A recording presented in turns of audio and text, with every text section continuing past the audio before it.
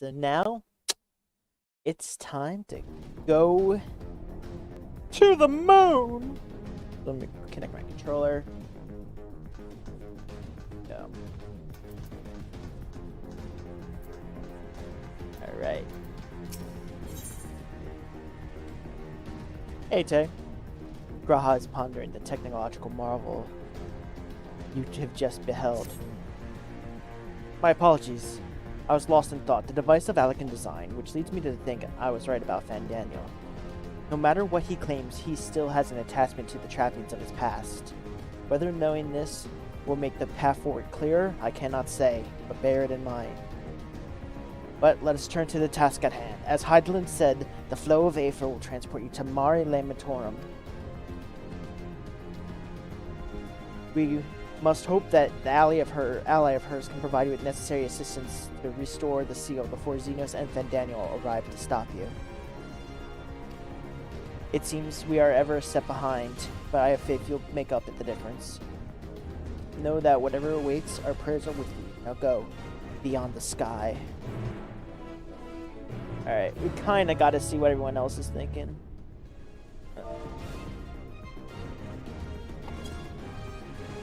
Alright, Histola, I'm the last person who should be scolding the others for using dangerous teleportation magics, but if this is indeed how Cryo reaches in time, I do wish Hydaelyn had taken care a little bit more.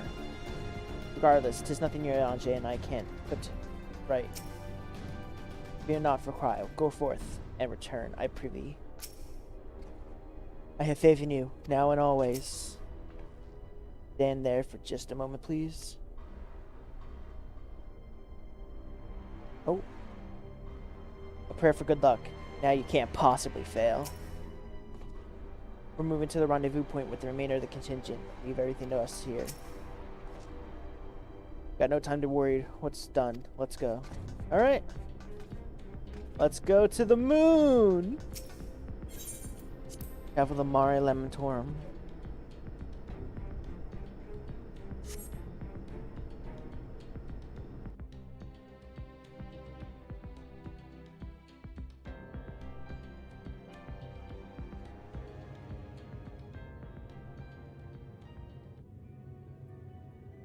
Long, long before Dalamud was forged to imprison an Elder Primal, the eldest of them all, savior of the star, was sealed within a moon of his own. Souls sacrificed to grant him life still slumber and dream of the day he and we will be made whole. Here he waits, in this cold, barren place, his cradle and his grave. Silent lamentations and prayers of hope echo soundlessly to a sundered star, adrift and alone. Sea of Stars, Mare Lamentorium.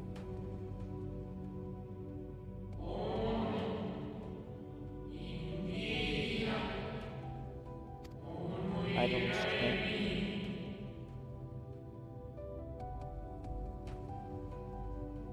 Oh.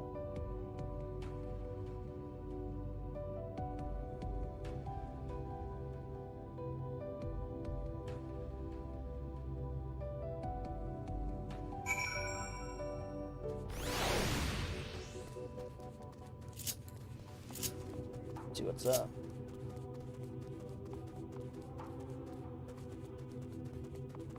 Ancient Spirit. I return. I must return. Why? Why? Why? Oh.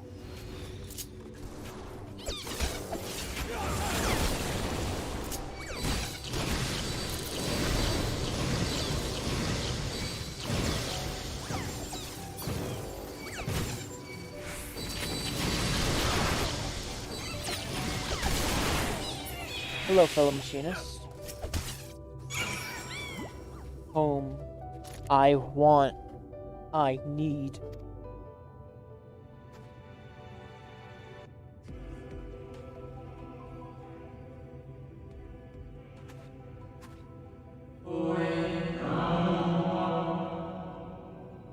You mustn't touch. In cerulean halls, find me.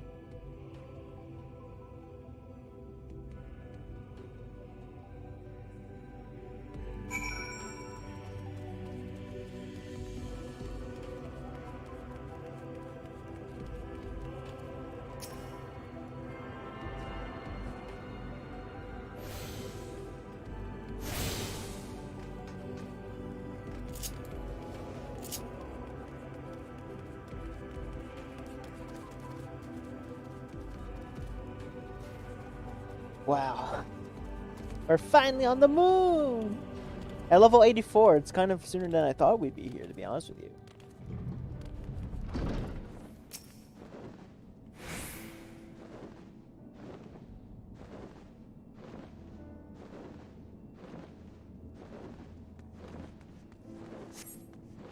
No steps echo in this looming spire save your own, but you nonetheless sense a presence above.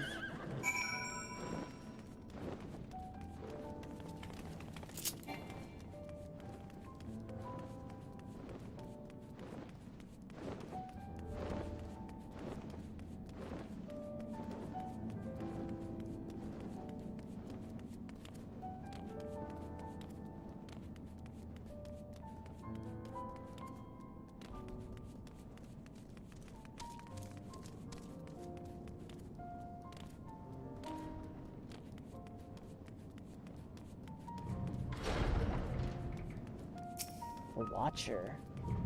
Holy shit!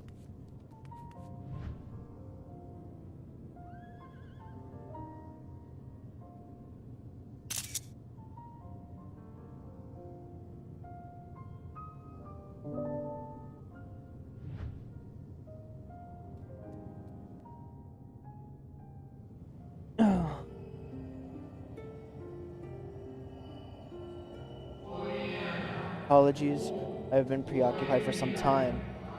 I am out of practice at conversation.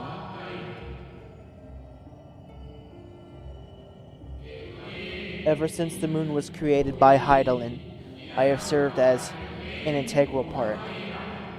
I am the Watcher. I am responsible for the prisoner and devices that hold him fast.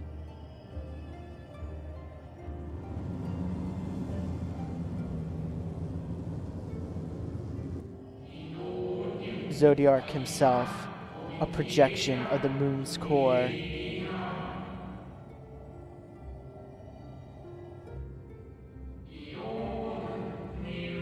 Though rent asunder by Hydaelyn, he grows more powerful with every rejoining. 7 there have been, 7 too many.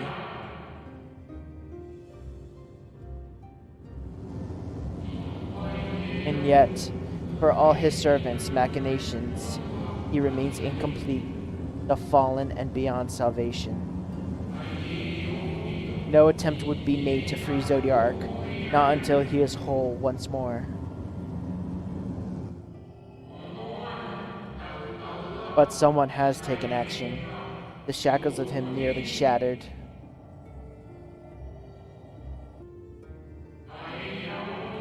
Six locks in his jail, great and grand. Gargantuan swords driven deep, brands to bind Zodiark furthermore. 5 were destroyed by his would-be liberator. 1 of these I have restored. I strive to mend the remaining 4, but my efforts are being impeded.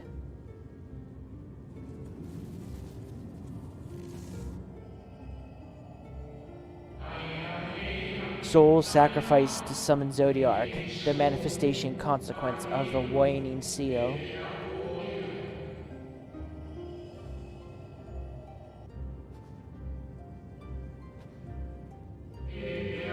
They labor in opposition to my work. They must be expelled for preservation of all. If keeping Zodiark imprisoned is the right thing to do, then I will aid you.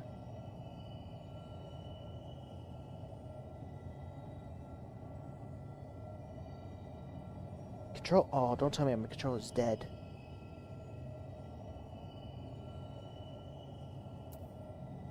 If restore, I will only resort to expelling them if I must.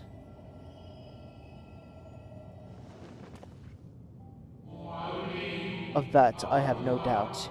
You are her chosen.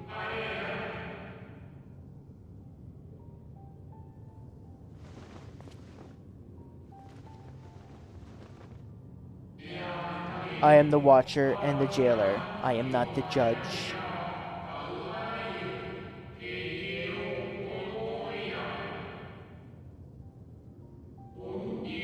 Know this. Hydaelyn commands the forces of stasis, and this moon is the product of such power.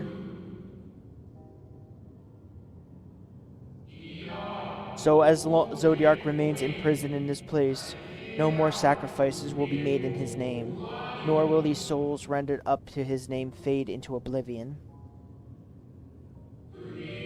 Go, meet these wandering spirits. Do what you think is right.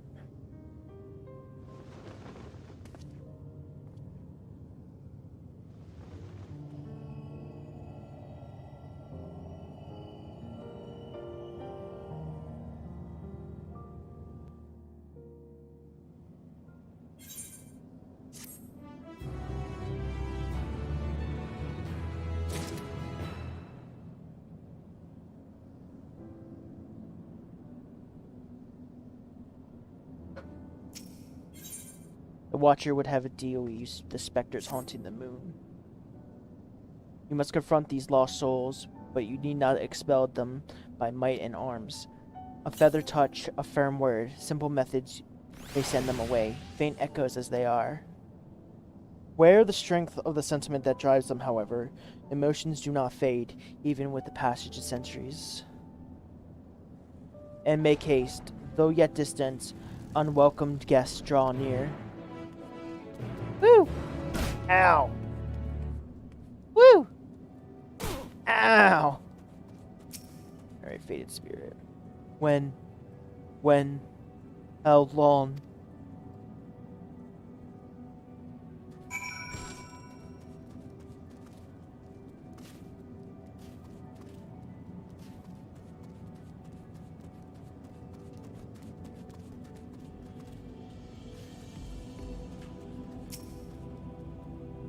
Was it truly so long ago?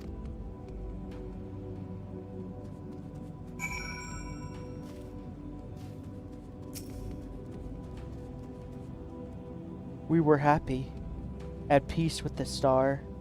We nurtured it, helped it grow, with our will, our creations.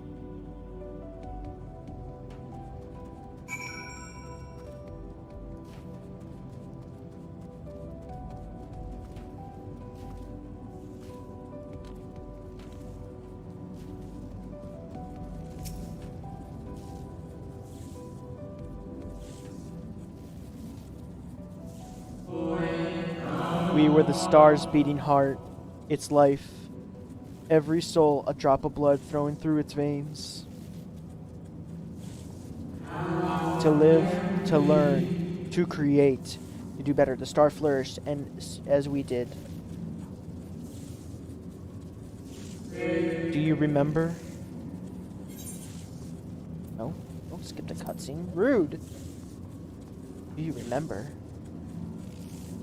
So these souls recognize us. As the whispers die, the final spirit fades. No shadows of times long lost remain, however, the drowning brand.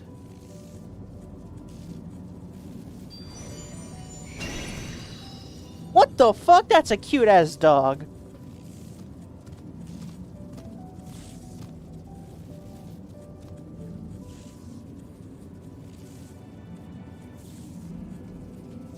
A usually illustrious dog is gazing at you, what seems to be fond anticipation.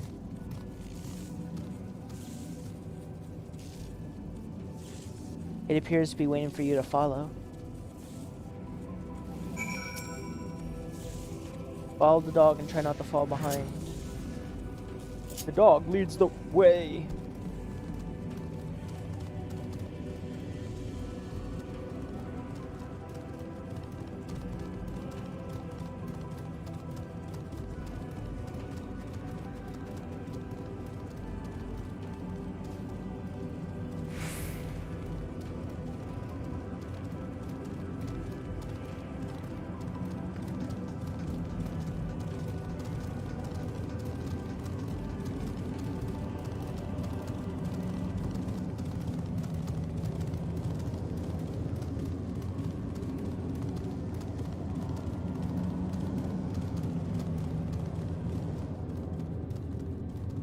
Are these moon shrooms? They actually are. What the hell? Why is there water on the moon? The hell? Oh-ho! Oh-ho!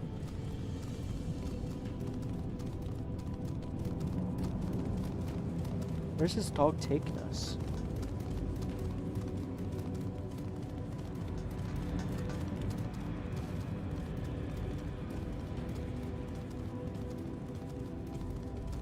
More ghosts.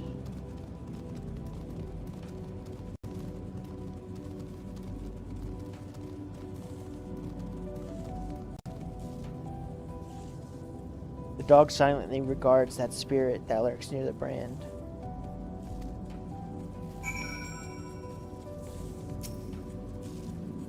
We and the star were fulfilled, wanting for naught, mourned for naught. So why? Why did it have to end? The resentment lashes out.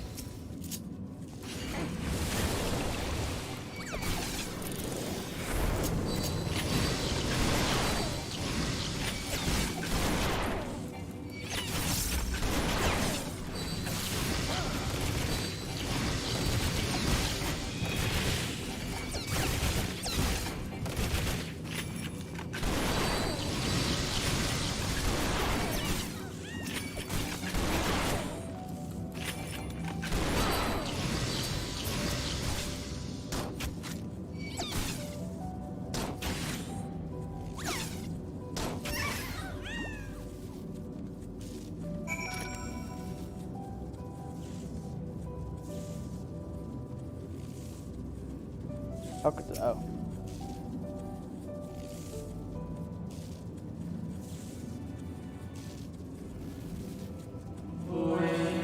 The final days taught us the fear death forced upon us. The injustice of duties and dreams left unfulfilled. The grief of unexpected partings. Swift as darkness, cold as ash.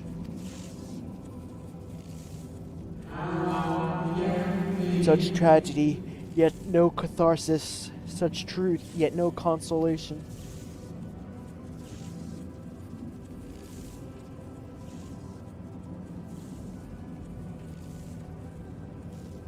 As the whispers die and spirit fades, all is silent around the numbing brand. Now what, dog? The lustrous dog, once again staring behind you expectantly. Who are you to deny it? Try following it and not fall behind.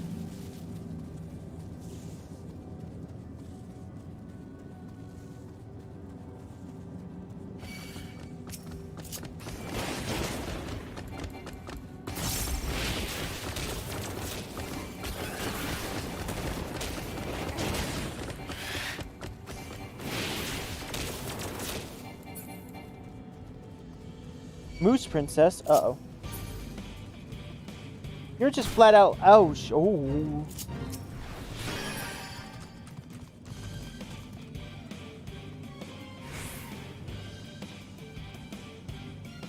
Dog, keep running. Dog, keep running.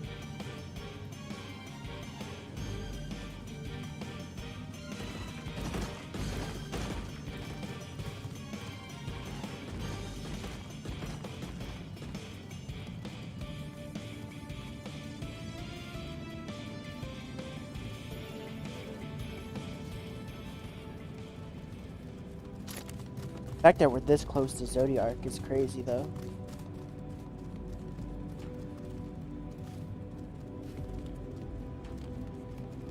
Luna Tender? Oh no.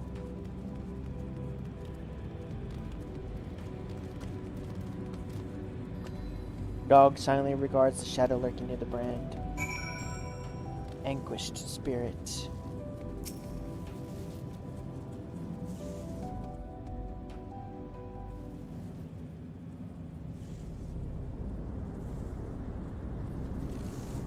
What do you have to tell us? Our perfection came crumbling down. Such overwhelming despair. In that moment we knew the end was nigh.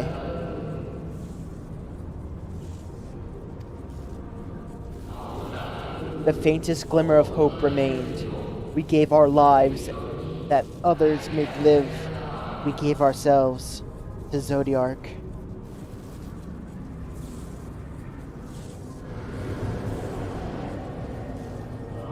Zodiark, our Lord and Savior.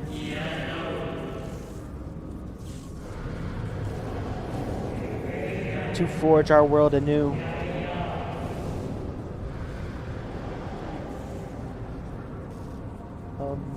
I don't like this.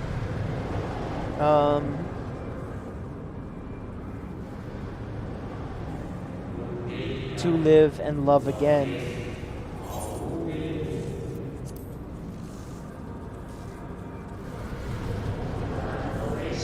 Become one with the star. Fill earth and heaven with life. Birth paradise where fear is a distant memory. Your little moon boy.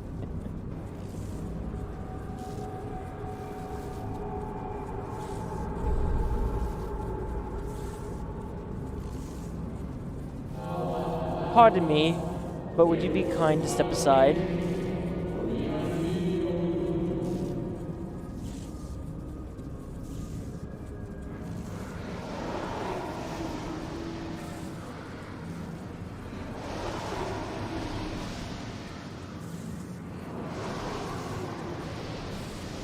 Who's that?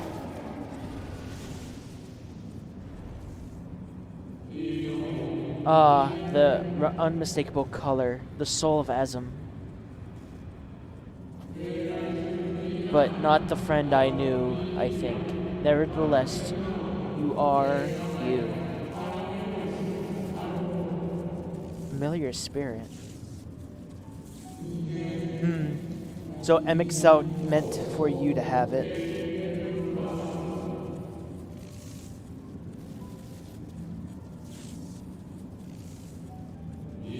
You seem surprised. Why might that be?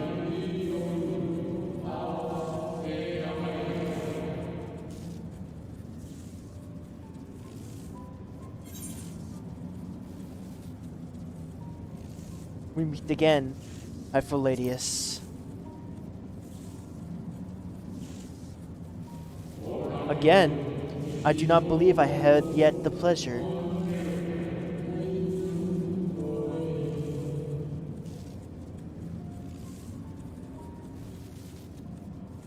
I'm assuming we're telling him how we met him already in the first, in FFXIV's Memories of Amarat. That's what I'm assuming we're telling them. FFXIV created a shade of my likeness, and not only me, but all of Amarat.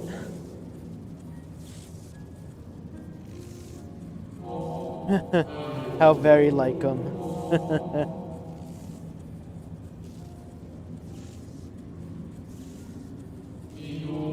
A slave to sentiment, even after an eternity.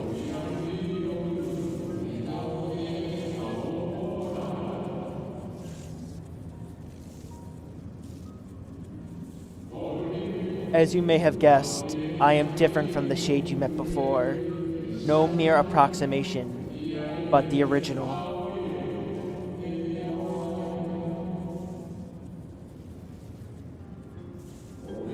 A soul sacrificed to Zodiark.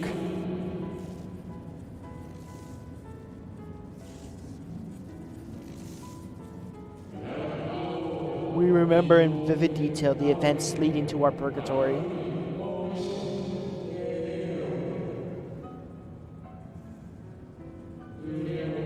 The plans and plots of our resurrection, Heidelin's intervention, and Zodiark's, and the stars' final fate.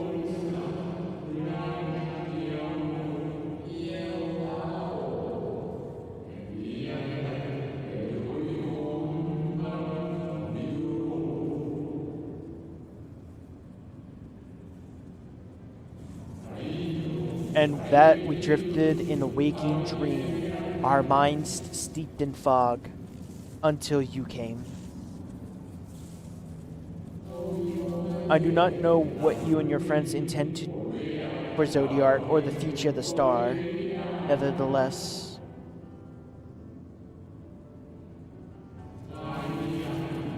and I place my trust and faith in you. I choose to believe, as MXelk did.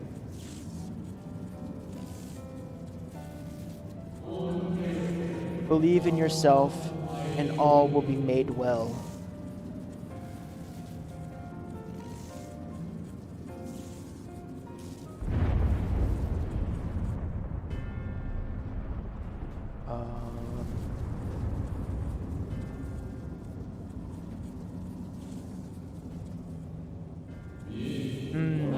More new arrivals, though. Ah, Van Daniel, that color I know.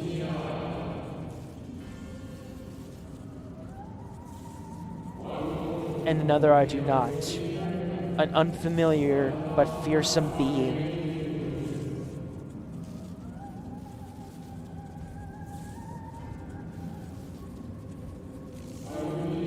I have kept you from your duty. By way of apology, I will ensure that the shades hinder you no more.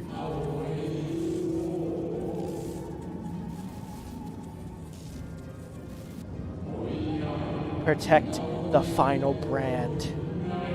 My brand!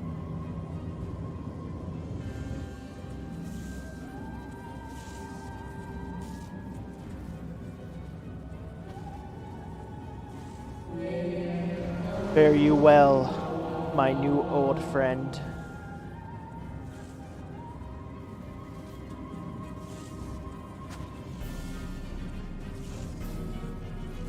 Something tells me we might begin in our final confrontations.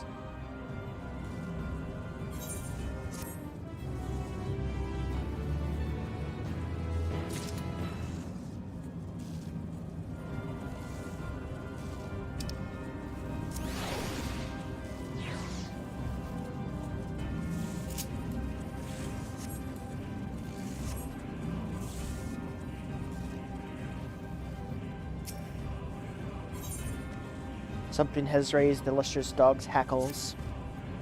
The dog growls, agitated.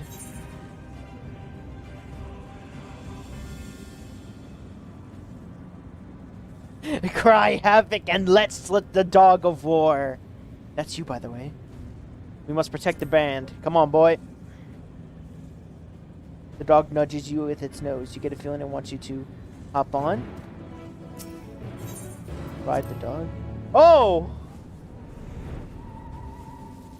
Got a flying dog. Oh god, the lag. There we go. There's Zodiac. Oh my god, he actually looks like an angel.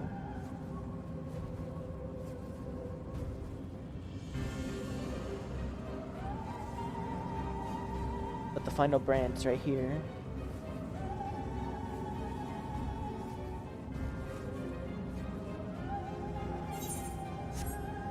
Shiny Sabotender. Oh, it's the queen.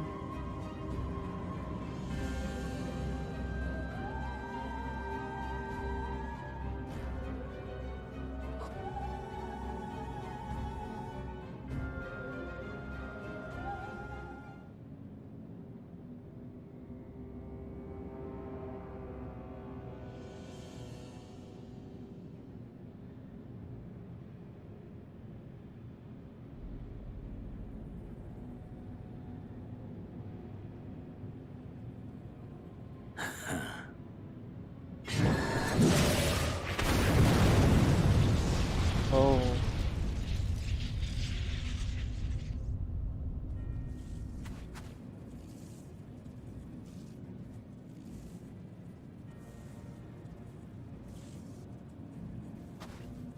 In the nick of time to savor the crowning triumph.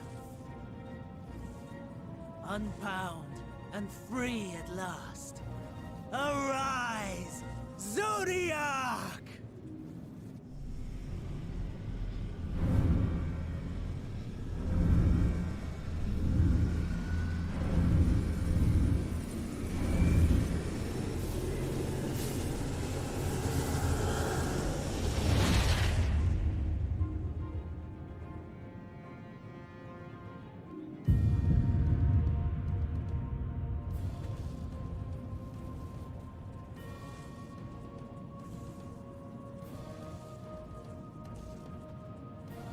deprived of heart and will by the loss of dearest Elidibus.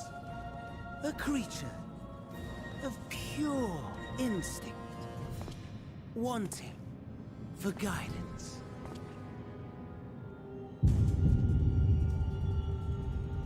But powerful, oh so powerful.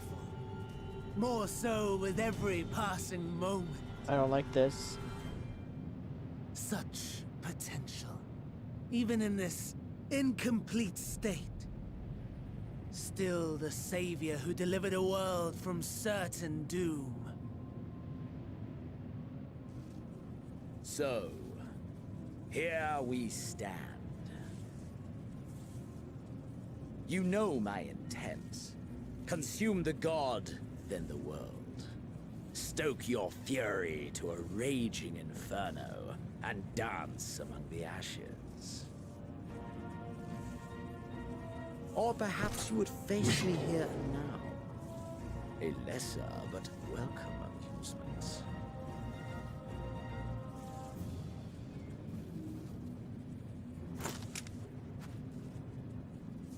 Yes. A taste to whet the appetite.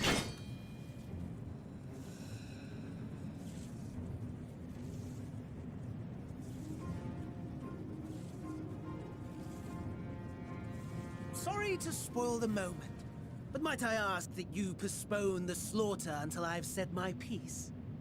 I promise I will be brief.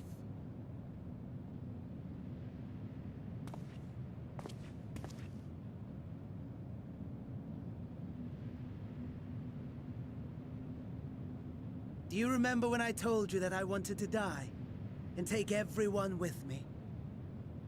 I meant it. Is he about to...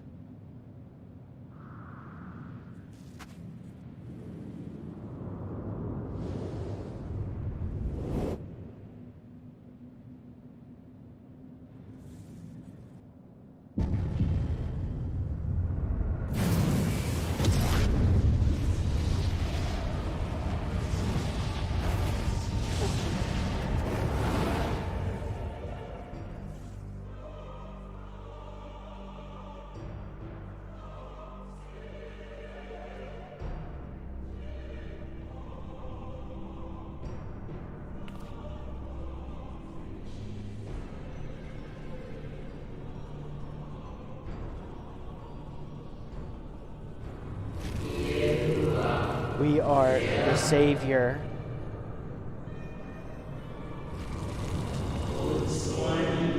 We are the guardian, the keeper of the natural order. We are the martyr, the bestower of new beginnings. We are...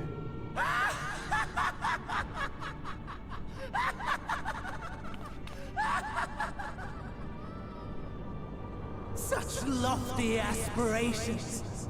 And what sweet irony that the world's saviors will become the agents of its destruction. It cannot end this way. We must return and be made whole. We are the will of the star, now and forever. For the greater good, for the sake of the world. Wrong! Lies and delusion! The dead have no power over me. You will be silent. Silent as the grave!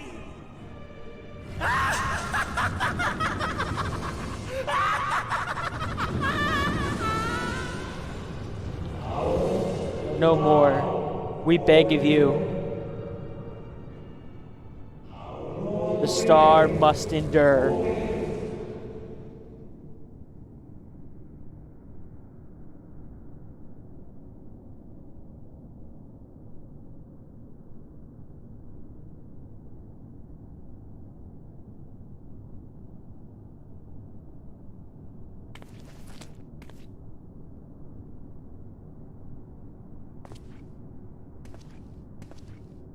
Believe and walk in faith.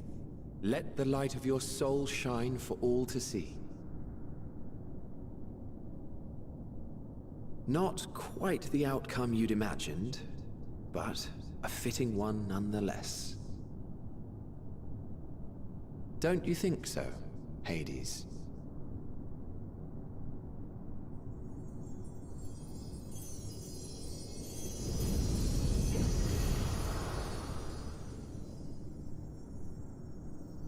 I meant.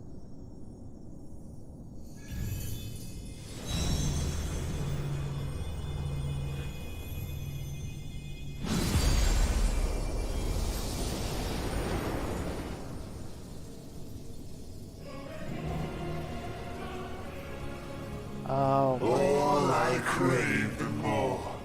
Boundless power. Mine to command. Oh, shit.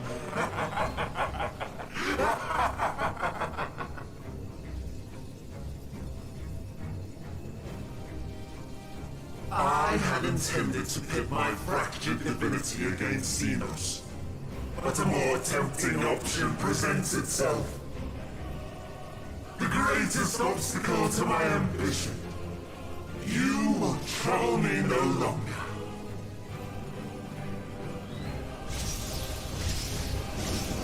Warriors beyond the rift, heed my call.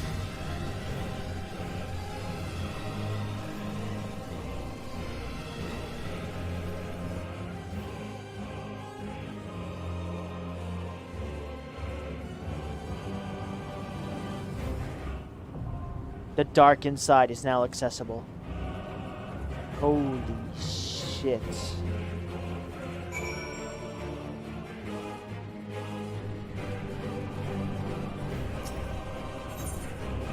Put me in queue.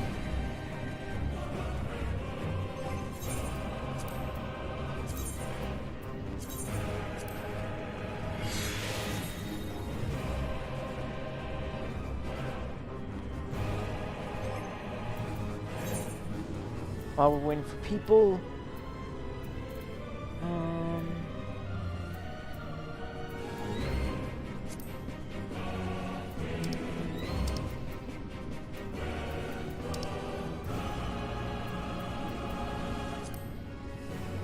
Sun is dancing on the wind higher and higher.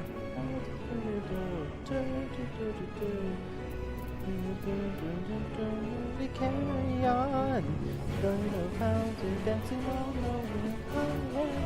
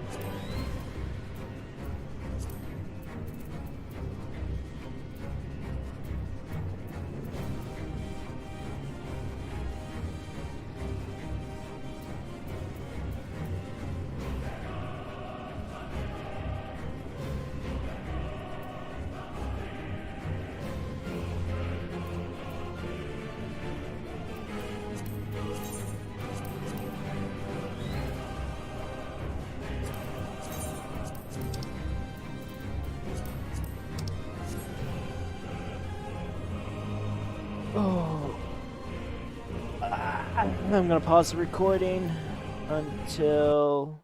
Oh wait, what? Where's the pause recording button? Rip. So I guess I'll just stop the recording until we get queued. That recording back up. All right, let us confront Zodiac.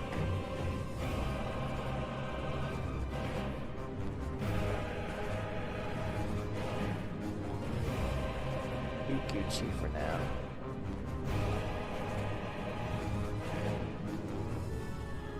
Yep. Come on, one more player. If this guy.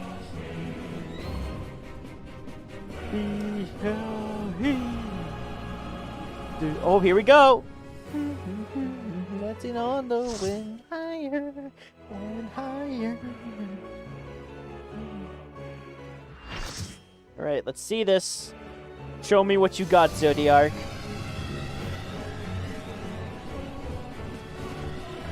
Sea of stars, the dark inside. Eternal darkness, Zodiac.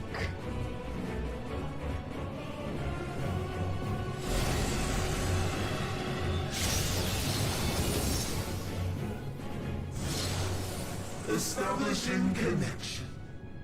All creation shall bend to my will.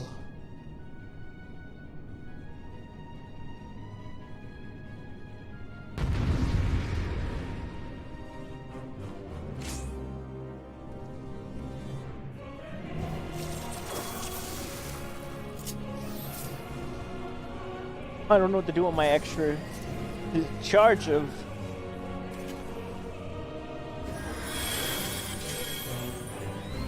The end has come, and it will be beautiful.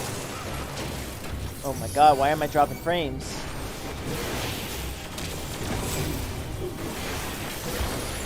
Oh!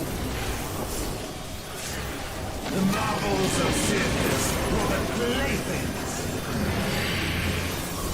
I'm gonna trust the healer here.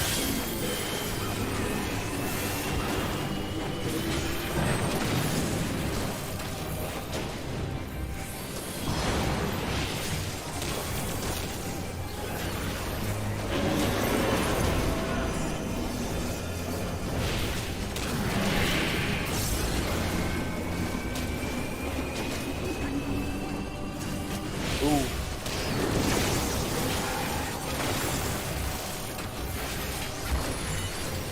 Malice, become flesh.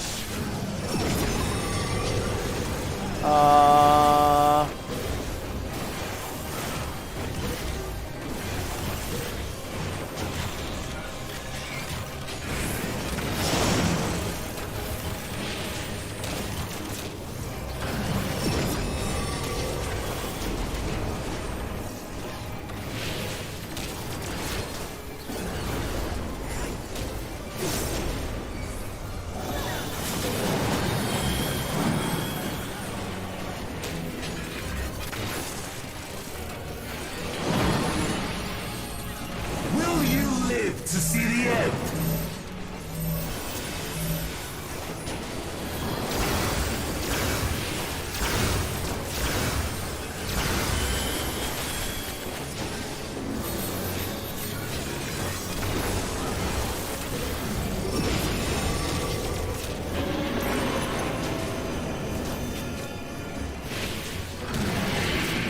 Guess we have to stay on this side, right?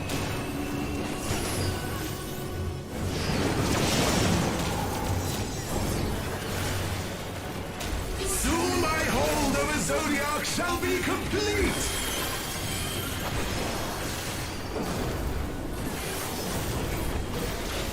Mine! All mine!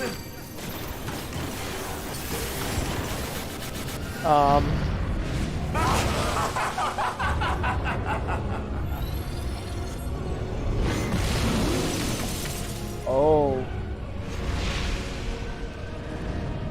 Oh. At last, I am become Zodiac!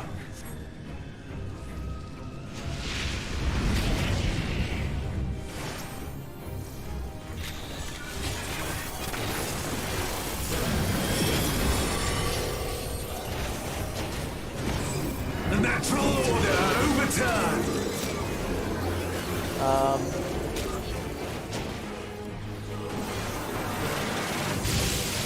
All in existence, bent to my will! Oh. Oh. I'm a genius.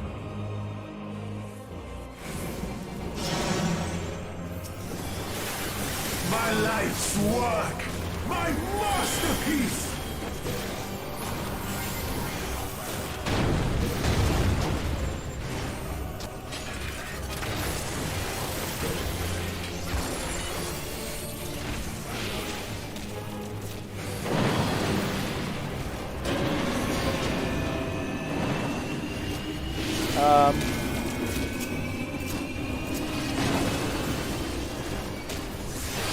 Oh!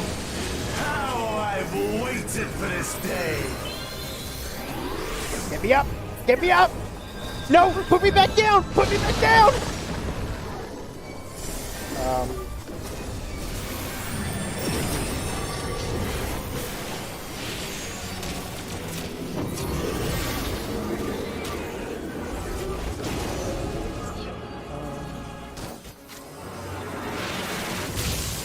All in existence, bent to my will!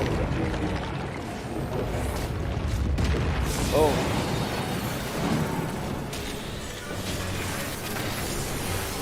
The great cataclysm, faithfully recreated! Eclipse, that's me. From broken skies fall tears of flame! All shall burn!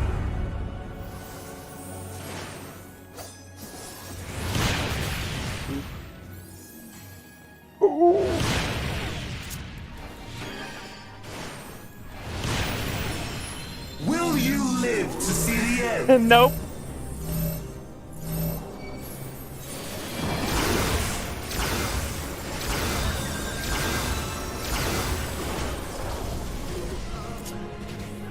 Oh. Oh.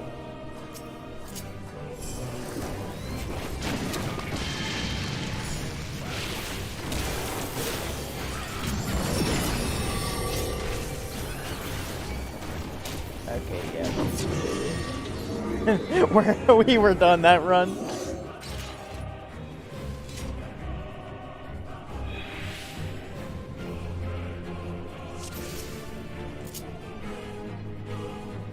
Alright, let's try this again.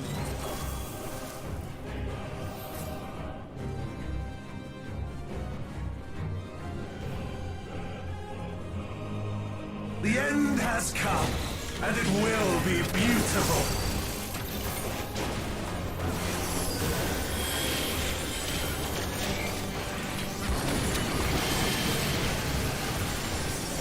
The marvels of Sirius were but playthings.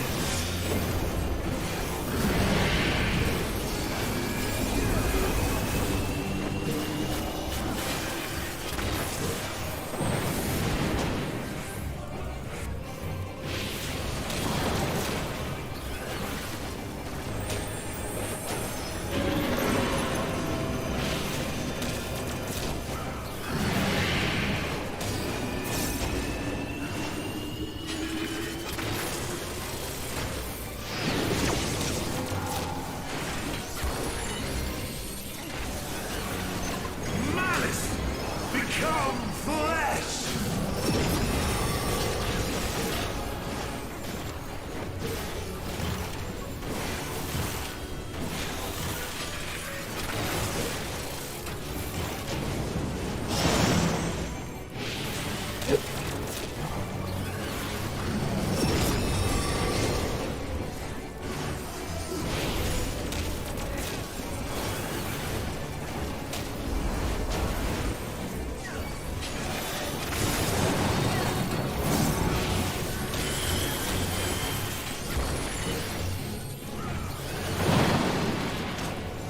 Will you live to see the end?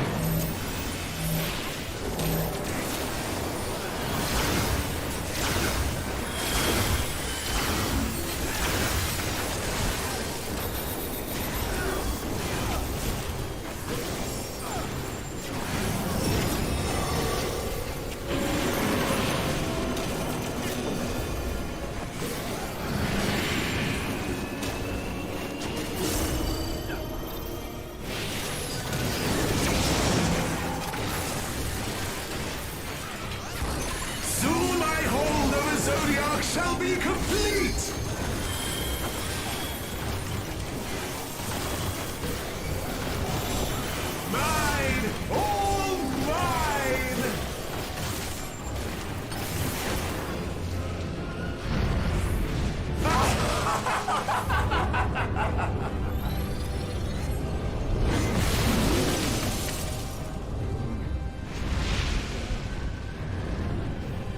At last, I am become Zodiac.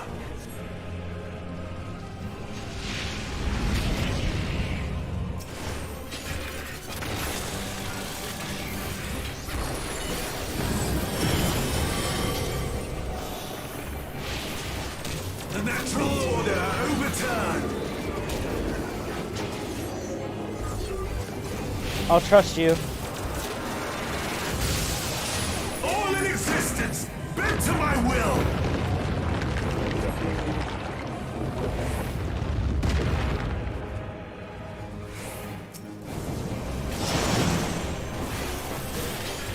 My life's work, my masterpiece.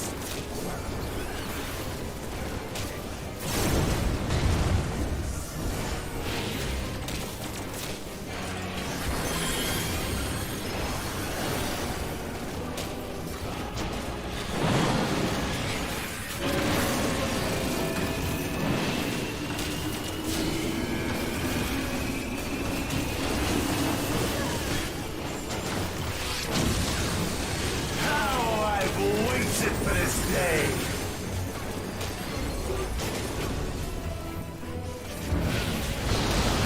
Ooh.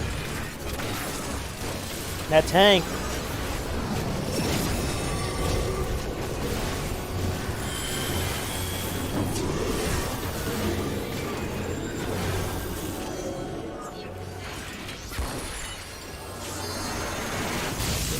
All in existence, bent to my will.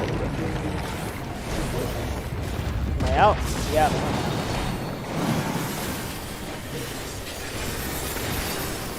The great cataclysm, faithfully recreated. Not this time. From broken skies fall tears of flame. All shall burn.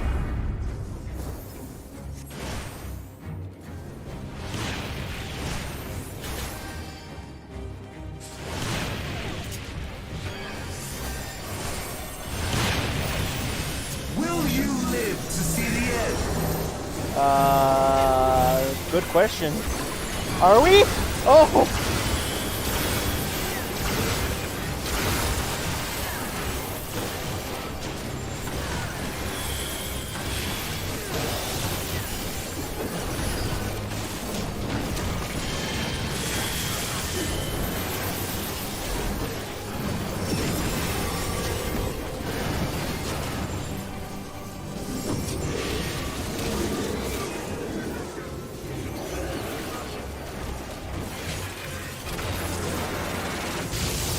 All in existence, bent to my will.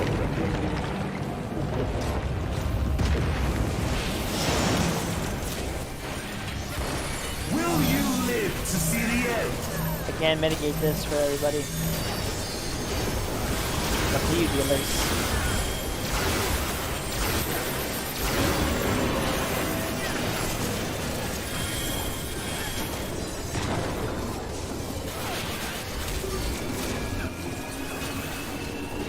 Oh. Oh no. Woo. I have no need for strength.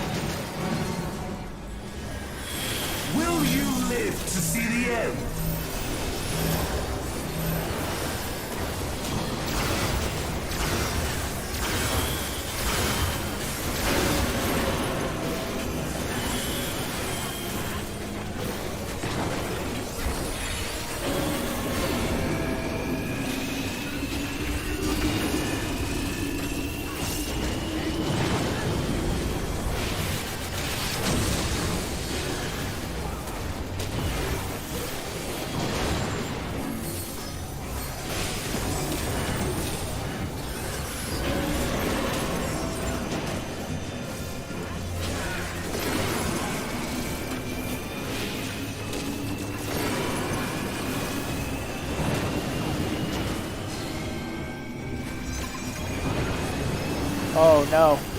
Oh no. Will you live to see the end?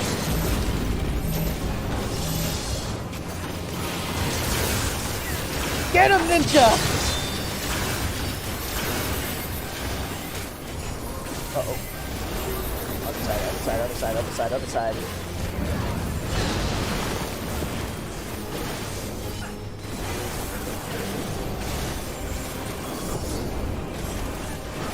Finish him, finish him, finish him, finish him, finish him. He should be good, right?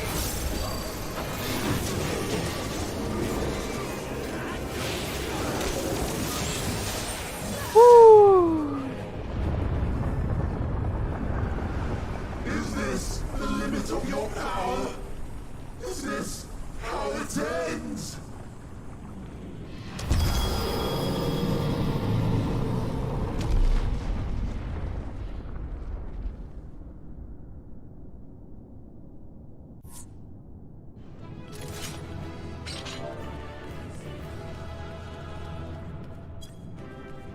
Something doesn't seem right here, though.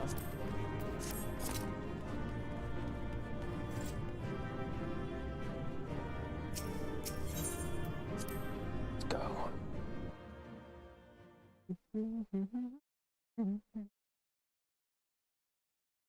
Especially since, yeah.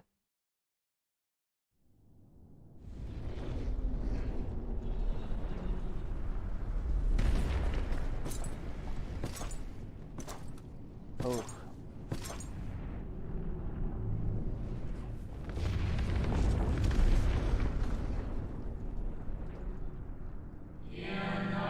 Well done, my preparations are complete.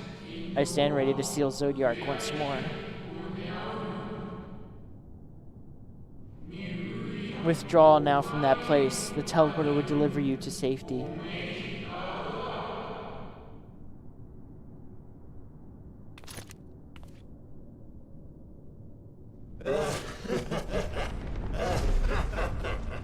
Incomplete and insufficient. Of course he was no match. Once again, you have left my best laid plans in ruins. And played your role to perfection. What? Thus, sealing my victory.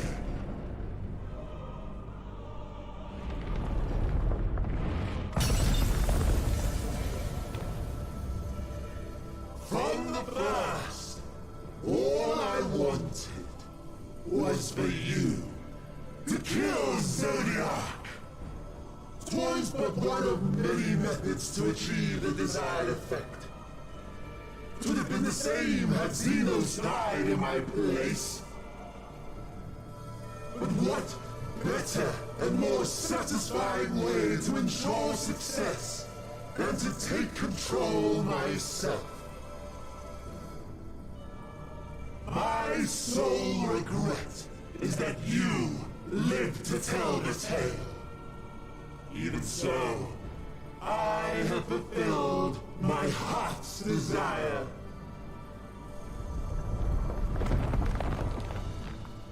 Let your murder mark the beginning of the end. The coming of the final days!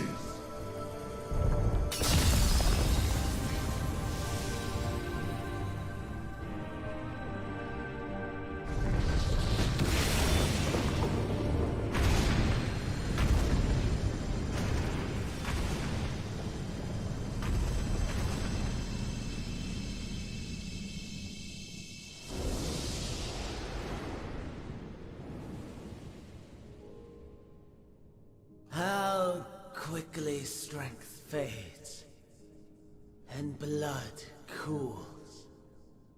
Old familiar sensations. So many lives, so many deaths. No different this. I close my eyes, then slip into the dreamless slumber.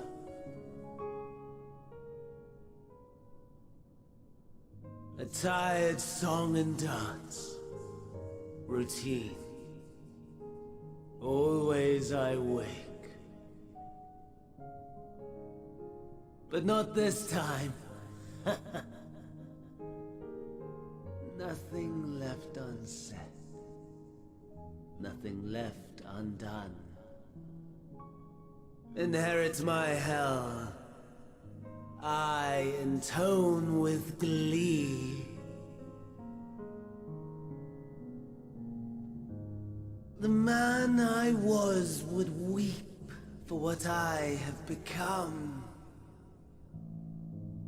The all-consuming contempt.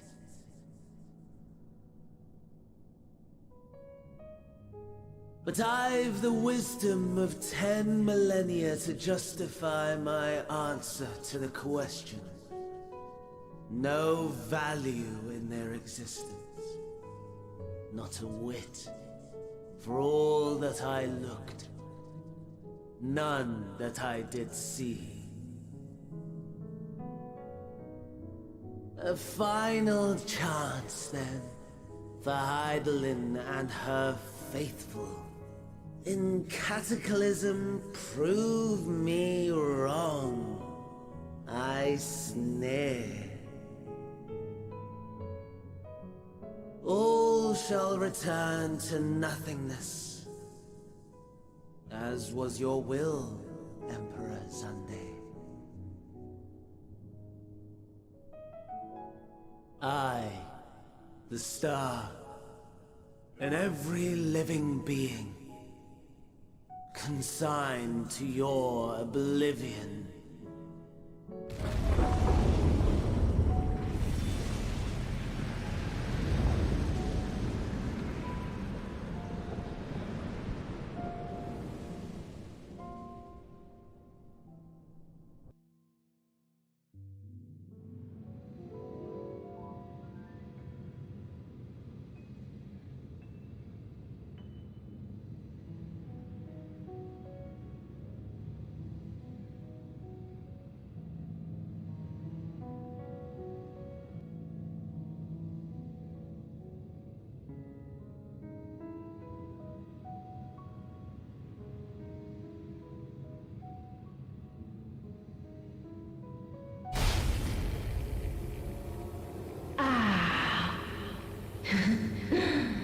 At last. What?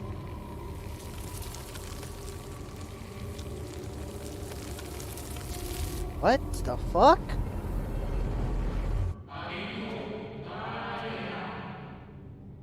Deep breaths, slow and steady.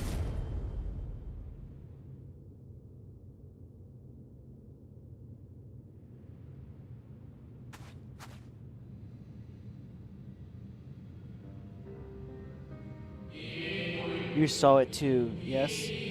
The blue star below, thrown into turmoil.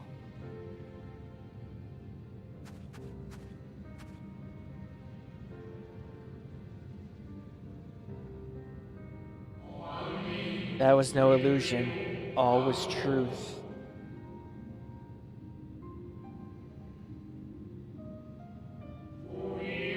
With the death of Zodiark, the laws of nature over which he presided had begun to unravel. The final days are upon us. What you witnessed was an omen granted by the Echo, a vision of horrors to come.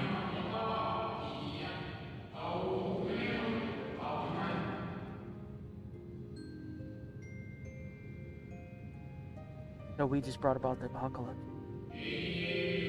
Time grows short.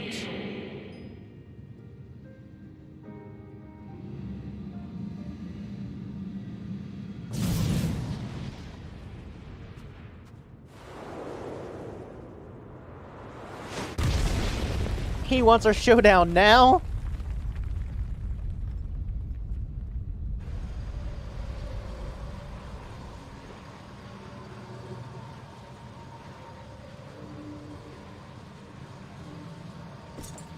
Xenos, now is not the time.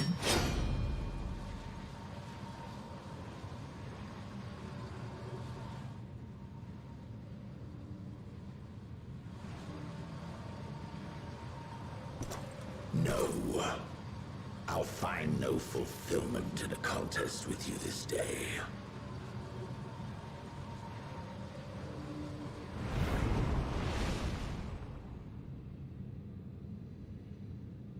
Slavering beasts gather at your gates, ravenous and eager. Already you turn to them and away from me.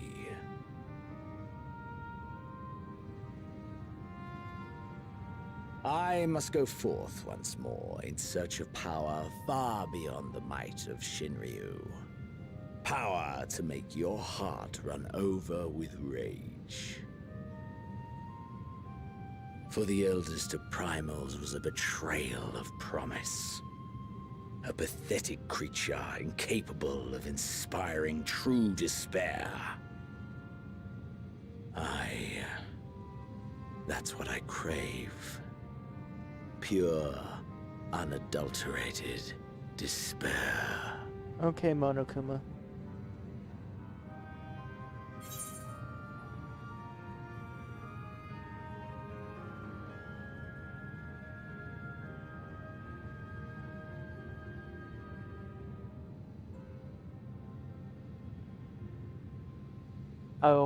I will not fight for your amusement.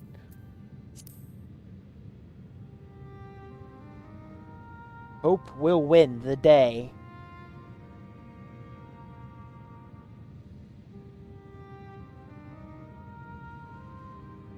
We shall see.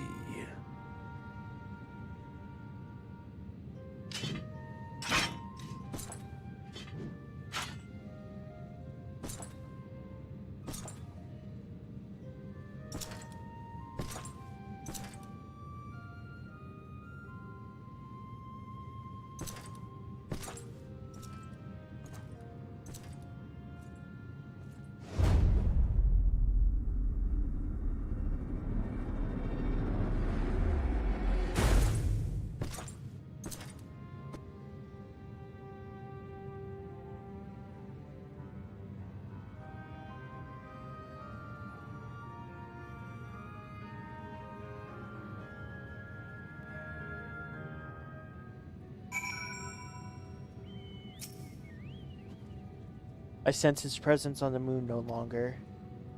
If you need not follow, then I beg stay and listen for what I have to tell you. Of Zodiark, the end of all things.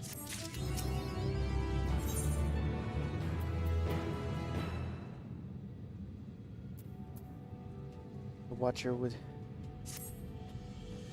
Before we speak at length, I believe a change of surroundings is in order. I have more than ill tidings to share, you see. I sense others arriving not long ago. Through my communions with Heidelin have grown infrequent, I have learned enough from her to know these are your comrades. And as luck would have it, they have already reached my abode. Come, let us join them.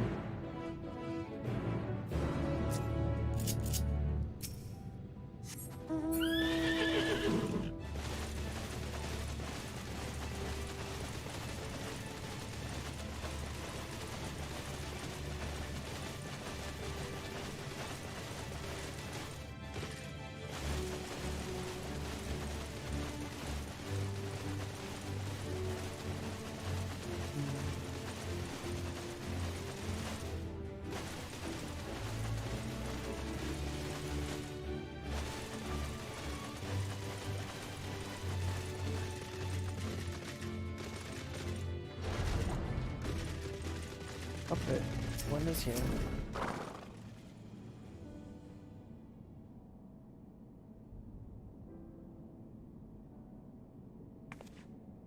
Thank goodness you are unharmed.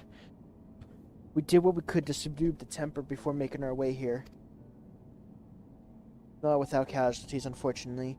Some few detonated explosive, killing themselves and others. The contingent healers had their hands full tending to the injured and enthralled when we took our leave. Lest you wonder, Mistress Kyle, hath been delivered unto her care. Serving as conduit for Hydaelyn's power hath taken its toll, but she will recover in due course.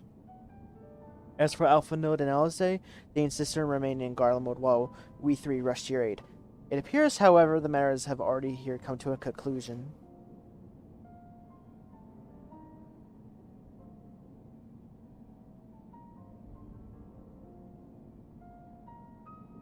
But what matter of conclusion, might I ask? Is this the ally whom Hydaelyn bade you seek out? He is not like the shades of Amarant. Not unlike, but perhaps not the same.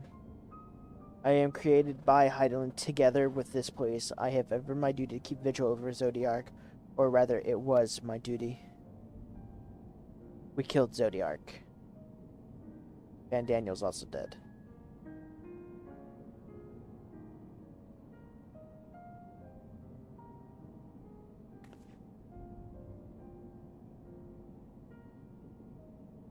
Then Zodiark is no more.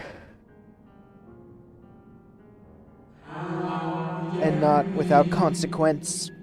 I am afraid, for now, the delicate weave of the star, preserved in his presence, has begun to unravel.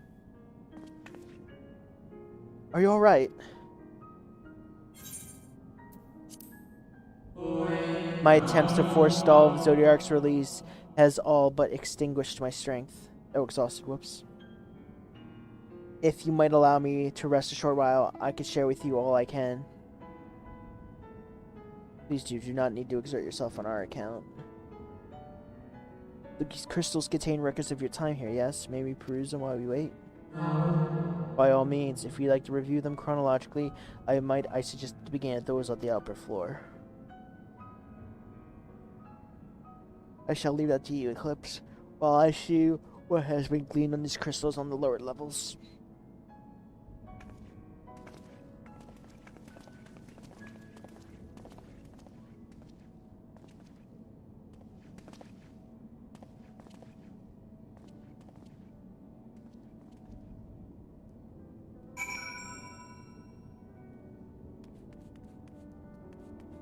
Alright, let's go see what's up there.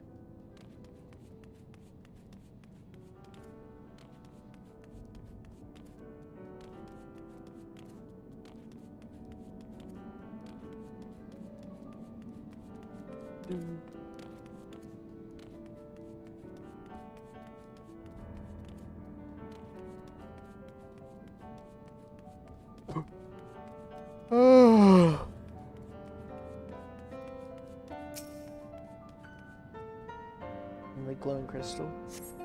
You gaze into the crystal. Ancient knowledge of Zodiark flows through your mind. Daily summary, no abnormalities. Daily summary, no abnormalities. Daily summary, no abnormalities. It appears to be records of a long, lonely vigil in the moon, dating back to the beginning of Zodiark's imprisonment.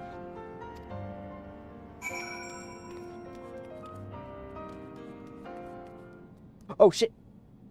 Ah!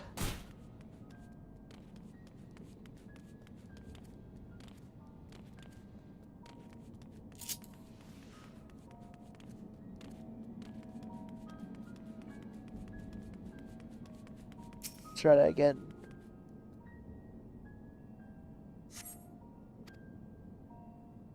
These records describe how each rejoining Zodiark's thirst for freedom grew, and did so the strain on the brands. Maintaining Zodiark's imprisonment appears to tax Hydaelyn greatly.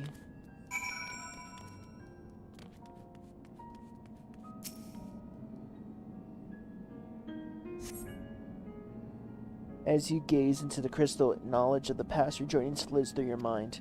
These records describe the Watcher's efforts to prepare in the event Zodiark broke free from his prison.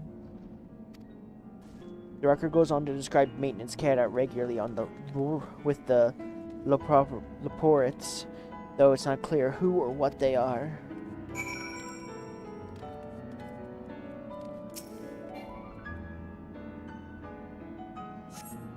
You gaze into the crystal. A record of an unexpected visitor flows through your mind. Records note the Watcher's musings when Elidibus is spotted on the moon, though clearly not for the first time.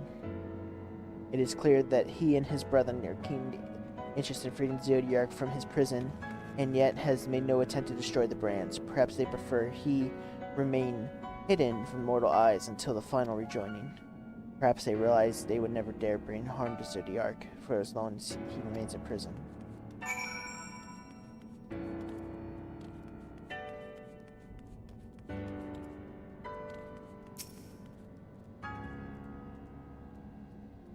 Of anything import?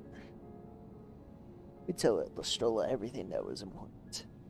So, as we suspected, maintaining the brands required a great deal of her energy and focus, and this cost has grown higher with every rejoining.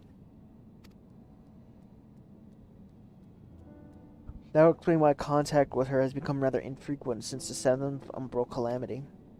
I too have made a startling discovery. The heavenly body in which we know to be the moon is in fact created by Hydaelyn. When the Watcher said that he created together in this place, I thought he only meant this facility. Truly, Hydaelyn's power is far beyond anything I could have imagined.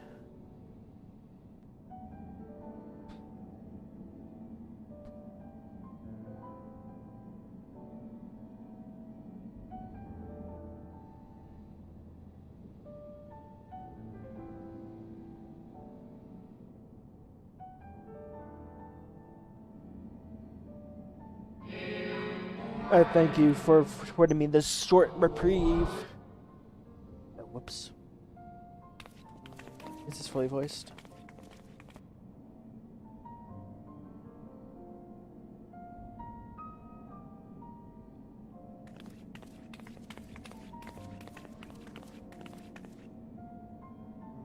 It is we who should thank you.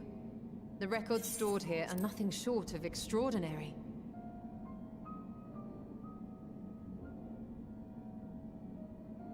There is much we could learn of Zodiac and his imprisonment, but perhaps you could offer us more focused guidance.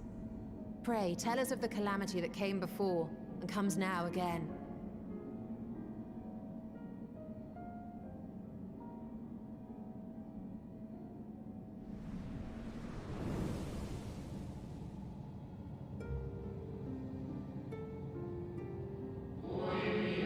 Long ago, before the Great Sundering, there was but a single world, Emthris. Emtherius.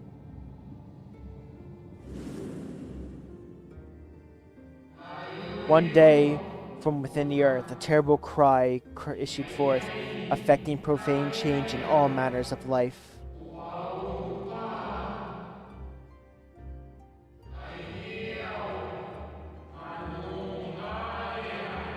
We were not exempt. Our creation magics ran rampant, given shape to forms, to thoughts hopeless and despair.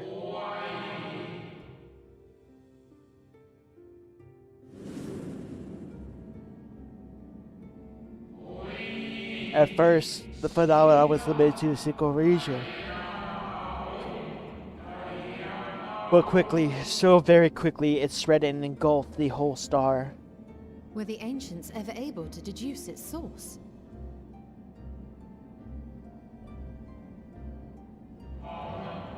They were not. However, the convocation struck upon the method to predict where the next corruption would manifest.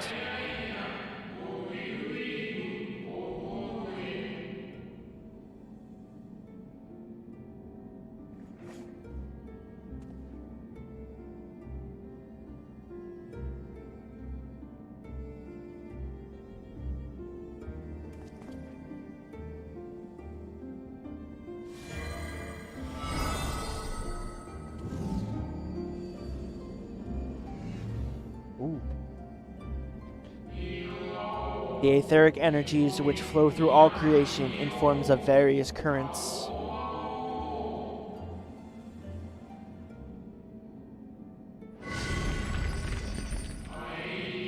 The currents which course through lands and seas.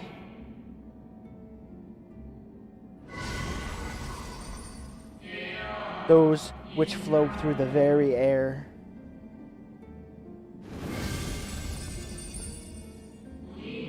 And those of celestial nature, which encompass both stars and moon. Celestial currents. I cannot say I am familiar with the concept. Nor would I expect you to be. You scholars of our time knew of its existence.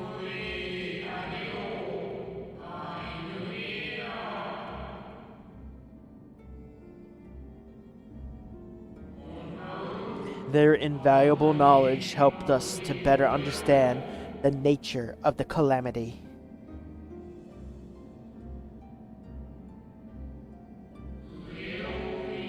Like the terrestrial and ones of earth and air, the celestial forms a vast network, but etherical distribution is not consistent. The Convocation soon realized that the inciting incidences occurring in regions in which the flow is weakest.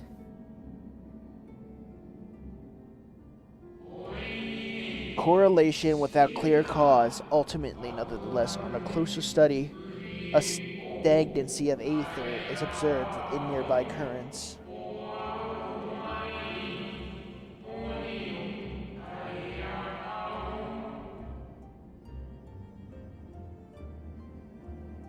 And so they sought a means to harness the forces of darkness, of activity and growth.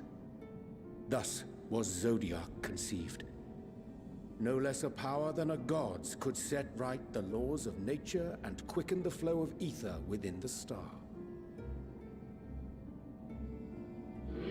Precisely, with the advent of Zodiac, our end was averted.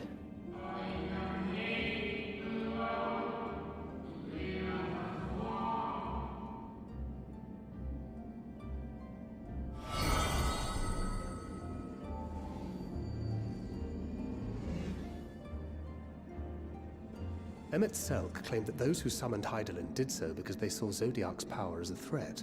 Is that true? Indeed.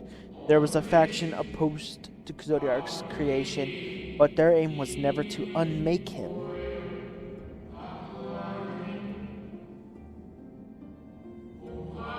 They understood the continued preservation of the natural order was dependent on his very existence. Until we could identify and address the underlying cause of the final days, he would need to remain, for his departure would surely set an apocalyptic event like no other. Hydaelyn recognized this as well, and so rather than destroy, she sundered Zodiac, herself, and the star into lesser reflections, and she might confine him to his place.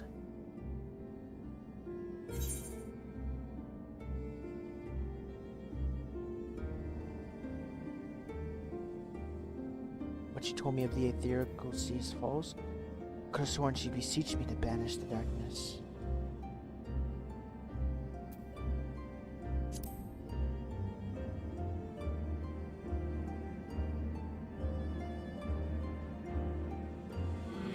Perhaps she did, but as with all beings, intent is not always in accord with words spoken.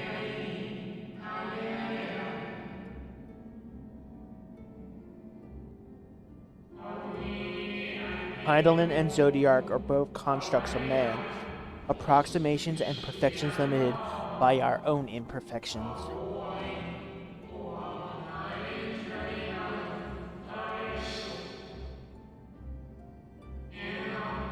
Zodiac was, without question, the more powerful of the two, having been born from sacrifice of half of Aether's population.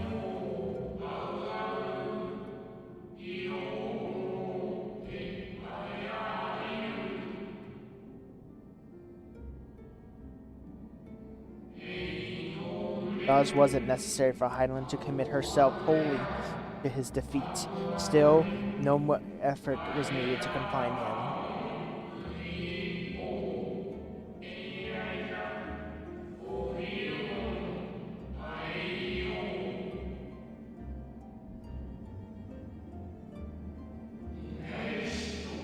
Maintaining the brands taxed her greatly. With what power she dared spare, she cried out to anyone who might listen and offered her blessing to those who heeded her call.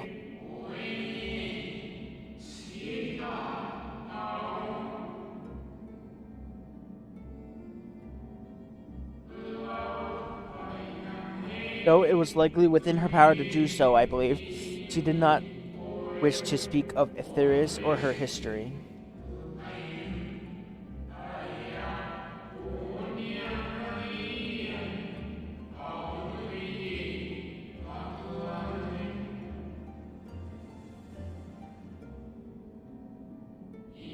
Like Zodiac, Heidel's purpose is a reflection of her creators. They wished to look towards the future and not linger in the prison of the past.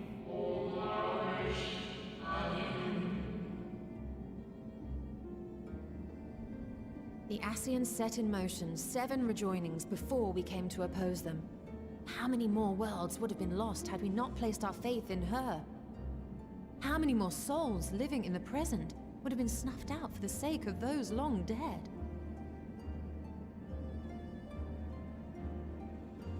Well, in light of recent events, I see no reason to doubt your words. And even if Hydaelyn is not a god in truth, if Minfilia believed that we should trust in her plans, then I choose to do just that. Which brings me to a rather important question. Let's suppose we try but fail to stop this second coming of the final days. Should the source fall, what will become of the other worlds?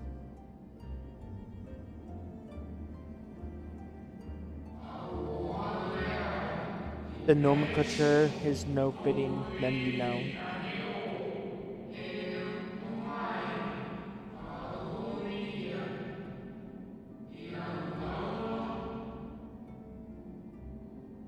Nomenclature. Bring ruin to the source, and its reflections will share its fate.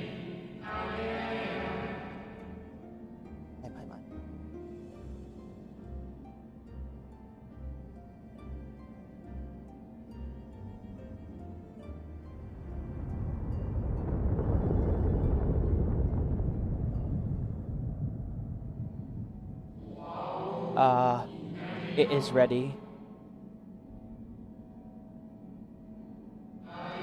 This way, if you would be so kind.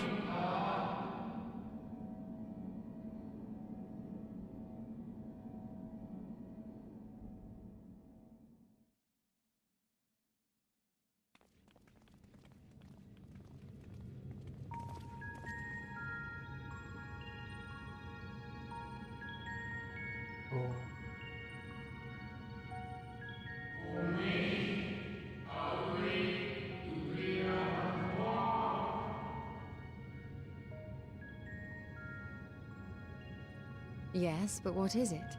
I missed that. Sorry, I was looking at my phone and my dog. Hydaelyn knew better than any of their power was not absolute. Indeed, she has ever sheltered the whole Zardoz and his faithful at bay.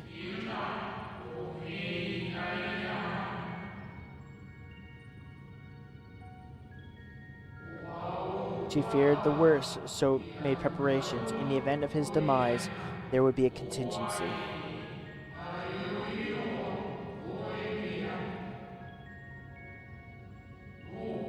The moon is more than a prison. It is a vessel capable of bearing the people of Ethris to safe harbor.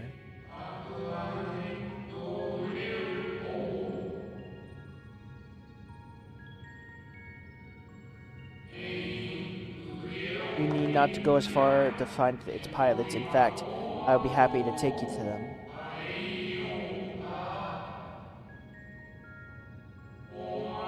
And fulfill my final duty as the Watcher in the dark.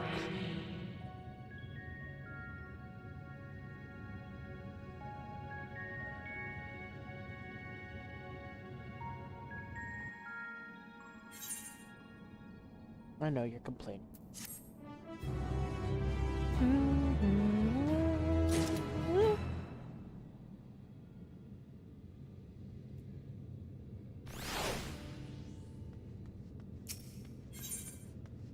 At long last, the Watcher is ready to fulfill his final duty. Time has come for you to be on your way. The crater of the heart of the Lamentorium where Zodiac was imprisoned is not so easily traversed, however. Let us call upon Argos, the familiar which you met earlier. He should have no trouble bearing you across. First, as Hydaelyn created me to be the jailer, so did she, too, she created Argos as the guard. To his nature is to appear when needed, yet he is nowhere to be found. Strange. Habit bouncing Aver has affected him. Let us make for the crushing brand and attempt to call him there. But you would need to recall, you walked the path that goes with Argos before. You will need to find your way. If he labors in service of Heidel's plan, I see no reason to do as he suggests. Shall we make for the crushing brand then? You guys are taking this that way? Lame. Let me break my legs. Watch this drive.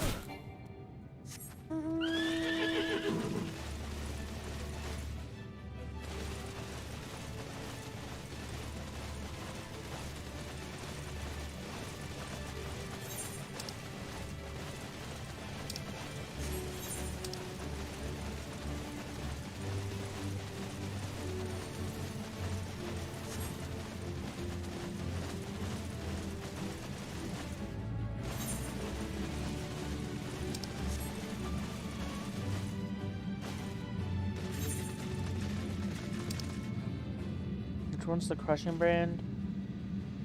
That one.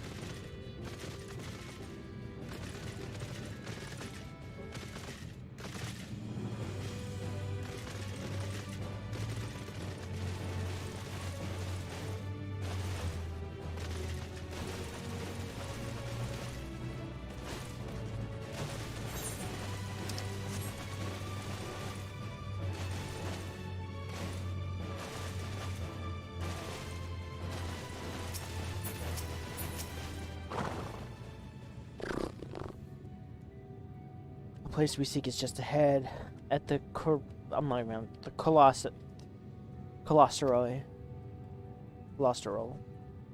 You see, Argos cannot manifest without sufficient concentrations of ambient ether. You'd be hard pressed to find a greater comfort inside this cavern. Follow me.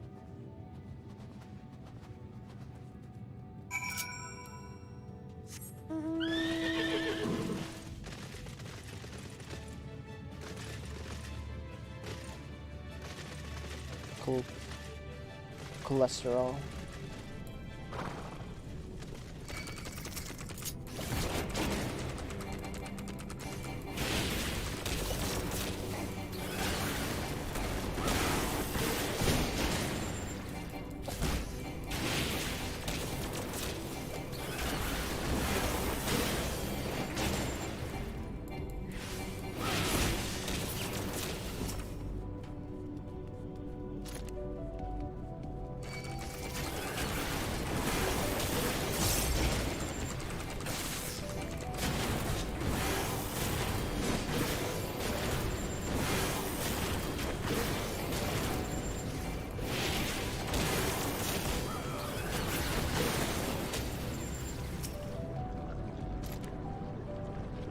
Yes, here will do nicely. The lunar spigoi draw ether from the ground, which is then dispersed into the air. At the present, however, the ambient energies are not quite sufficient for Argos to manifest. Might you be willing to spare some of your own to help the Sprolog around?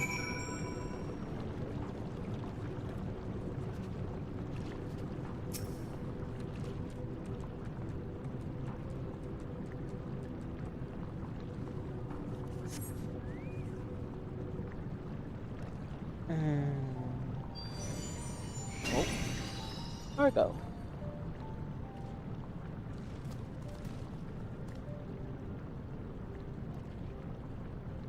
Argos manifests in the flash. She seems to be glad to see you again. Most fascinating creation of Heidelin's. Wouldn't you agree? Should be a need arise, he is even able to create reflections of himself on a whim. No, I assure you, there is no reflection which accompanied you earlier to the brand. No, Argos was quite eager to be at your side then, as he is now, it seems. I cannot recall the last he showed interest in such an affinity for anyone. Indeed, I thought him more likely to shy away from you and your companions. Perhaps it was more of a sense of duty that compelled him to aid you before.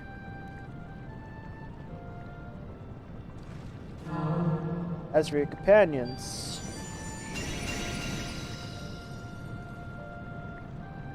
unexpected, but greatly appreciated. I believe we are all ready. Now let us return outside so you may cross the chasm.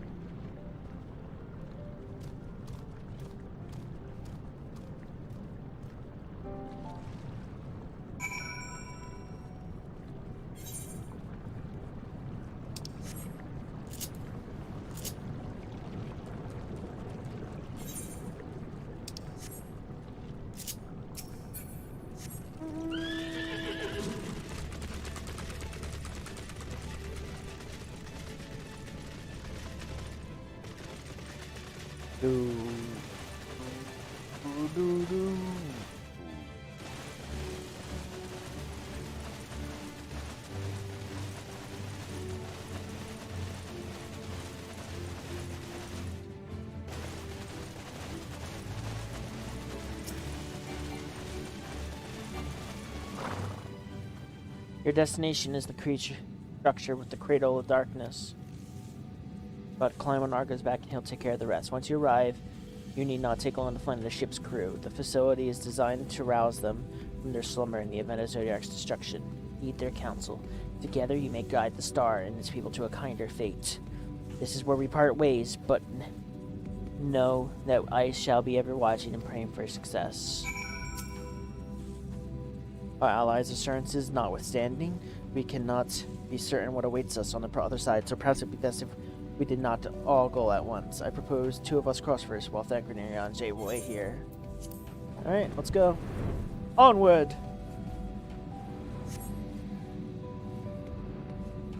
The malefic aether yet permeates the crater, remnants of Zodiac most likely.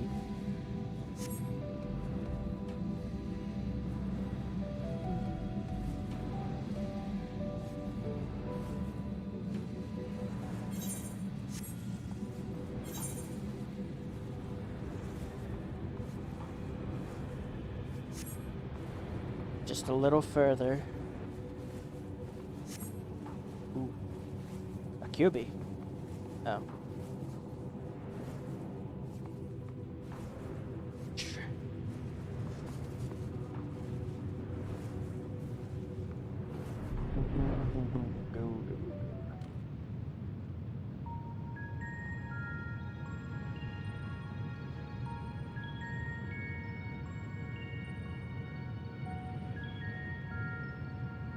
The structure is enormous, though it is hardly surprising given the size of average an Amratine. Apologies for the wait. Right, then let's head inside and... Oh? Nice, Fiat. I'm not... It doesn't even look like I'm halfway through!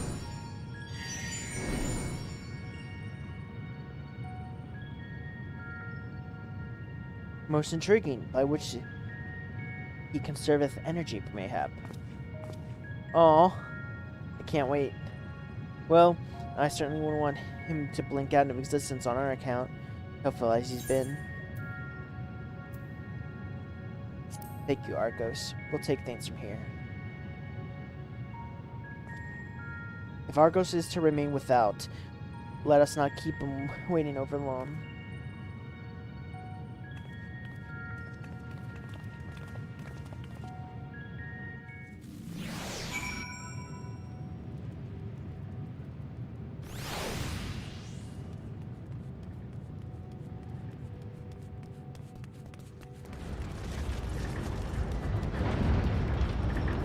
Holy shit.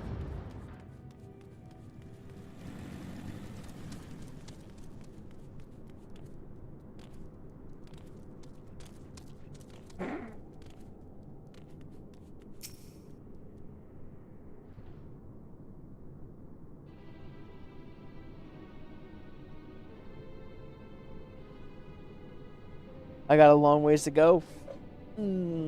Fuck.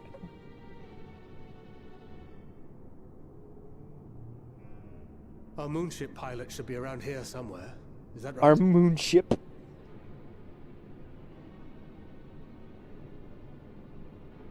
Yes, Viet.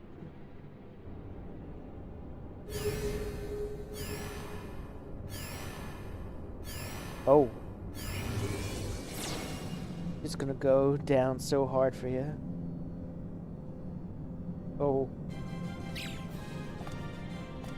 Oh, they're cute.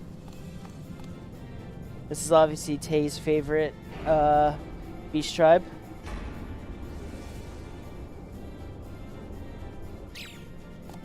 But for now, just enjoy this part. Oh boy.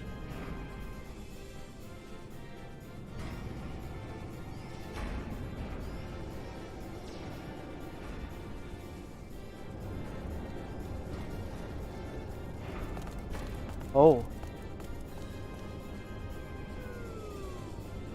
Me?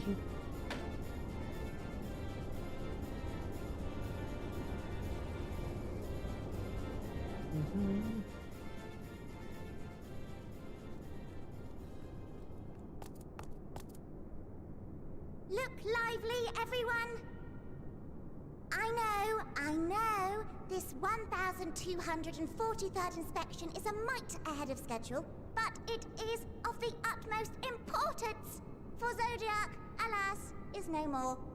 This is why she nonchalantly said Now, that. our mighty moon has a new purpose, to bear the people of Aetheris to safety. Our time has come, my friends!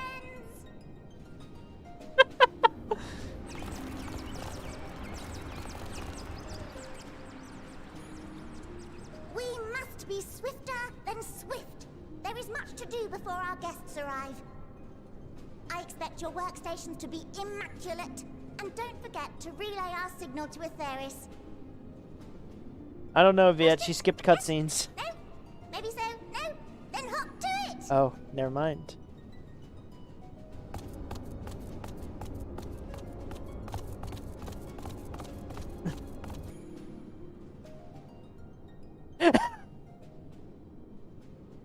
All of us. 'Tis a rather curious crew she hath chosen. Their endearing forms intended to ease the passengers' hearts, perhaps. Perhaps. Perhaps.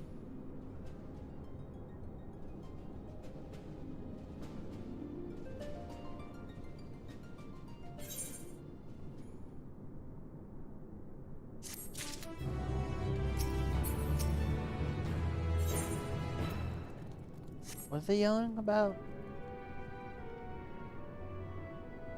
Oh. These must be the Luperits mentioned in the Watcher's records. Not all that I expected, but the Watcher did bid us heed their counsel. I assume that one who gave a rousing speech was their leader, though we may have to ask about in order to track them down. Come on then, let's be about it. That guy's such a Chad.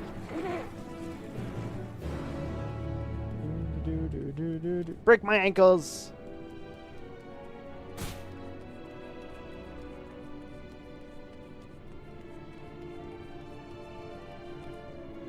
Ah, trading way. Thank you. Chipper Loperit.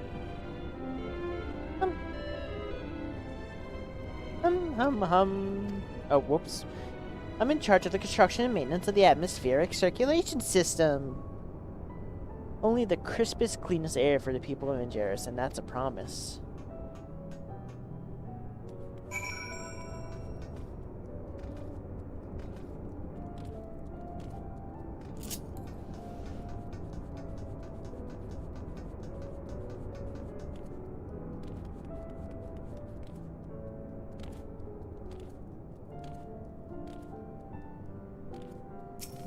Those in the leader? No. Sleeping way. My job is... perhaps I better ask. Oh. Definitely me.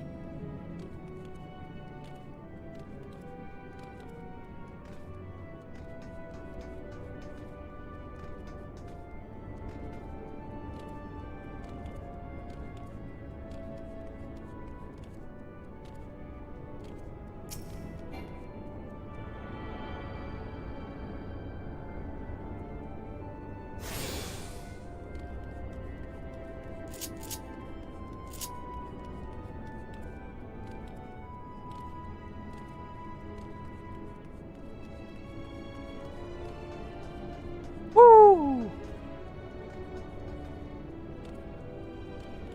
Snappy little parrot.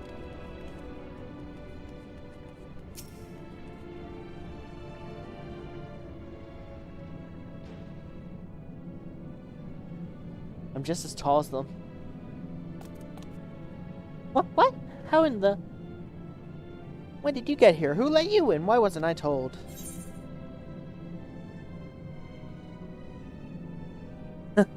Take me to your leader. Were you the one giving orders earlier? I gotta see what this is. Book? What was that supposed to be? You're humming? If one can even call it that. That trucely off key. You should sound a bit more like this.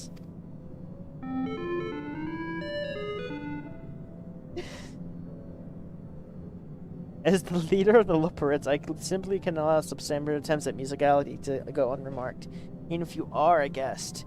But, being as magnanimous sort of that, I'll forgive you this once.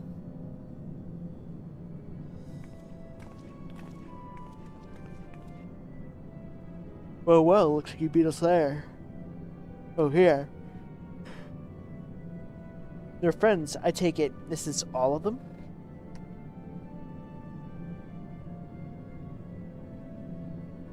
A group comprised entirely of children. What must their parents be thinking? This isn't a nursery at all. Perhaps we should build one. Or did we already build one? No matter. We need to wear your pretty little heads. All will be well, I promise.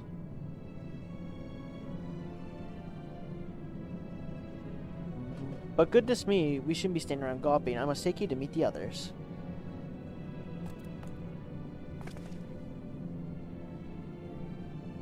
If you could run around towards the entrance, you'll find the path that leads to the central platform on the upper floor.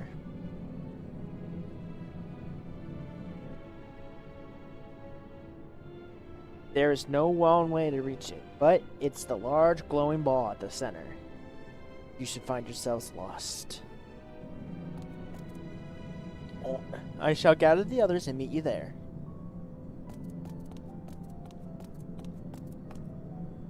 Well then, back to the upper floor it is.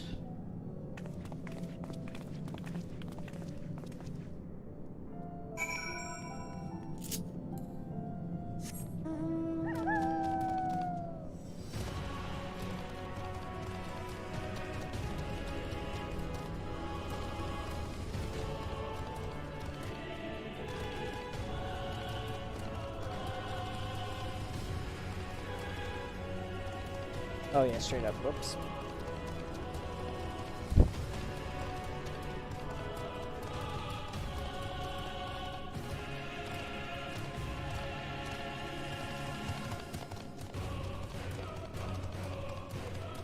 Oh, yeah.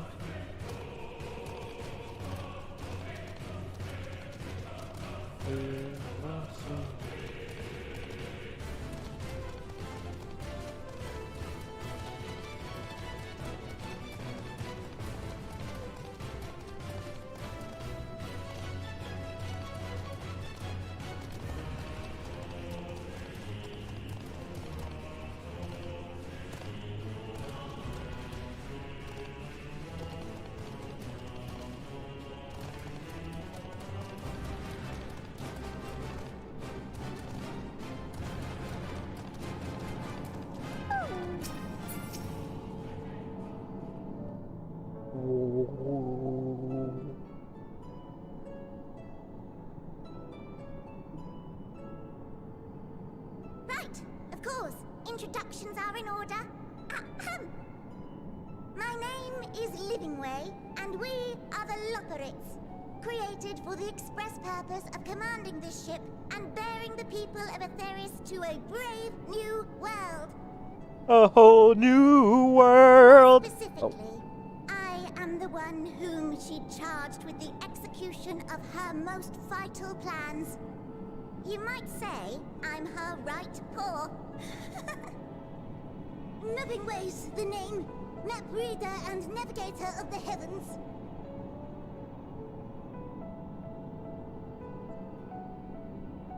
Pleasure to meet you all, but I'm still trying to make sense of this. Confusion and bewilderment are completely understandable. Fear not, I shall walk you through it. The people of Aetheris, through no fault of your own, I'm sure, set in motion a series of events that, unfortunately, culminated in Zodiac's obliteration. Acutely aware of the imminent crisis, your parents sent you little ones on ahead while they began the necessary preparations. I know I look like a child, but...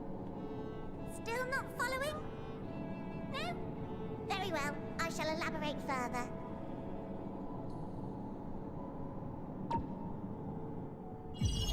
Oh.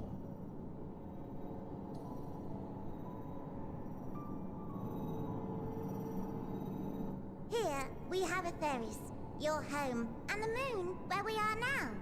Mm-hmm. Without Zodiac around to keep things lively, so to speak, the celestial currents of the star have doubtless begun to degrade. A calamity of apocalyptic proportions will be visited upon Aetheris, bringing an end to all life. Very sad, that. So too hath the Watcher claimed. By thine unperturbed countenance, I gather this eventuality was anticipated. The doom and gloom. Oh yes, quite expected. Imagine, if you will, that Aetheris is a delicious carrot that I've forgotten to eat and left out in the midday sun. Oh. The most earnest wishes or prayers will not stop it from rotting to the core. So sadly, there's nothing to be done but to abandon said carrot, Aetheris, in case the metaphor is lost on you, to its grisly fate. And this moon will serve as the vessel to deliver us to a new home. Just so! We will gather up as many people, supplies, and resources as our stores will hold. And then, once everyone is aboard, it's off to another star. What the fuck? Easier said than done, admittedly, for one does not simply hop from star to star on a whim, which is precisely why we've spent countless years constructing the most propulsive of propulsion systems. We ought to make it to our destination in 2 shakes of a rabbit's tail.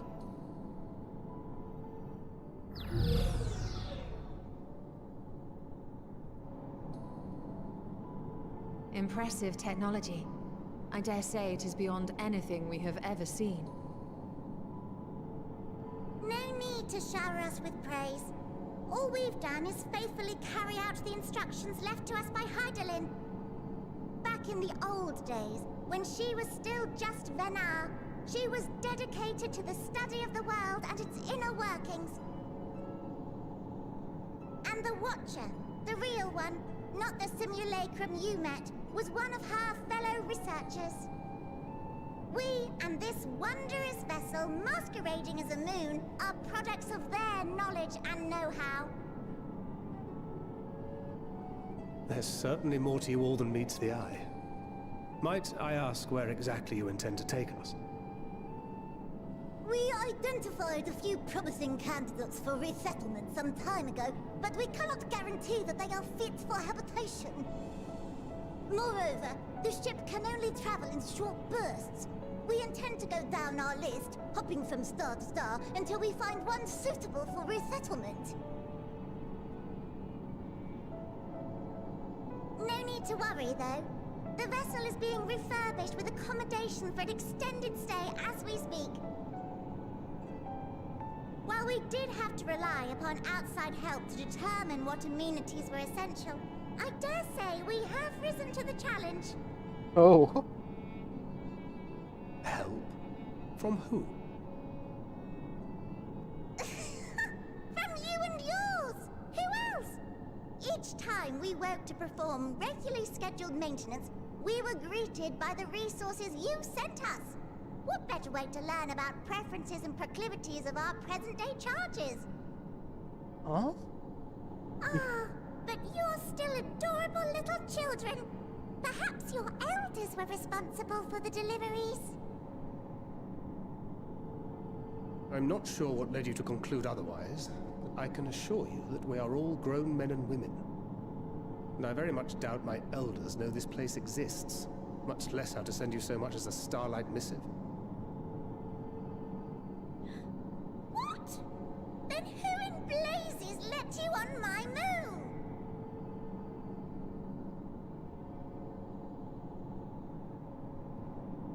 Heidelin herself led you here. You don't say! Well, that's really not children. Then why are you so small and stunted? Like little baby carrots? They only know us as Amartines. Well, Amarotines were a great deal taller. In the present day, persons of such prodigious size are exceedingly rare. So, you're saying everyone's not like the Watcher?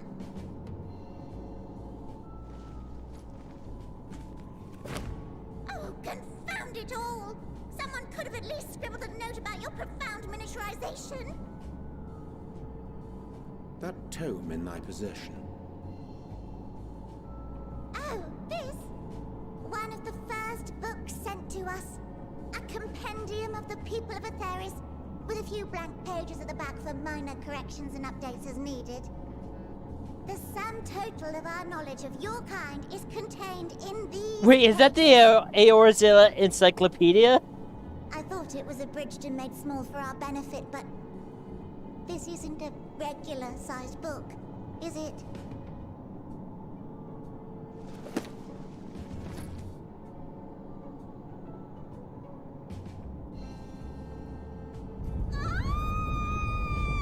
Oh.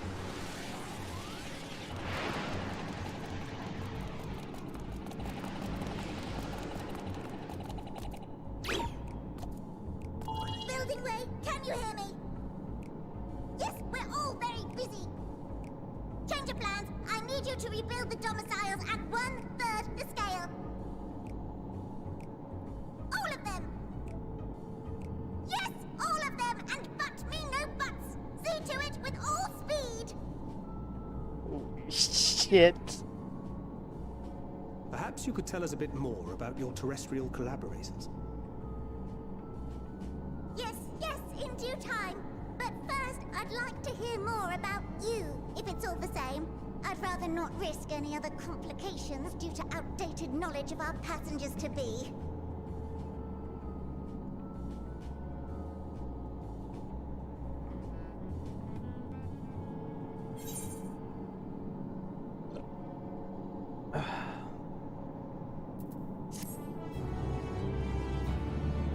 Holy shit, dude.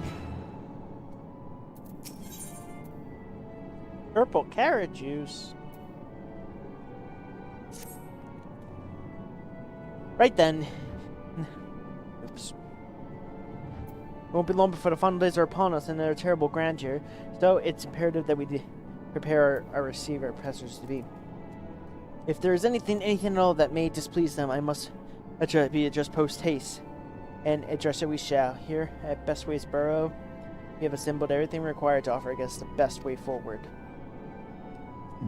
Excuse me. Ahem. We're part of the produce myriad amenities. We understand them to be essential for day-to-day living, and I wish to hear your opinions of them.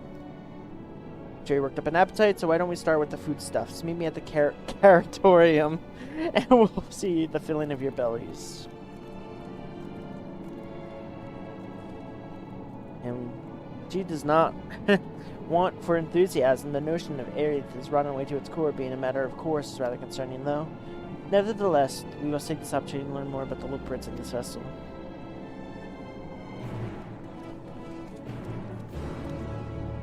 That's like a young Herbert looking guy.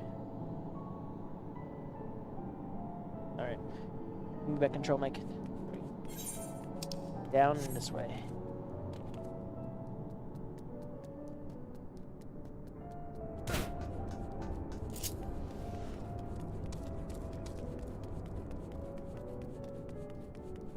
Let's go.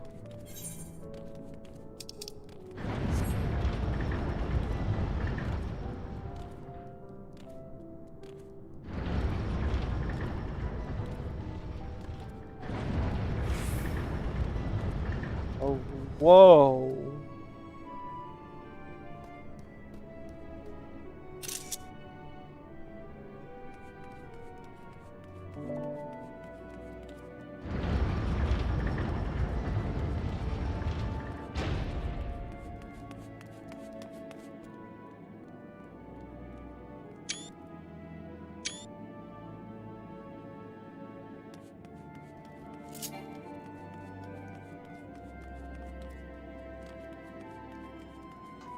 There's no way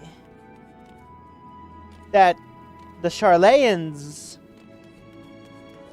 were given their assistance. Why is there mobs in here? They were transferring all their stuff.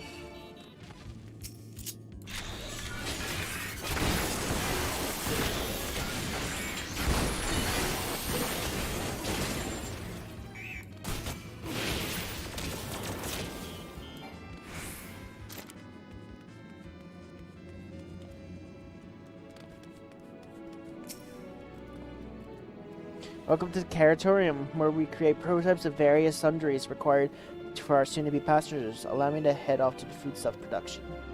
Cooking way, pleased to meet you all.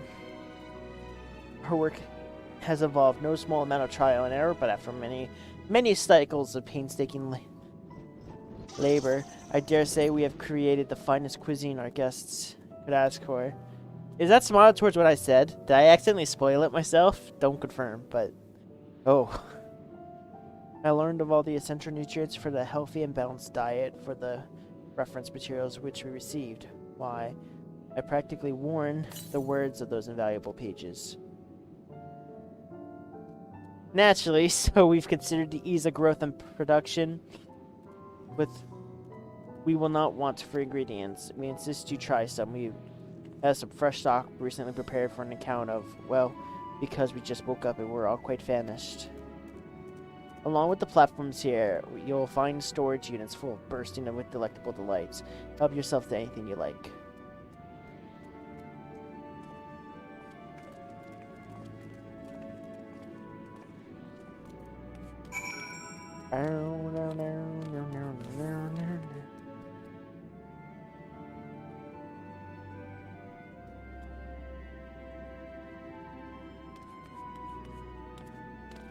Ew, ew.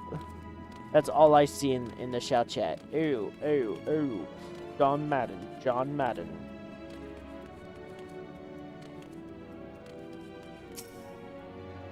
You open the storage unit to find rainbow-colored assortment of carrots.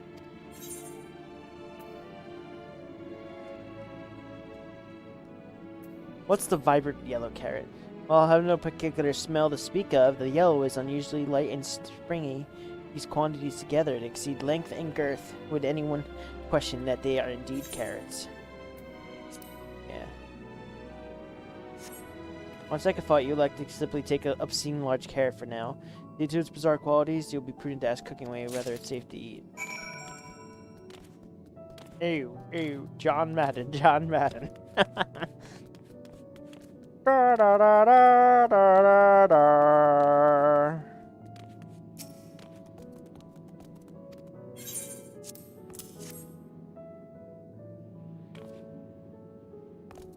Football. John Madden. Oh, I can't say that one.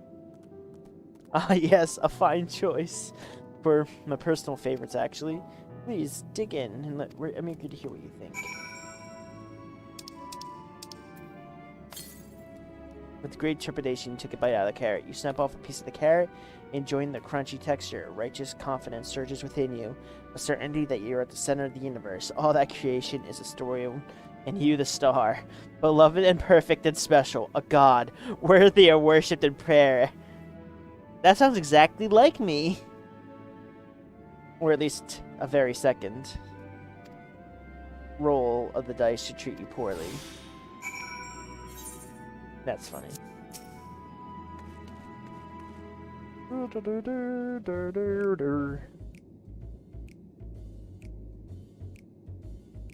What you think? Unlike anything you ever had before, yes? The lucky carrot is, well, to be honest, we're not quite sure how it was first made. A happy accident, you might say, but as the name suggests, after eating one, you'll feel blessed with good fortune. We have plenty of other varieties, too. Bleeding carrots to help improve blood flow, green carrots to help you sleep. And you see, there you have a carrot for every occasion. But what if I don't like carrots? I could certainly see a demand for this in Charland. These carrots are extraordinary. Then, why do you seem so disappointed, as if they're lacking somehow? We need to know. I take it too wide of assortment of carrots to choose from, and not else? Oh, that's what someone said.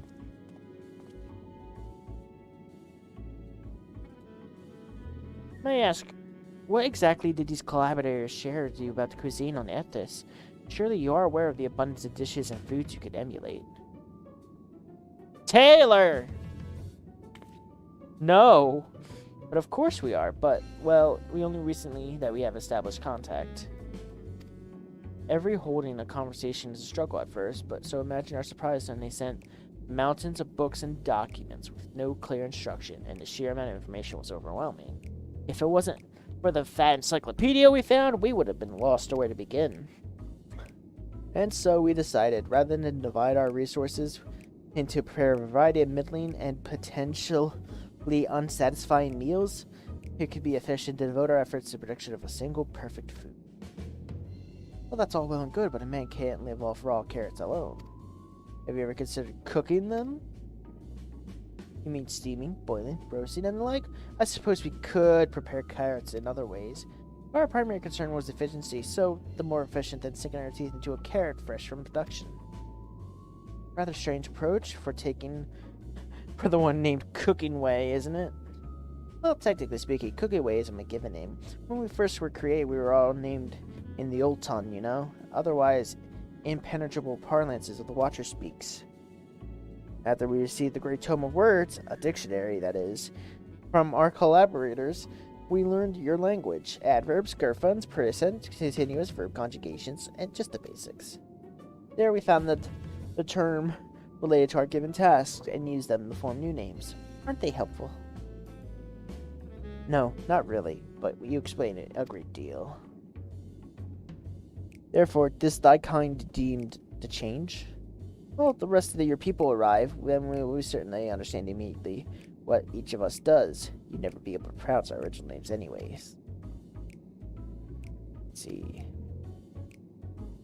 You're saying I can't pronounce your... Oh, wait, what? Oh. Though you should decide to prefer the flora of Ithris as well, should you offer passengers a more balanced diet. Until such a day, I pray come sooner than later. As it appears, it is not but carrots on the menu.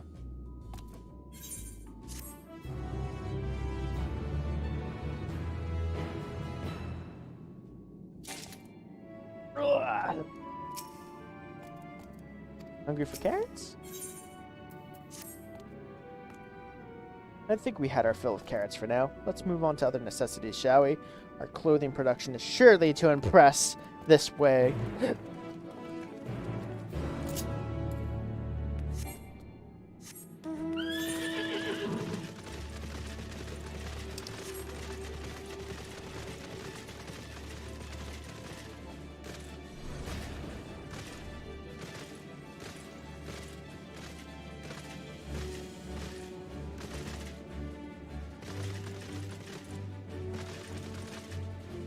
Taylor, you're at work. You shouldn't be talking about having carrots for every occasion.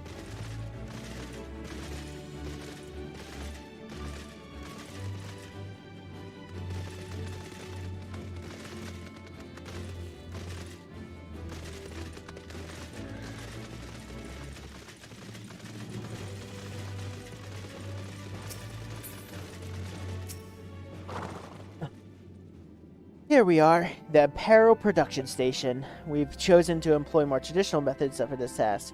Creation magics. Island, in her infinite wisdom, blessed us with a self-same affinity for magic. Her people possessed. But we have an amazing talent, of course, and I know you're dying to hear about him, so we'll give you the details another time. That said, we did run into a spot of trouble at first. Our magic alone wasn't sufficient to see our work done. In the end, we discovered crystallized aether is a wonderful catalyst that could provide us with the extra vis we needed. Yeah, like a work carrot. Oh my god. Is that like your work wine that you keep in your side desk? How resourceful. Ah, the sweet sound of recognition.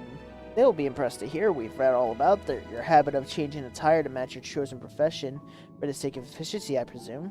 This has also been taken into account with our designs. But why take my word for it when you can simply try on our clothes? Make yourselves known to the workers and you'll see the rest.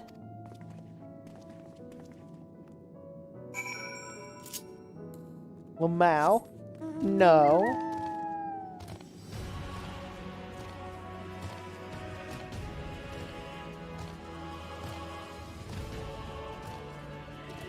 Work, carrot. Isn't it a Rihanna song?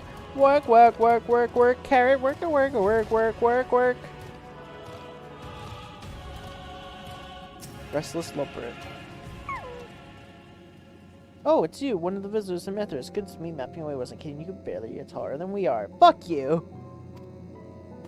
Oh, right. What, you're here to try on a set of clothes, yes?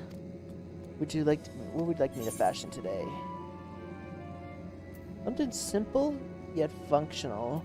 A fashion and ensemble. I want something simple, yet functional. Simple and functional.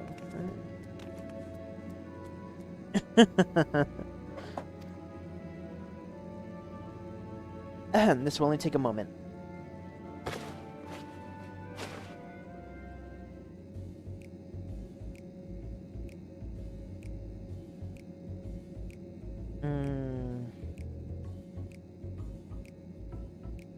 There we are, all finished. Perfect fit if I do say so myself. Nothing too burly or frilly, as you can see. It's also light and durable, serve you in wherever your travels may take you.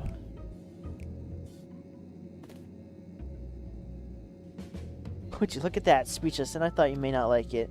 If you mind something, why not speak to my fellow artisans? I'm sure they'd be happy to oblige.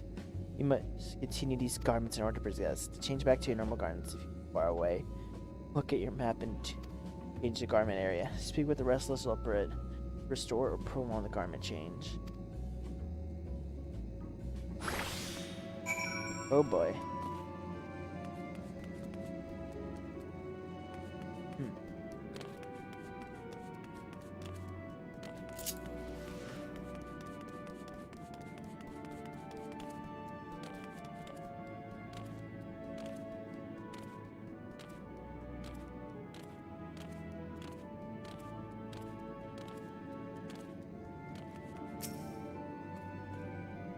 No one said you'd come in. How can I help you? You wish to try on my clothes, really? It's on. Do you have anything in mind?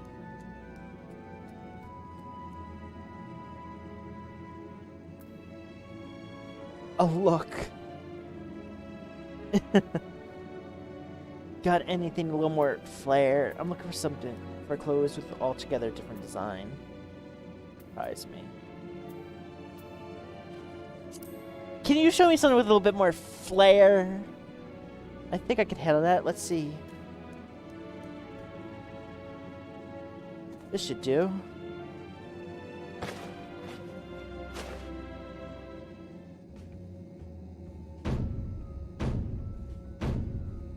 What the fuck? of my best work yet. And tastes have truly changed.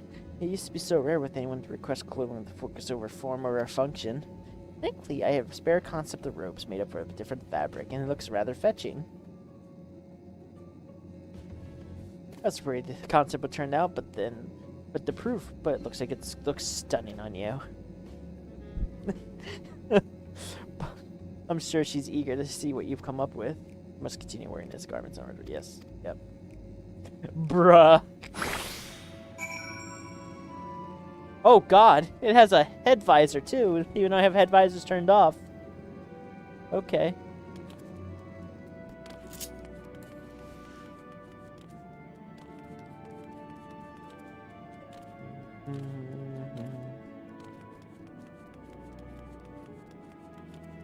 No living while wearing your new attire.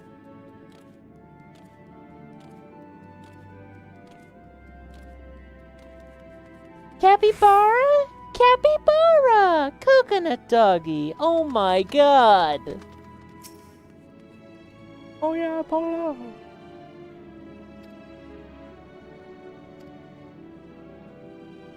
I can see your admiration for the moon and we little Brits in your eyes. No doubt your friends will feel the same as sampled our creations.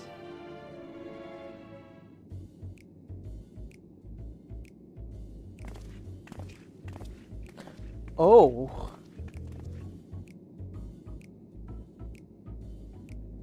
Oh. Sorry to kept you waiting. They insisted we sample all the concepts ere we returned. Verily, 'tis an ensemble most becoming. I like that one, Arianje. It has green.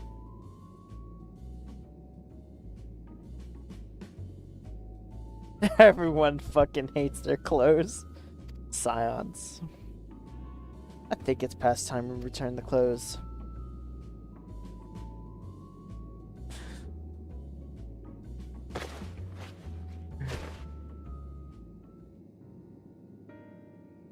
Oh, so confident our garments will meet your approval.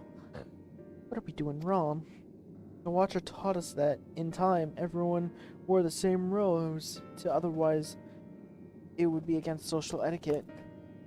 We thought we could appeal to modern taste by tailoring the robes to specific professions, but...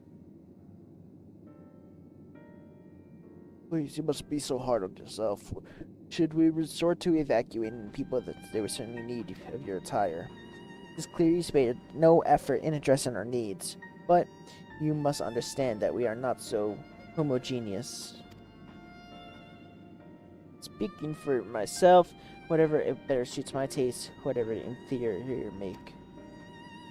But the others, whose choice may be influenced by traditions or personal experience, rather than assumptions for the whole, you must consider the individual and their potential preferences. I fear we must underestimate the complexity and diversity of your people. Even if we'd memorize every tome we receive, I doubt we'd fare much better. Maybe what you're doing is a disservice trying to shower you with our baubles and flippery, instead of it was your benefit that you'd be better off on your own. There are some who might agree, people who prefer to keep others at arm's length, even when they shouldn't. As for one's former fool, I'd like to ask you a question. The plan to evacuate and escape the final days, did you account for reflections for other sources as well? Not that I'm aware of. You were born of Hydaelyn's love for Erithus and the salvation of the people on that star alone. It was never our aim. Surely, it's better to denote ourselves to saving one world than to divide our efforts across 14, risk failing them all. I suppose you're right. Living way might leave you to explore. Best ways burrow unattended. You've given us a lot to think about. Hi, my. Give me a kiss.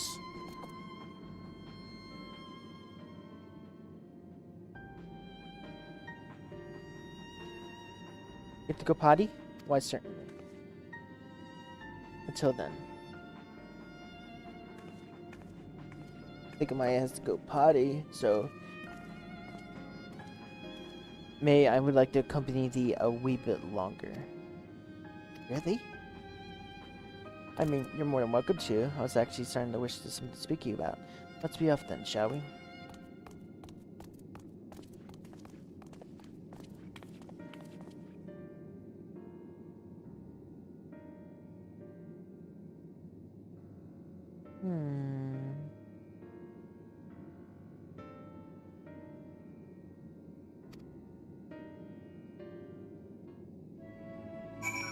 Alright.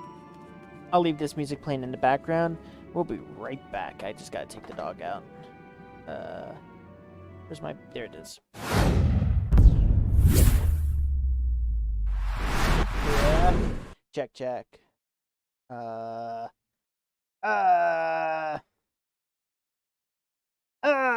There we go. We're back. Alright, let's see what's up with the moon. What's up? My apologies. I wasn't trying to spoil anything. Everyone's been saying visitors came from Ithris. I wanted to see what all the fuss was at. I was excited at first, but now I'm worried. What if the people of Ithris refuse to come? What if we can't save them? It's clear we made a mess of things. Oh, but wait, you still haven't visited the domiciles. Once you see them, you'll understand how wonderful the moon truly is. I'm sure of it. I'm waiting to give you I'll be waiting for you by the teleporter near the entrance. Oh, the name's Growing Way, by the way. See you soon.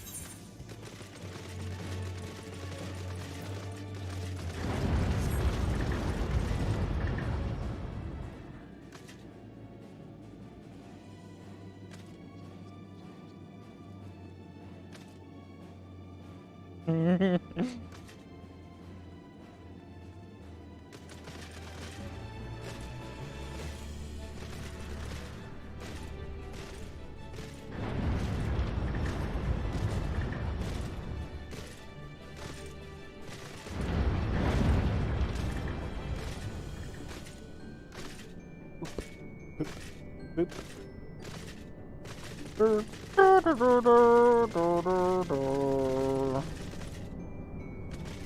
Oh no, another Shen. Oh,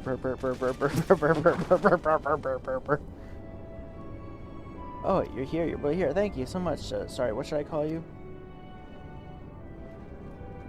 Eclipse Morningstar, eh? Crikey, even your names are confusing. Oh, crikey, even your names are amazing. Well, Eclipse will be using this teleported into the residential area whenever you're ready.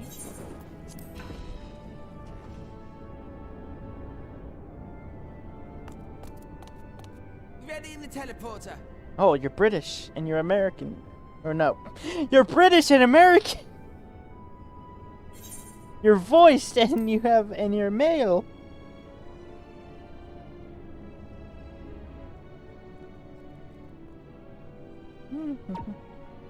Oh. Off to the domiciles.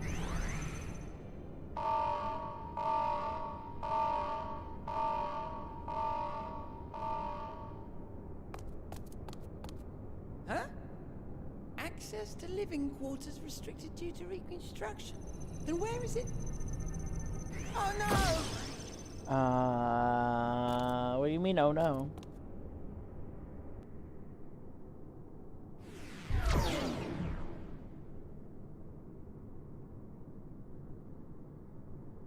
A private audience, as thou didst request, for reasons I know not. Yo, Yam, what's going on?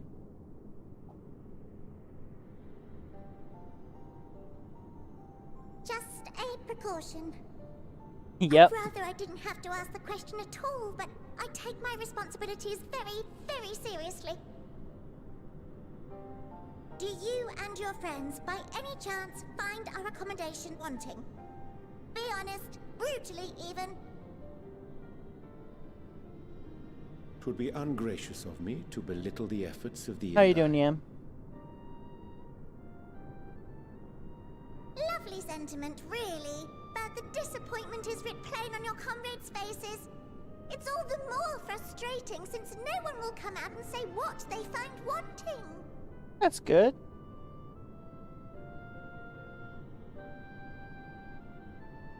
If there are faults in our work, we need to know. We can, we will do better.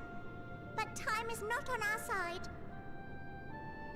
Anything interesting happened or fun The recently? final days will wait for no one. If your people are to be saved, we must take quick and decisive action. This vessel must serve as a home for as many passengers as possible, for far longer than we may like. Which brings me to my request. Our collaborators on Atheris are doing what they can to prepare for the voyage. Would you be willing to go and lend them a hand? Having seen the moon for yourself, you could speak to its Just busy many working? splendors, learn what else they might require, and assuage whatever concerns they have. Just busy working? I can feel that. Today was my last day of classes. Therefore wouldst thou entrust me with such a task? How to put it? You're the only one who appears not to be wholly unsatisfied with our work. You don't hate our stuff. Quite good at pretending that's the case, at least. Calm, collected, tactful to a fault. Very particular with your words, too. You understand that, in the face of great danger, one cannot pursue perfection at the expense of practicality. The difficult choices must often be made for the greater good.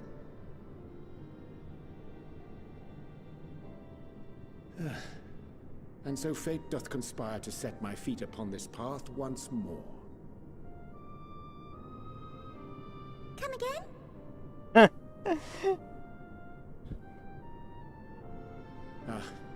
Idle musings. 'Tis no trifle, thou dost ask. Yet full well do I understand the urgency and necessity.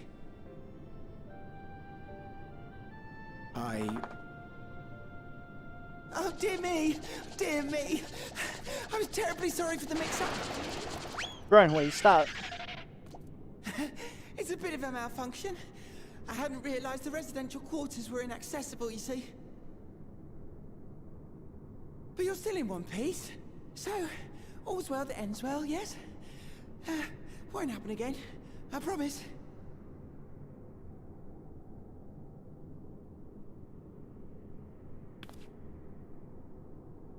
What was Urianger talking about, though?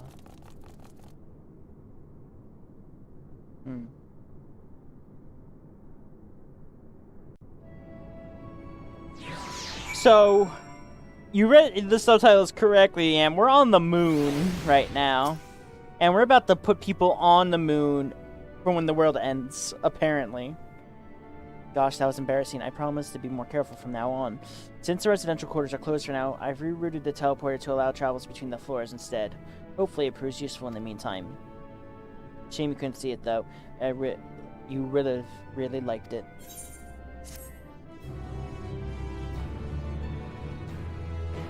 You can now travel between using the teleporters. Alright. Since this is not mine...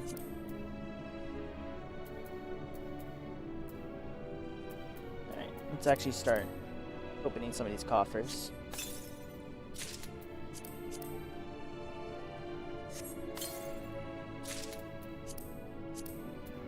So, a chest and pants.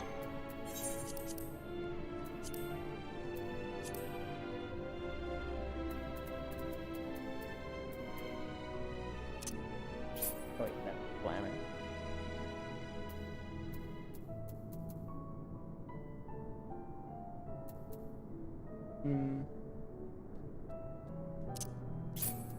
could get rid now. And pants. Nope, that's not what I wanted. Controller, stop.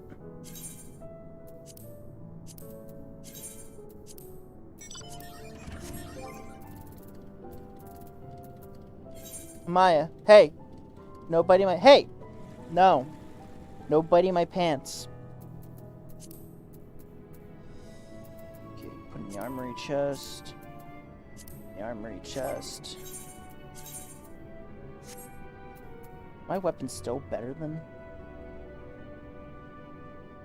Really? Ooh! This actually looks pretty cool!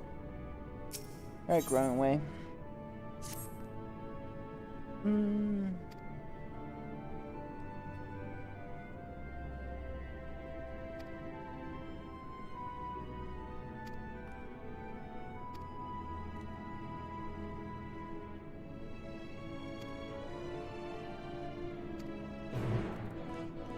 All's veil that ends veil.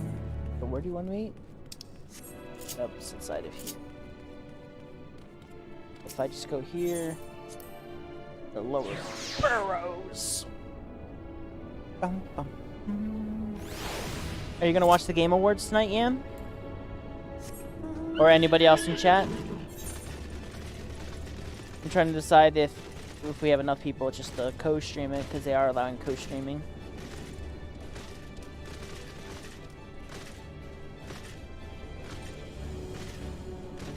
Scam Awards, Keck W.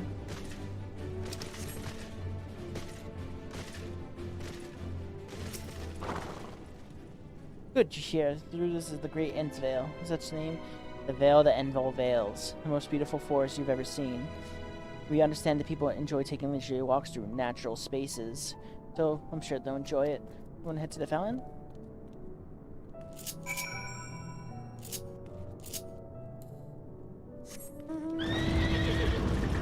Let's see.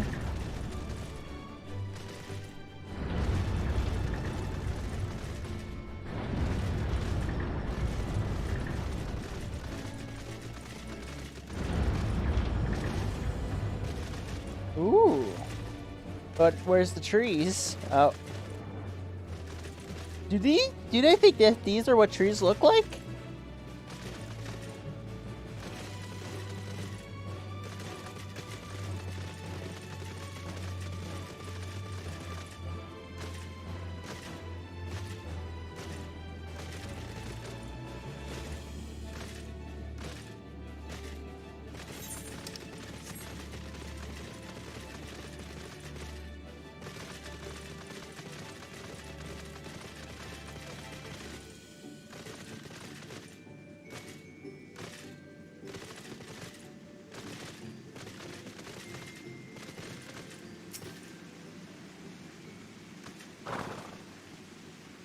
What do you think of the forest? Isn't it positively pleasant? Tree. Simply sublime. I couldn't see the forest or the trees.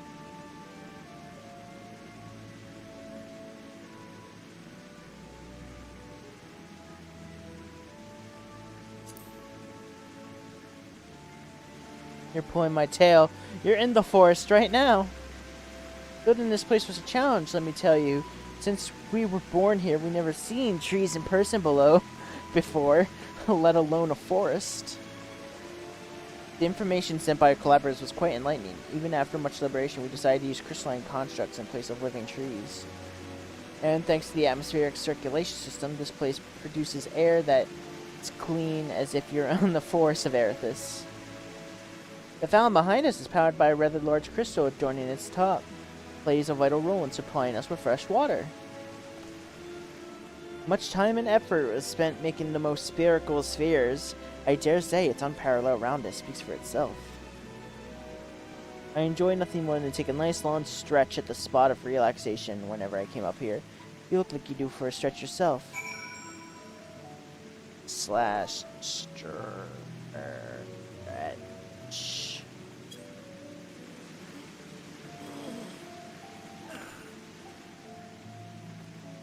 That's the spirit. I feel more relaxed simply watching you. The sight is worth the many years spent on this place. It's not too much to ask, but it's a dream of mine to take a walk through the forest with someone from Erthis. Good, we made the... Oh, he wants to take a walk! You will! I'll be quivering my whiskers. Yep. Yep. Let's go, little growing way.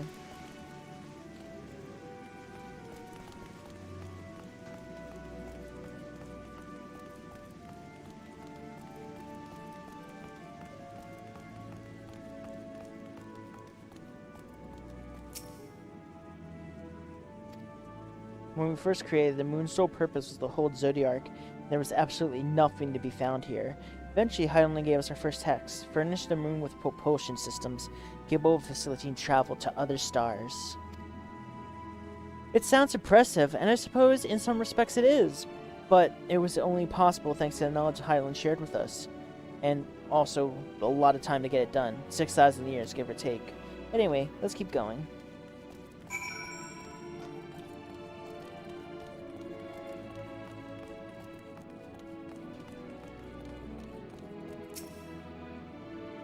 It may come as a surprise, but we really didn't begin building the habitable areas until after propulsion systems were ready. Considering how long it took, I wish we started sooner.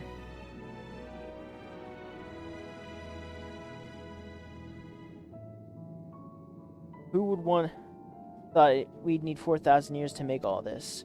I certainly wasn't work you dare rush either. You had to create infrastructure and countless supporting systems, some of which haven't been operated with until 100 years later. And then, it was a brief period of all our productivity came to a breaching halt when that bizarre red satellite was sent up from Aetheris, the Alicant's mischief, I think. I think maybe some new nefarious actor was colluding with Zodiark. All we could do was stand by and brace ourselves for the worst. Oh, that's him. I could tell you how relieved we are when Hydaelyn informed us it was of its destruction. Oh yes, there was a joyous humming that day. Another conversation point? Ask if you can taste the rainbow crystal. What? No! It's certainly not to do with crystals on Erthis. That's what you do with them. But we don't eat them. Certainly not this one. It's possessed of all 6 elements: wind, lightning, earth, fire, ice, and water. We use crystals like this to maintain the moon's equilibrium. It's worth mentioning, although that's because of Hydaelyn's influence being the embodiment of tranquility and stasis and all. Manipulating the elements is no different than it might be on Erthis. The conjuring of fire would sooner dry your clothes than singe them, for example. Put simply, the etheric conditions of ill-suited are grown, why the surface is most barren. Of course, that's all necessary to stop the region and Zodiark in check. Can I taste the rainbow crystal?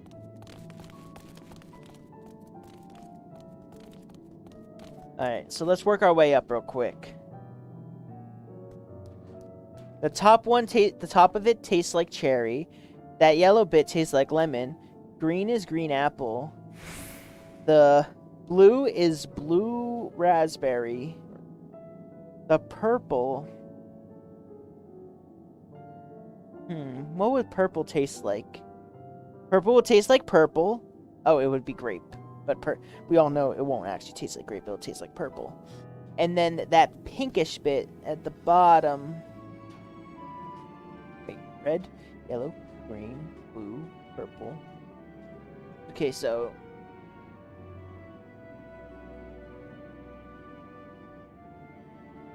it's gonna taste like a pink starburst. Can the blue be... Can it be blue powered? Grape Lamau. Say, do you know anything in particular about the treetops? I mean, apart from the fact that they're massive crystals and not trees.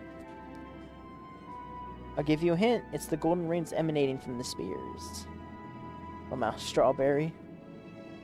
It's... along with the device fixed near the ceiling, they fulfill the role similar to our sun, and do so better even. The sun and similar celestial objects are of great expanse, radiate energy that is harmful to our bodies. These rains shield you from the energy, allowing you to bathe in the perfect amount of sunlight, or rather, close approximation of it. Pretty impressive, wouldn't you say?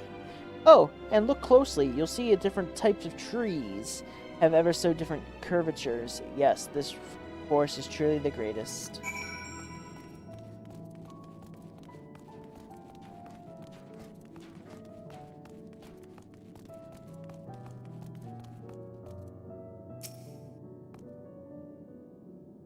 There was something else I wanted to tell you about. Alright. Oh yeah, somebody clip that, by the way. That's a good clip of us speculating what the rainbow crystals would taste like. There's something else I wanted to tell you about. Oh, right. The propulsion system and habitat facilities were completed around 2,000 years ago, and with that, the most important features were fit purpose. Which is all well and good, except we knew absolutely nothing about the present-day people of Aerithis. Why not go with Aerithis yourself, you might ask? Strictly forbidden. Were our technology or our knowledge of the moon's true purpose exploited for evil ends, the results could be disastrous. Then, there is a few more rejoinings where it became increasingly difficult to converse with Hydaelyn. Fearful that we might lose the ability to communicate with her altogether, we beseeched her to find people on Aerithis which she could trust to help. We were quite fortunate. Everything worked out as it did.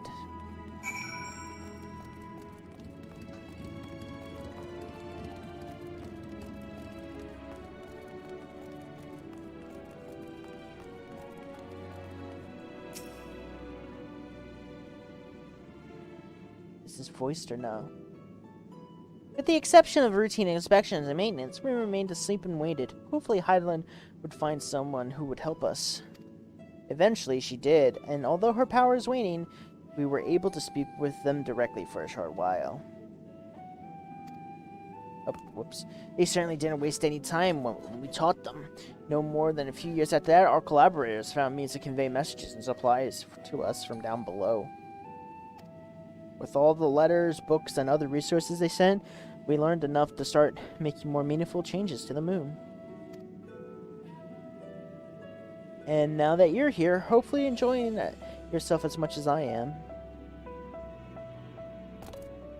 I knew this would be the greatest end Veils. I knew it. There you are. I take it you already received the grand tour. Shame we missed it. Growing way, I've been looking all over for you.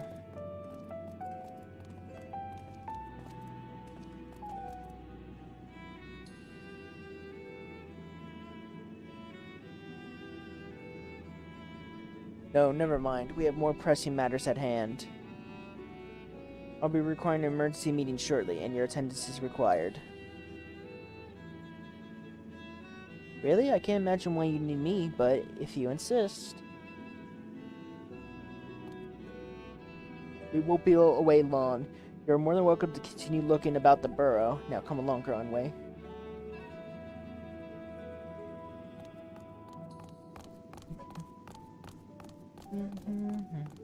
Before you arrived, it seemed you were in the midst of a rousing conversation with your guide. Did you learn of anything of import? Yeah, they don't know anything about us. They spent 12,000 years preparing for this? With appointed hour fast approaching, I'm certainly their restlessness, but still. It remains to be seen if the people are persuaded to evacuate when there are no yet signs of the final days. What's more is the technology of this place defies imagination. I doubt there are many of those who will readily come to terms with living in such surroundings. Whoever these collaborators are, unless they have possessed the world's most charming personalities or means to forcibly evacuate people, they will meet with a great deal of resistance. Indeed, even if faced with annihilation, the decision to forsake all knows cannot be made lightly.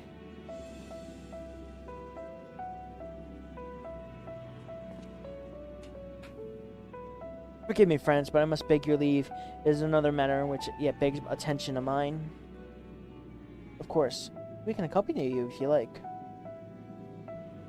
Nay, that would be not necessary, if you excuse me.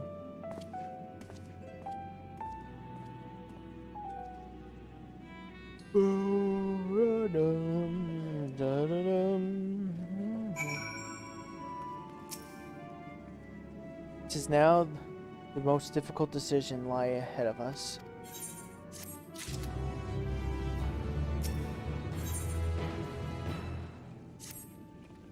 Did Urianger seem strange to you, more so than usual, I mean? I know he is petulant for to keep going of his own counsel, but to be lying if I said I wasn't worried. Would you go see if he's alright? Your soul and I will remain here. Do else we can learn about the final days. If you hurry, you'll be able to catch him. Uh-oh.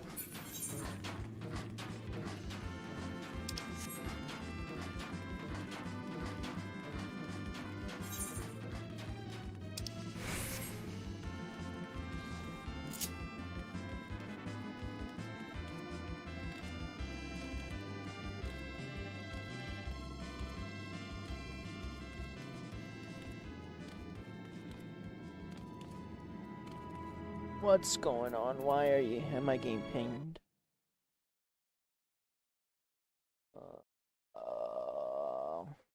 Where's that server?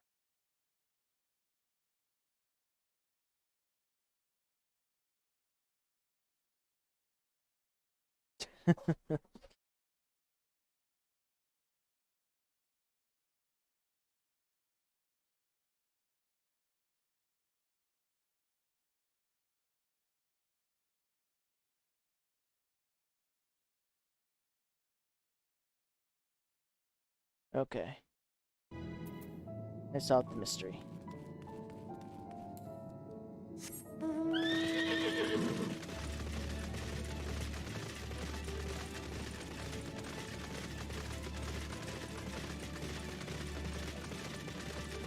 Boom, ba, da, da, da, da, da, da, da.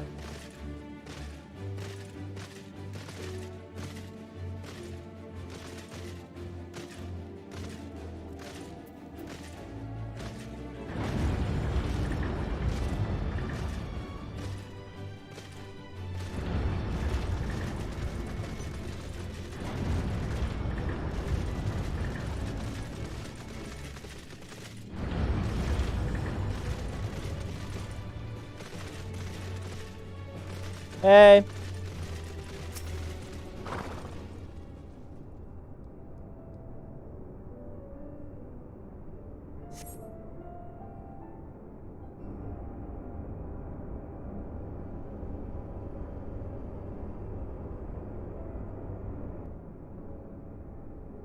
There's a Yanje.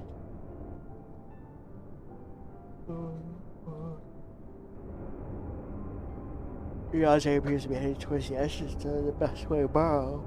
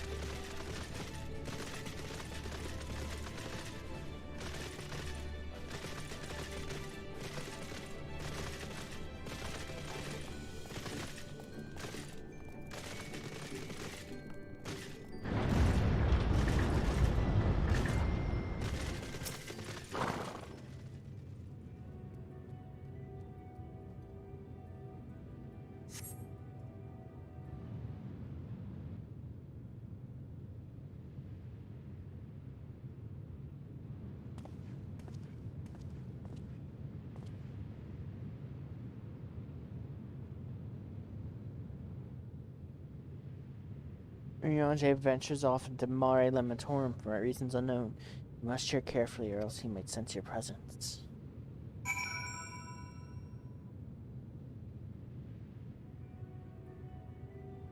Follow Urianger from a safe distance. The objective, if you're noticed or fall far behind.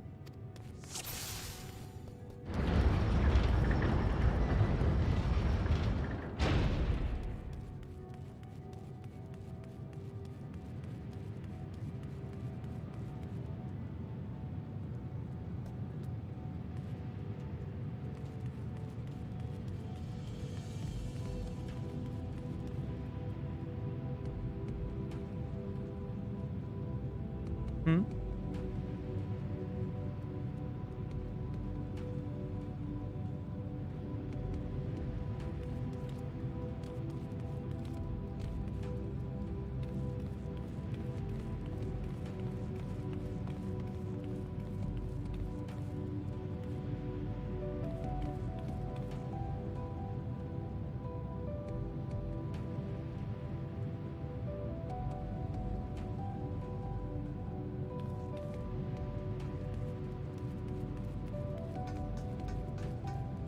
Who's there?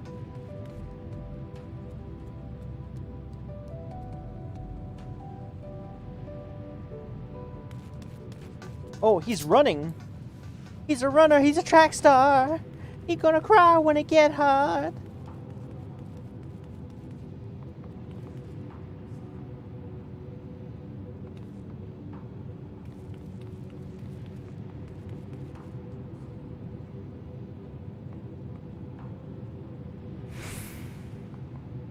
Eclipse is all the matter. Wait, what? Damn it.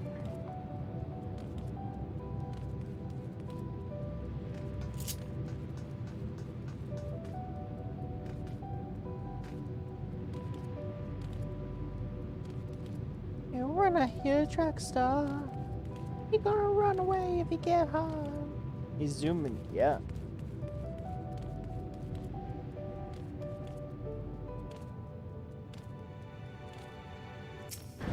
Try that again.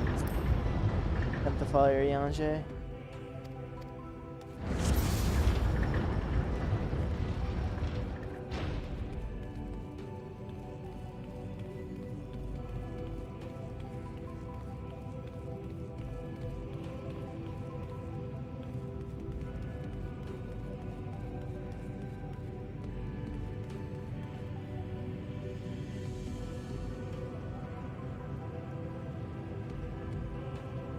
Hmm?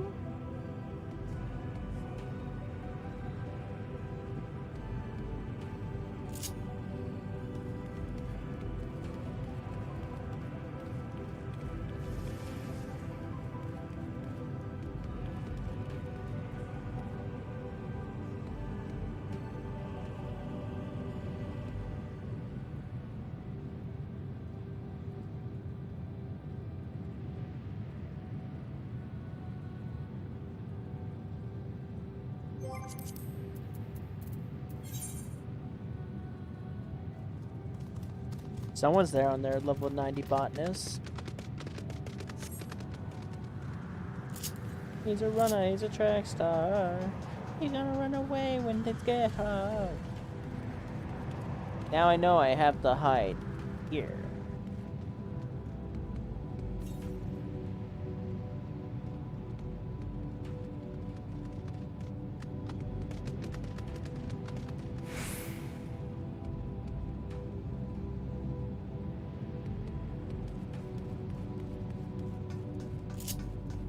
Damn, c'est Yanje.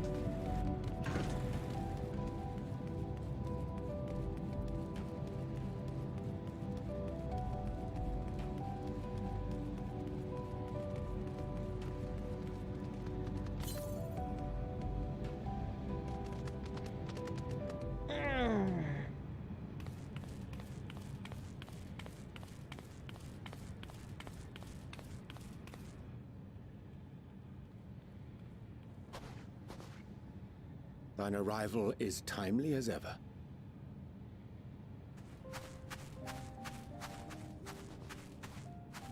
Thou didst chance to overhear my conversation with Living Way, I presume?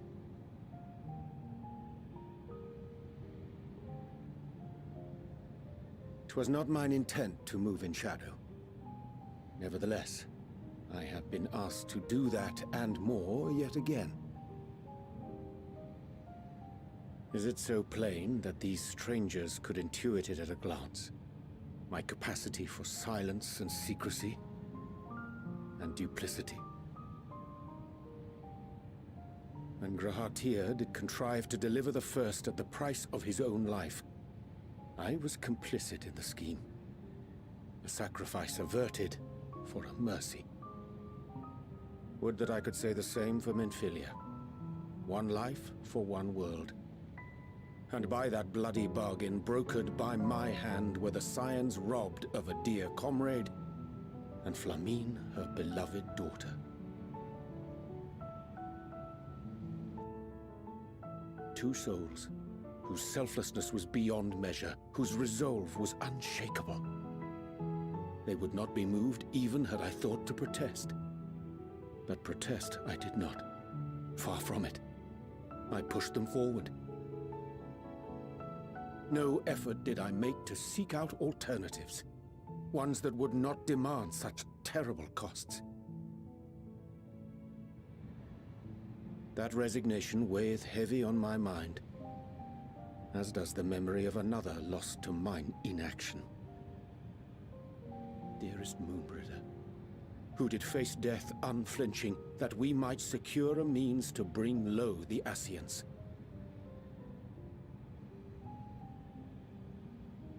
In her hour of need, I did naught. Dutiful disciple of Louisoix, ever looking to the greater good.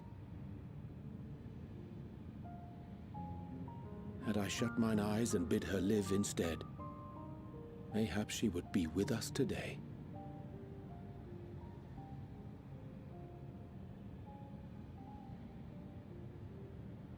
Selfish wants, born of everlasting regrets. Most days I put them from my mind, but could think of naught else when asked to swallow the same bitter draught.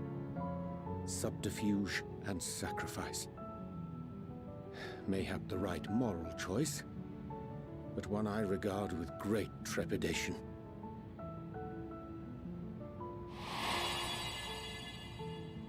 The calamity of Amarot was a tragedy beyond reckoning, one which must never again come to pass.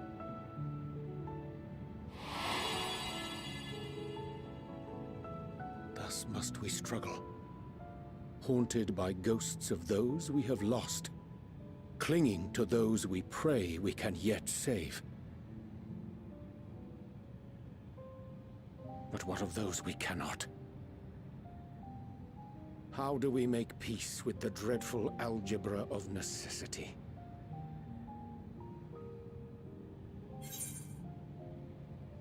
Sometimes there is no right answer. Have faith in yourself and your decisions. Take heart and protect all those you can. Would be a time to weigh the cost.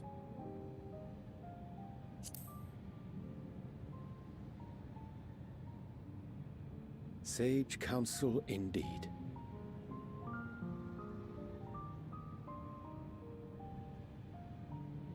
I see. Wisdom as befits a great worm.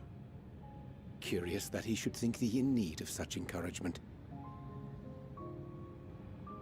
What? Strange. Scarcely can I remember when last we spoke alone, and so candidly.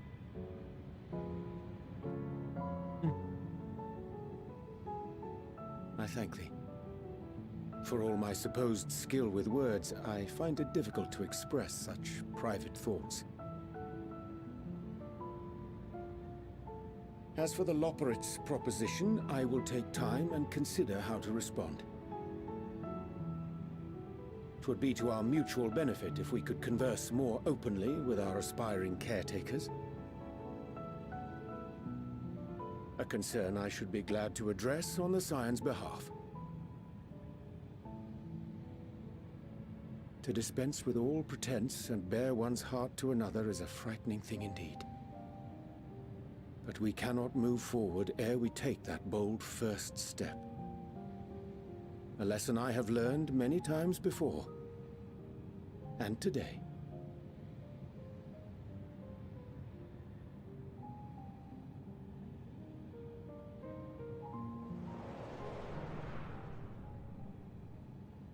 What are they saying? Curse these ears! I've heard bugger all! No matter. We've got our plans.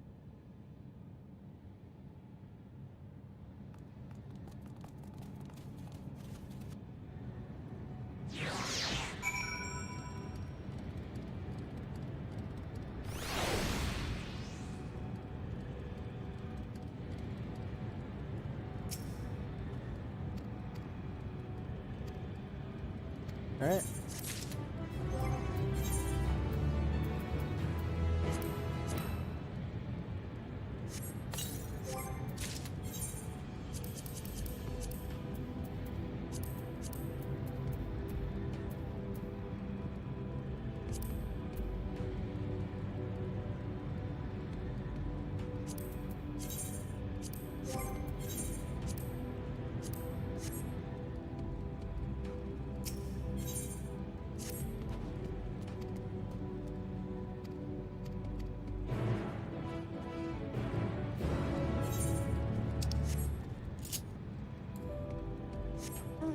An axolotl? That looks like a ghost axolotl.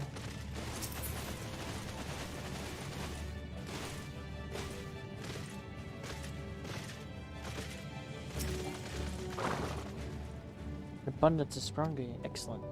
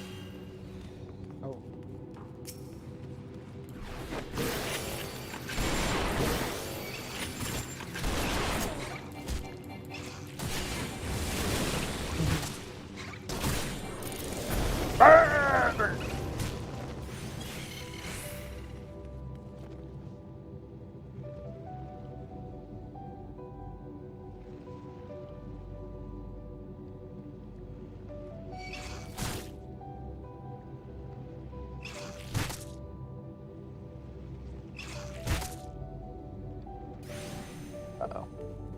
I was sending the text. You're so rude.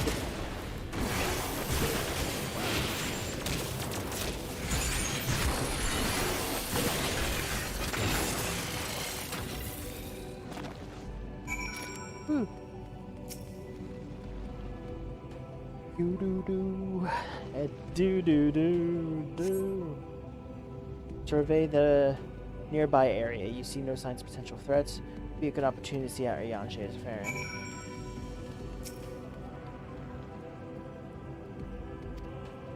Ariane seems fixated at his work.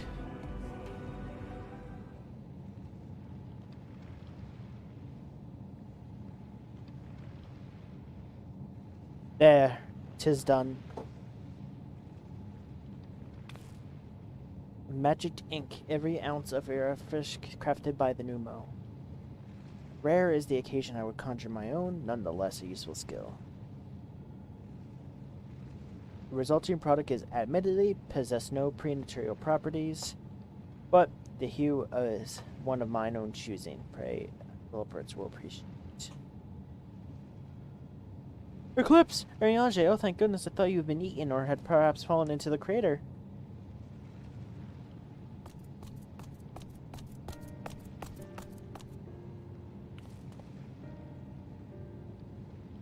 Your stool is looking all over for you, Eclipse. She said she needs to speak about something the most urgent. Dire, even. She's also made it quite clear she wishes to speak with Eclipse alone. Which means I'm afraid you must stay behind, Ariane. But worry not. What so happens you need help with an errand. Delivering a package to the Watcher's Palace to Bestway's Burrow. Quite large and heavy, perhaps even too heavy. You poor little Brits. Wouldn't be ever so grateful if you could lend us a hand.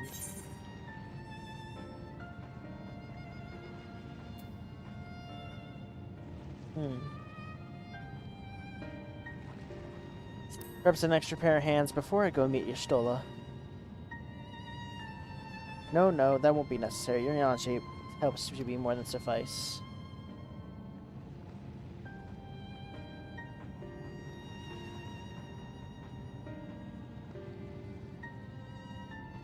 Not to worry, I shan't be long.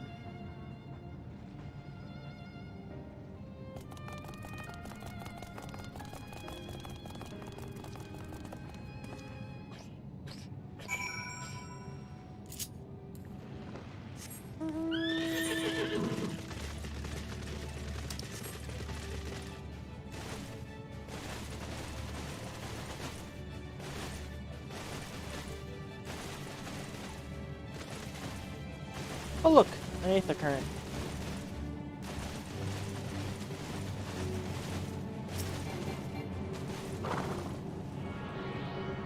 Also, how are we supposed to get the new aether currents if we no longer have our compass?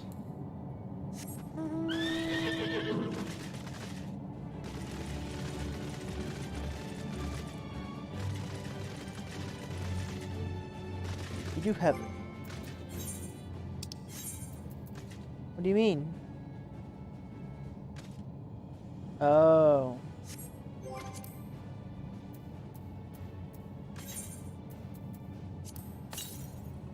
Oh. Also hierarchy.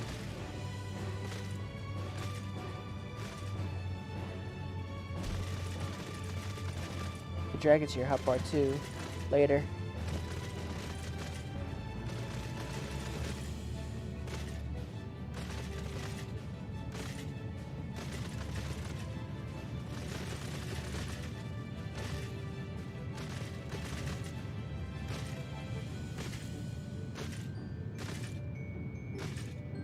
Stop doing 360 no scopes. Come on. One more time. 720.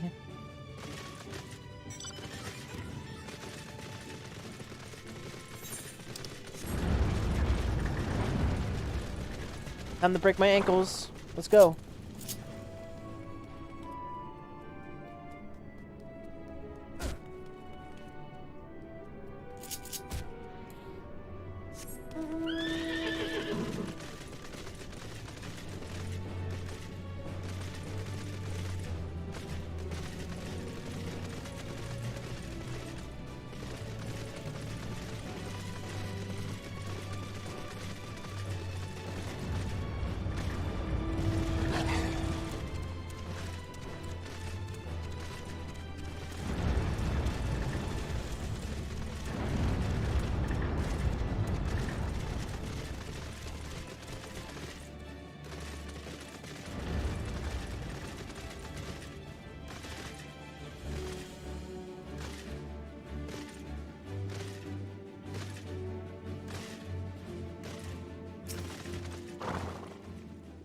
Oh, Eclipse, I thought you would be away for far longer. A dire emergency? I said no such things, but as you are here, I can use your assistance in one small matter. Running Way and Companion of Growing Way apparently has much to tell us of the final days. The problem is, however, he is determined to live up to his name, refusing to stay still long enough to hold a conversation. Is there any time he's like to stop and rest, or perhaps there's a way to slow him down? What's the rush? I was thinking we could wait here, maybe enjoy a cold mug of carrot juice, and no? Well, if it's that important, we could try using these balls, or of moose flesh, not to be confused with the other thing. Running Way's other notable features is incessant chatter, so you'll have no trouble finding him in the crowd. When you do, try lobbing your balls at him. Rude but effective move. Proves effective. He was here in the greatest Endville last I saw him. Let's split up and search for him.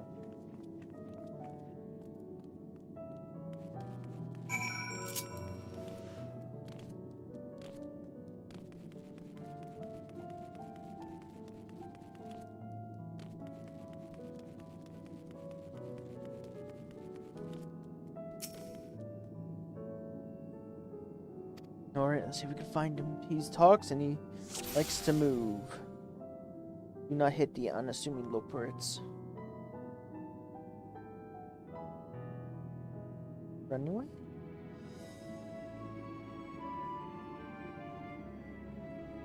Who are you? I don't have a name.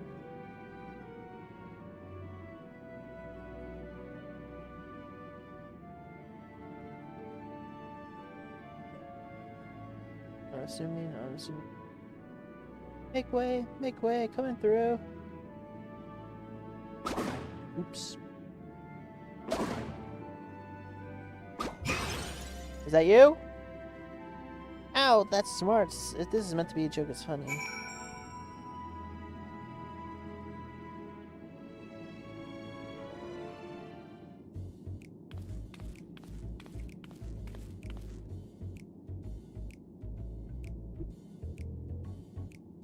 Yes, I'm running away. Do you mind telling me why you hit me in the face with your balls of moose flesh?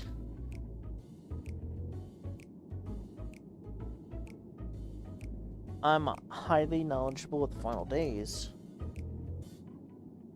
That's the most ridiculous thing I ever heard since I woke up. Who told you that joke? As if I got time to look into the Final Days and there's so much to do before the Great Voyage.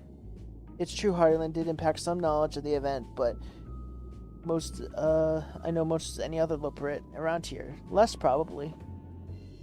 But, I don't know why you think it's funny to go around telling people I'm an expert, then hope I don't get my paws on them. Sorry I couldn't be more help, but if there's anything else, I got work to do. And I'm off.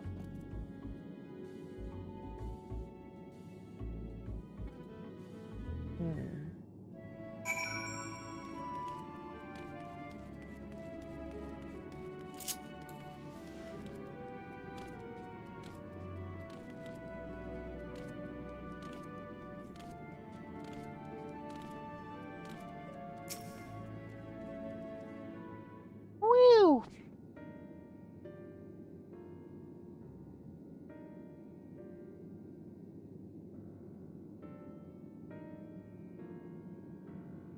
So, he knows no more than the others. Care to explain yourself, Growing Way? Well, you see, I misremembered. Yes, that's it. I misremembered. Terribly sorry about that. I'm afraid I'm drawing a blank. Try as I might, I can't remember who I was thinking of. On an unrelated note, what of Riange? I assume you spoke with him earlier, but what did he say? When did he say when he'd be returning? On his way to the Watcher's Palace with the Living Ray.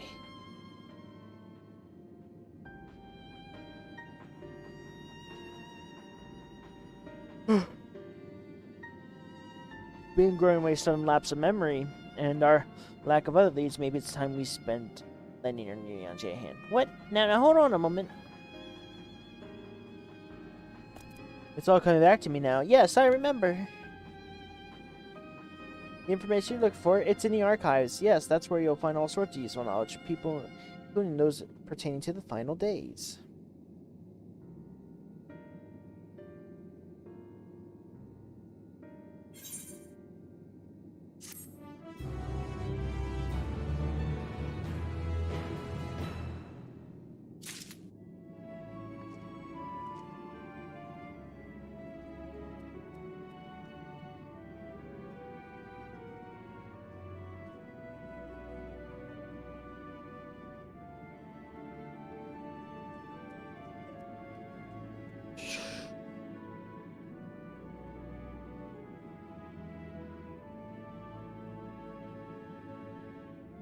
Alright.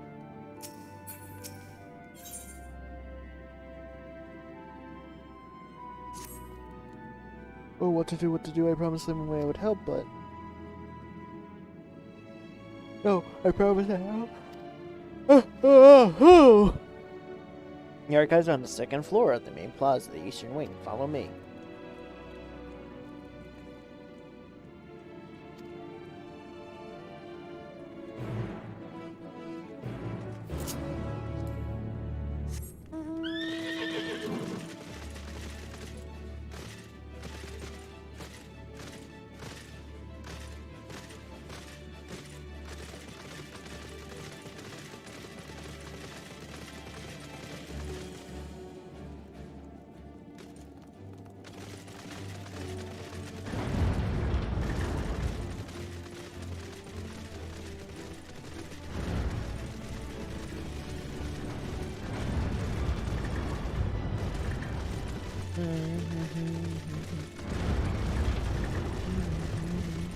Da da da da da da da da.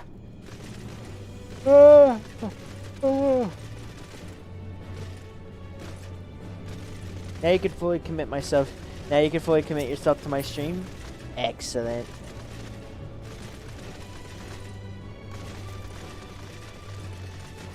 I beat the MSQ, so no more spoilers. Viet was in here earlier, saying how the MSQ got him crying in the club right now.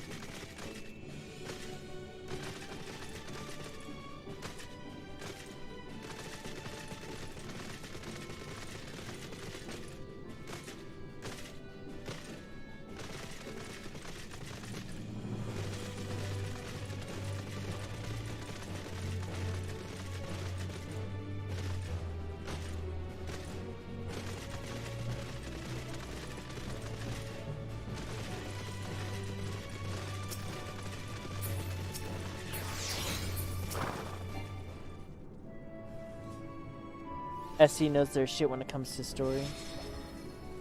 Alright, let's see what's going on.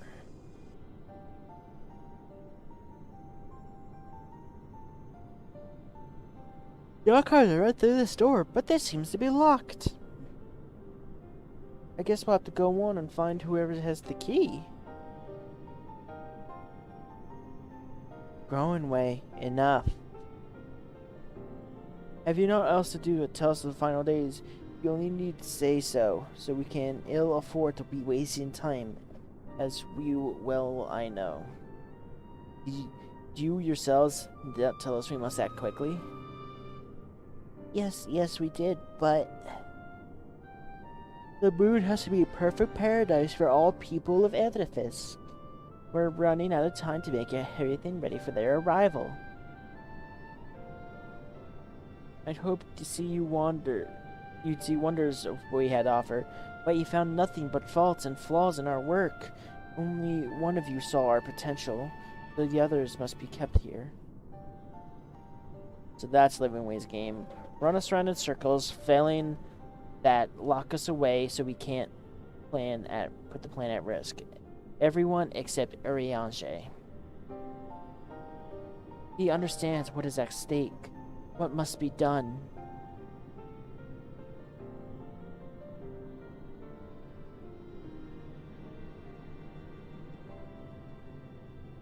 That said, final days, I wish to find it. We all do.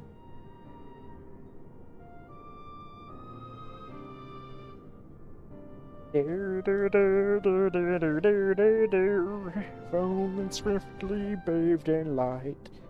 We may fail, but our efforts may prove something. But why would you take the risk? There's no room for ifs and maybes now. The people at risk will escape here to the moon, they'll be safe, and we'll finally get to see all their happily smiley faces. I'm sorry, but we can't let you leave. We just can't.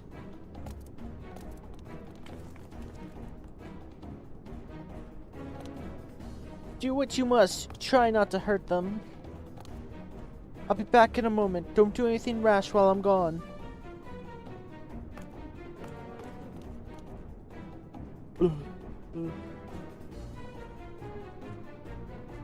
If we dally, they'll overwhelm us with sheer numbers.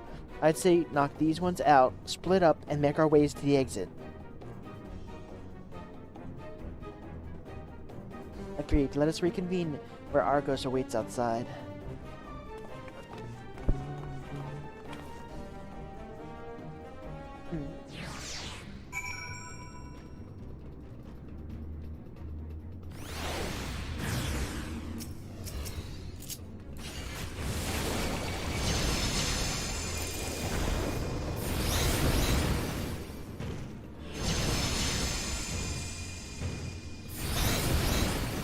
Sorry about that, bunnies. Uh-oh.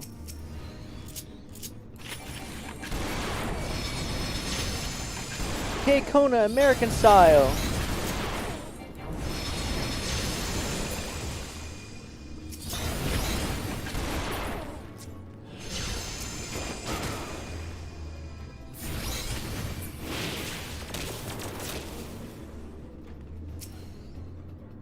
Please come quietly.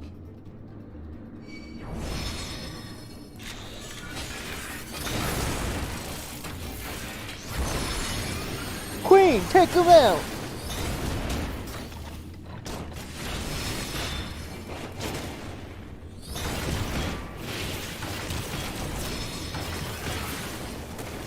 We have to save.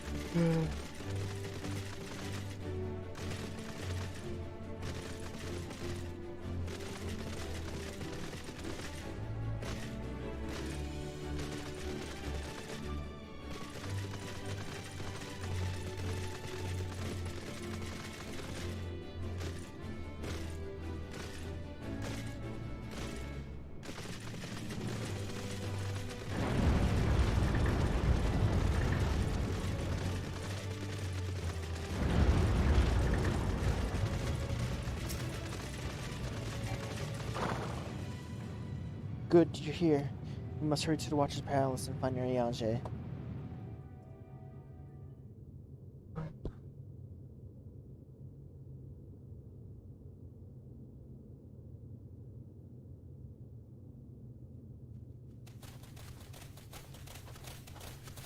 And what, pray tell, do we seek at the Watcher's Palace?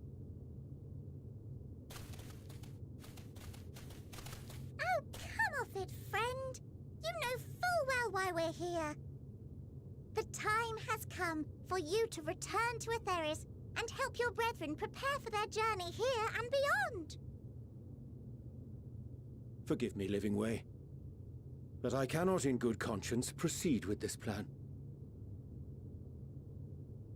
Huh? But what about the final days? The death and the doom?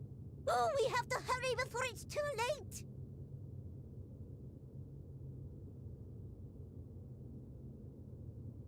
Your unflagging commitment to your duty is endearing, to say the least.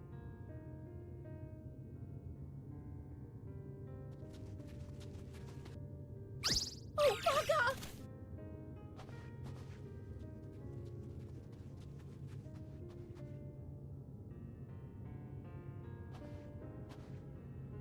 Be at ease.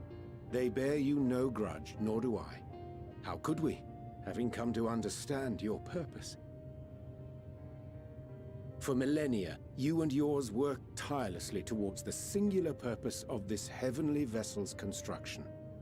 An arduous feat by any measure. 'Tis clear you have spared no effort. Why, your very names are a testament to your dedication.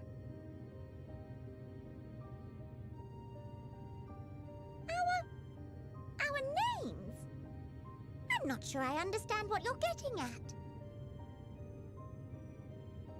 Names are an expression of the self, a declaration of one's hopes and aspirations.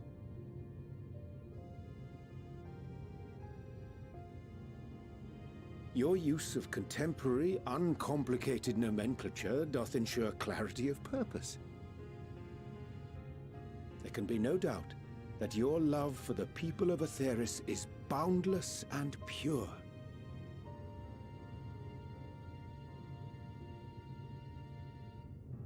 Yes! Yes! A most mellifluous phrasing!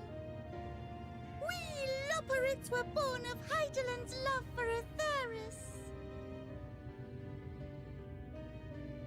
That shining, shimmering blue jewel, brightest star in the sky, brimming with life and possibilities. For as long as I can remember, I've toiled in anticipation of the day when this vessel might be needed. All I've ever wanted was to meet those she cherished so dearly, to serve and serve well. That goes for all of us, don't you see? So help us. Help us help them. Lead them here where we can keep them safe. If there's anything wrong with what we've built, we'll fix it. We'll make it right.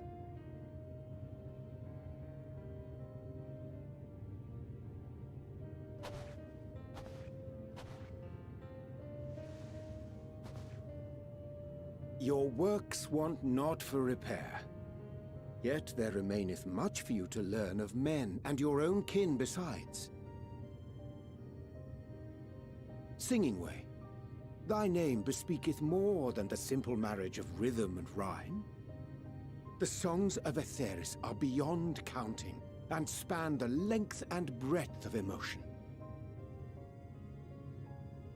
Maps are monuments to man's pioneering spirit and his devotion to charting the furthest reaches of our star. Many have devoted their lifetimes to exploratory pursuits, to venture unto the highest mountains and the deepest oceans in search of unknown frontiers. And thou, my friend, I do not think we've met. My name is Puddingway.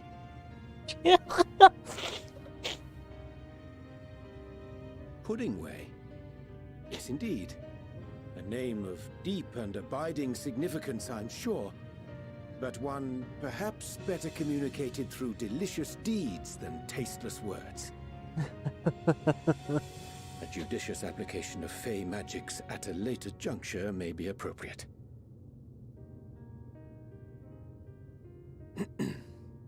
And Living Way. 'Tis no easy feat to convey the significance of thy moniker. When I was a bookish boy, a dear friend of mine was fond of peppering me with questions as I read, to my occasional annoyance. One day, I posed to her a question of mine own. What doth it mean to live?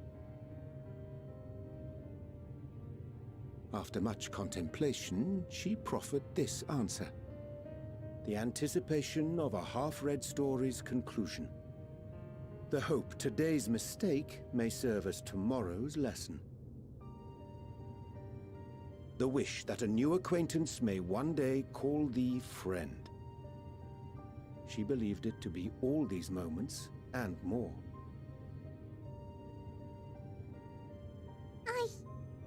I want to understand, but...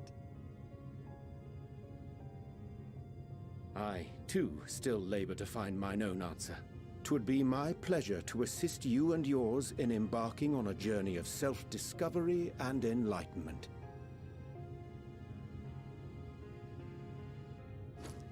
For thee. Ooh, what's that? Ink as blue as the waters of Aetheris. Made in haste, though I assure thee, the quality has not suffered for it. The people need not be persuaded by honeyed words. Nay, I have faith they shall do what is right in due course. Until they do, I beg your patience, friends. And with that ink, let us fill the empty pages of Living Way's compendium. An open exchange of ideas will surely afford you all a better understanding of modern man, and with it, ideas for improvements and renovations. But more importantly, it shall empower us to together find a way forward. I don't mean to yawn, it's just... nuts. I hope you're right. Thank you for this lovely gift.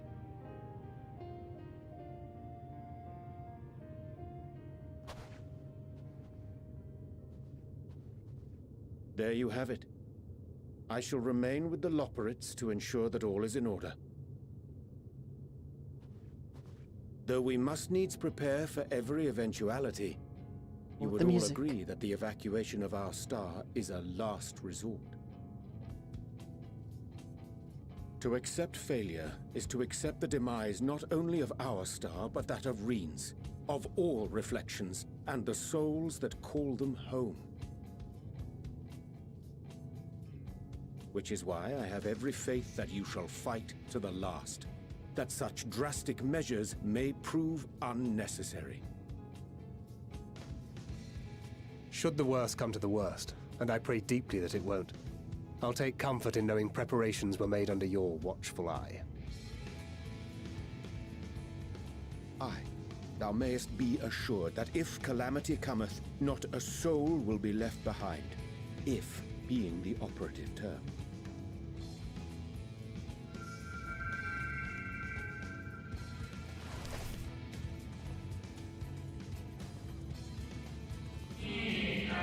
That flower.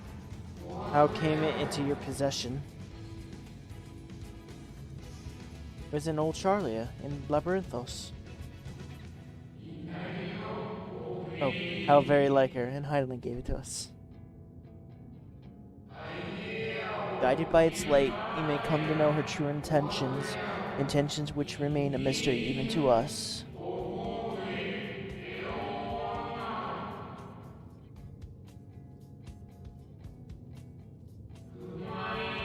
In our time, we call it Elpis. You would do well to remember the name.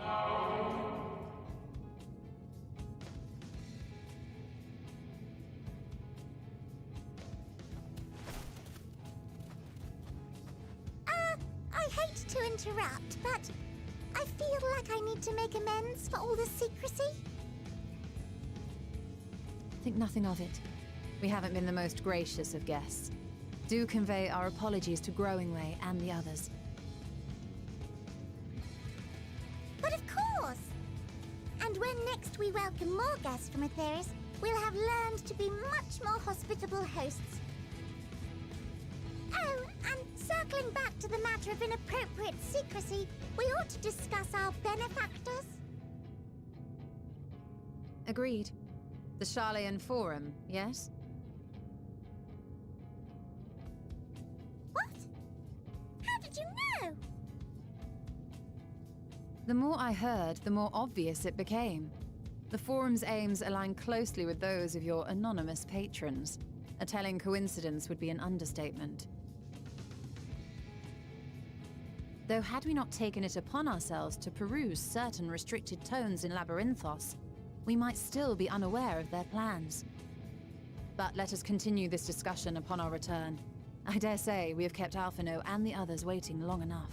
Mm-hmm.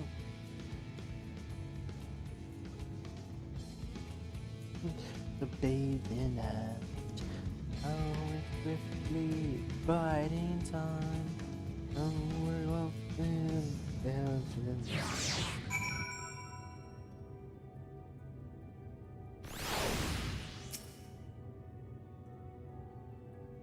Right. Yep. Part ways is the time for my absence, but I have the utmost faith in you and all our fellow Scions. When next I return to Ephesus, I pray to find you all in good health and good spirits.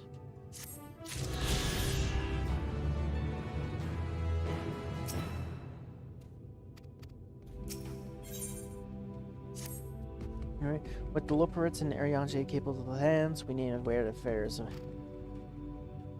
Knowing the face of our earthly collaborators, there is much to discuss with Alphino and the others. Let us return to the Battle of Babel. Our battle on the stars begin in earnest. We must be prepared.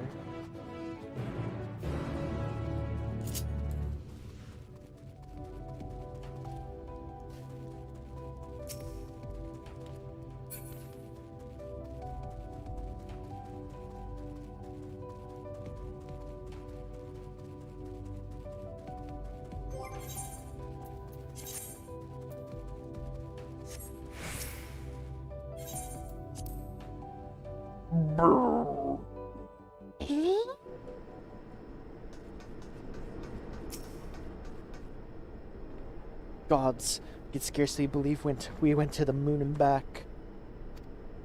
But we'll have time to reflect on that later. Right now, we need to head back to Camp Broken Glass and deliver our thorough report to everybody.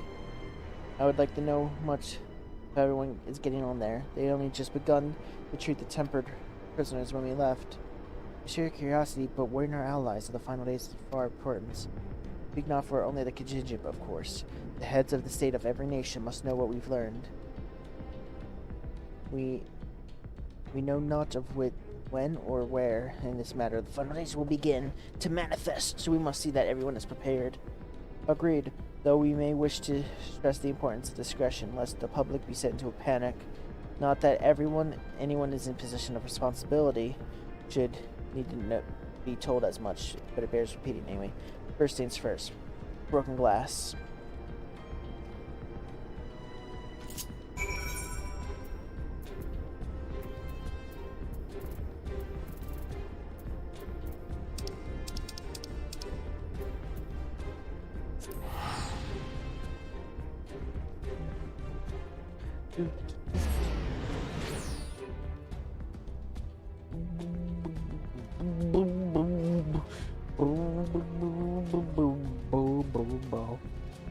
Going swiftly, biding time.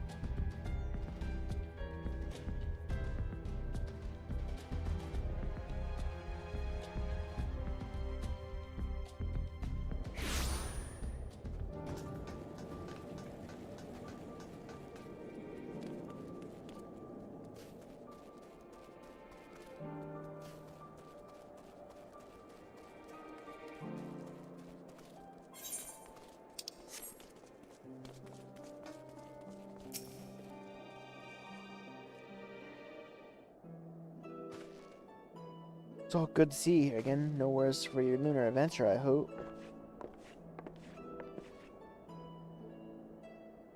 We've done what we can for now, and believe me, we intend to tell you all about it. Before we do, you might tell us what came of Gornamod in our absence. We succeeded in subduing the tempered inside the Tower of Babel. We took many alive, but combined with those who are already in our custody, the number requiring care has grown exponentially.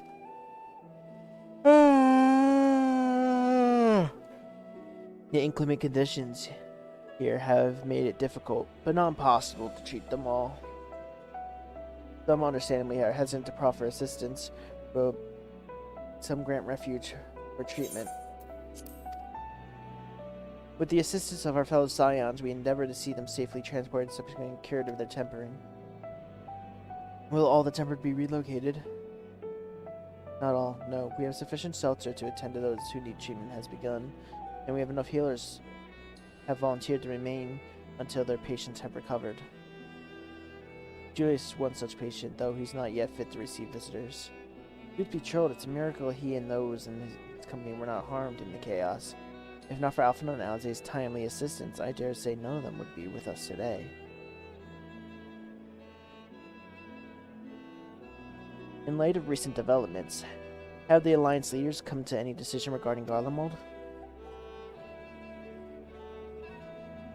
Given the tremendous ramifications of what has happened here, it will take time to determine what must be done. In the meantime, they intend to work with the Eastern Alliance to keep watch over the provinces. We have other news to share. Shortly after Amina was defeated, we received reports that each and every tower has vanished. For Mercy, the process was apparently not quite as violent as you experienced in Vadnir. Those trapped within have been rescued and receiving treatment. To hasten the endeavor, the beast tribes have received instructions to use magics needed to cure tempering. Master Matoya is no doubt thrilled about Mother Porixia affords her so many visitors. Yes, and we're grateful for her ongoing efforts, as well as those of our comrades near and far. As a contingent, several of our members have been granted leave to return to their homelands after the transfer of Tempered has been completed. Lucia and I will remain, along with a small force, to continue offering aid to those here in Garlemald. The Empire may be no more, but there are yet those who call this land home. I believe that accounts for the recent events here. So, what about the moon and the Tarafaroi? Where to start? We killed Zodiark, but now, because he's dead, the final days are sure to happen.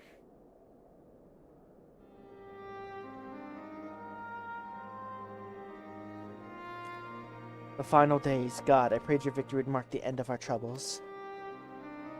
There is still so much we do not know, but the Alliance leaders must be told. Everyone to contact them in our stead. Of course, I'll send word forthwith. We will also release your scions for their present duties, so that they may return to Charlia. Your energies are better spent finding means to avert the coming apocalypse. Speaking of your fellow scions, you'll be happy to hear that Mistress Cryo, though still in the men, has been moved to the Baldician Annex and given into Tataru's care. Thank you. We look forward to seeing them move upon our return. Let us be on our way then. One last thing, if I may. After your confrontation with Zodiarch, you said Xenos took his leave, and in all likelihood, he has returned here to Garlemald. I have the mind to dispatch scouts to try to ascertain his whereabouts, but first, wish to ask you if you believe in the merit in doing so.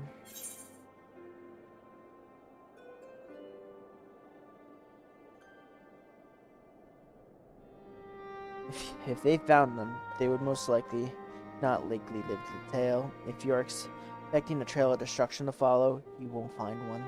An admirable but futile endeavor. You won't find destruction in his wake. Aye, you're the only foe he considers worthy. And even if my men found him, but not who only hope to bring low that monster. I forget I entertained the notion. While on the subject of Xenos, the 10th Legion has made an official proclamation. They denounce the Crowned Prince and condemn his role in the Empire's downfall. His very title has become the source of shame amongst its former subjects, and has continued as it only serves to hinder relations with foreign nations. For this reason, he has been declared as Xenos Viator Galvus, outcast and enemy of Garlemald.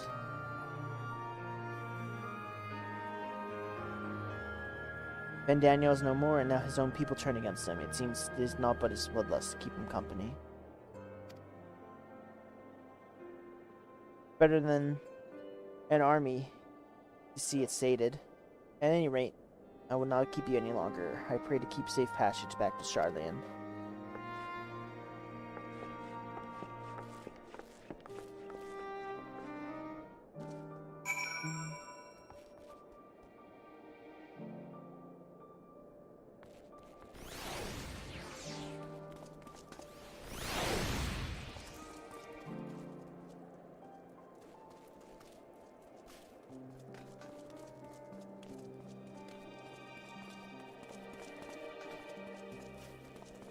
Oh. I don't know why.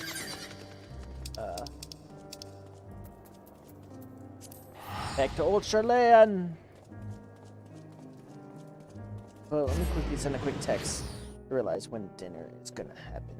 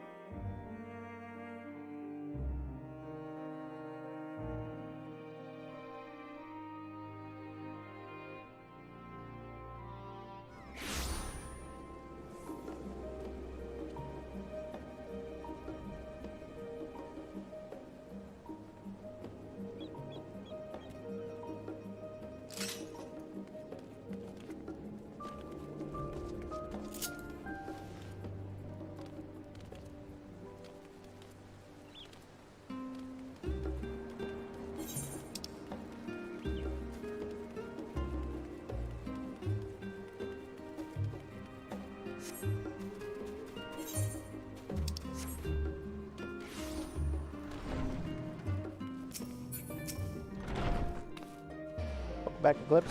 I was so totally worried about you, though it is plain to see the cause of my own fair share of worry, and for that I apologize.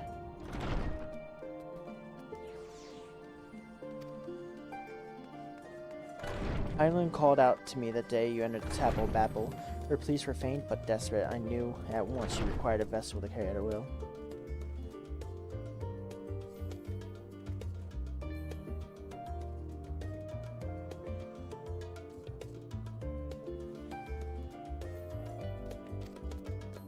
What came after feels like a dream barely remembered, my body flowing through the light stream towards Garlemald. And when I regained consciousness, I was all aches and frostbite, exhausted of aether. So exhausted, in fact, that I could only laugh. Where at that moment I understood Raha's weariness of the tower resort. Oops. Perhaps we should wait until the others join us before you give us your account. Let us reconvene in the main hall once they have arrived.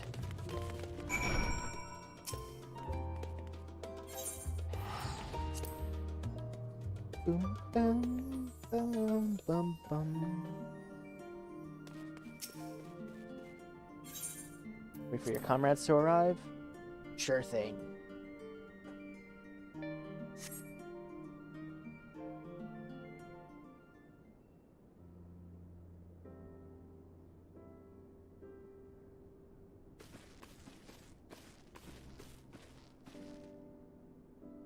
Sorry to kept you all waiting. Not at all. We understand you've been quite busy. Will Iriage be joining us? Duty keeps him away, I'm afraid, though Eclipse can explain why better than I. This dude's on the moon helping rabbits build a spaceship.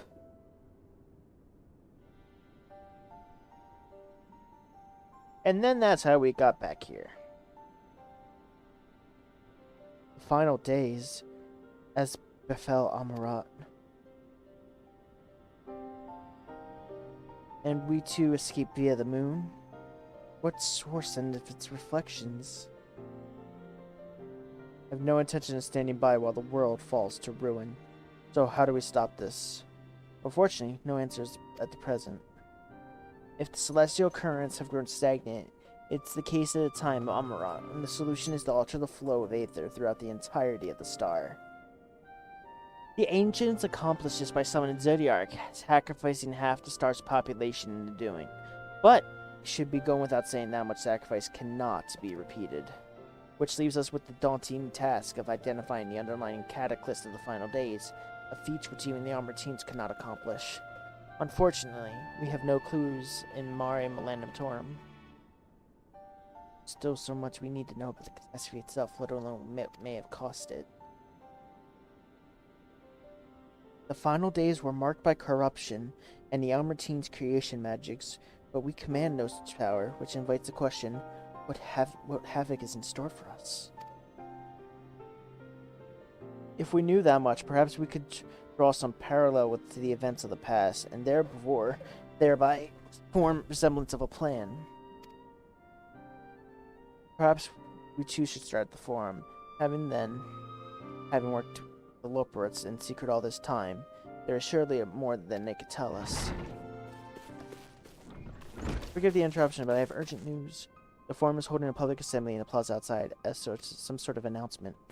What's Father up to now? One way to find out.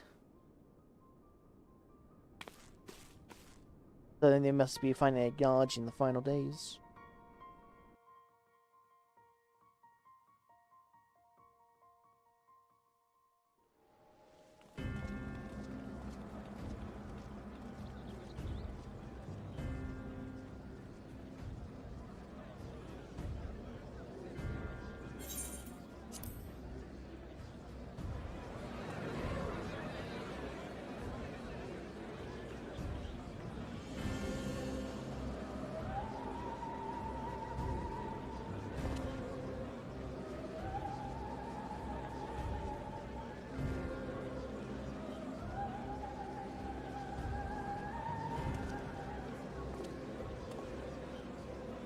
Order! Order, I say!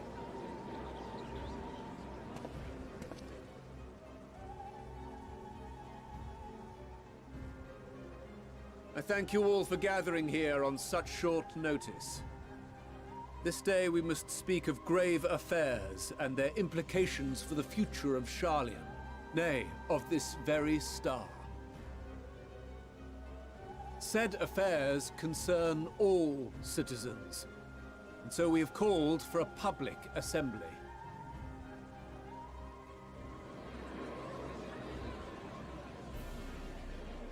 You may have heard rumors of the Telophoroi and the havoc these madmen wreak abroad. Under normal circumstances, we would pay little heed to petty disturbances outside our borders. The final days, however, are another matter altogether. For we dare not ignore these prophetic words of Eld. The Endbearers will come, ushering chaos and calamity. The final days descend and devour the very star.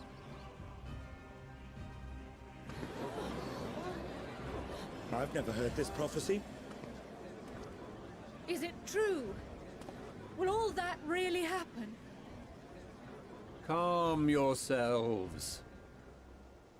The time has come to speak of the Forum's most sacred duties. But first...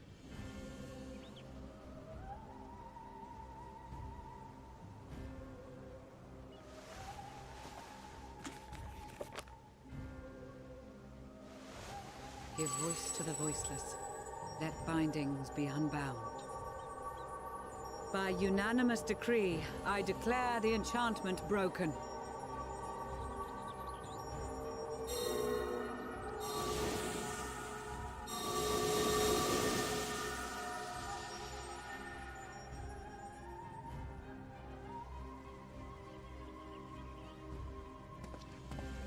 Master Leveilleur, if you would. Very well.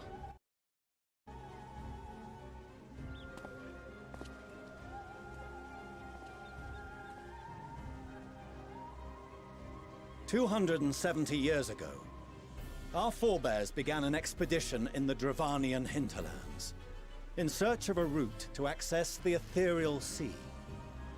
This much is public knowledge. Their findings, however, would become the Forum's most closely guarded secret. What those researchers discovered in the hinterlands was not a passage unto the ethereal sea, but the very heart of our star, and Hydaelyn herself.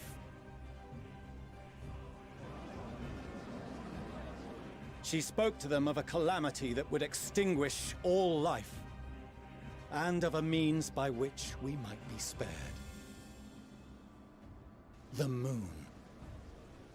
'Tis in truth a gargantuan vessel built to serve as sanctuary for her children and deliver them from this doom. Much like Nunkref's hope in ages past, it will bear the people of a world in the throes of death to a new home. Needless to say, this will be no small undertaking. To facilitate the great work, the Forum has maintained close contact with the servants of Hydaelyn, who presently reside on the moon. Convinced that the foretold end was all but inevitable, we began amassing a wealth of knowledge, not merely for the betterment of our nation, but in preparation for the journey to come. You reveal this to us now? By the gods, how long do we have?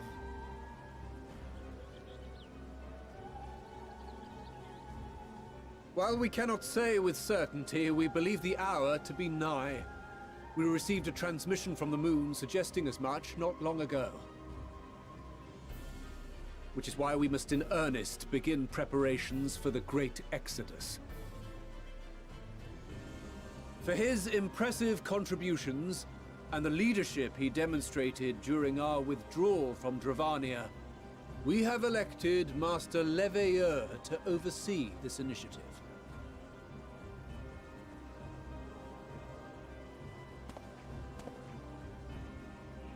Fellow scribes and scholars, my countrymen, we face a threat of unprecedented scale.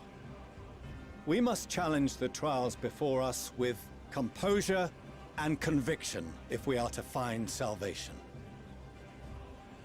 The wisdom of Sharlayan has ever been a shining beacon in the darkness, and so it shall continue to be.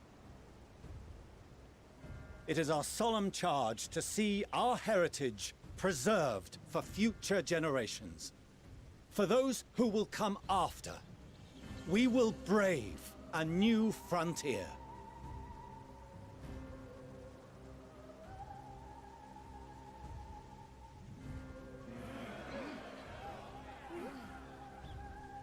Administrative edicts will be relayed to all major institutions ere long. In the meantime, carry on with your duties. With that, I hereby call this assembly to a close.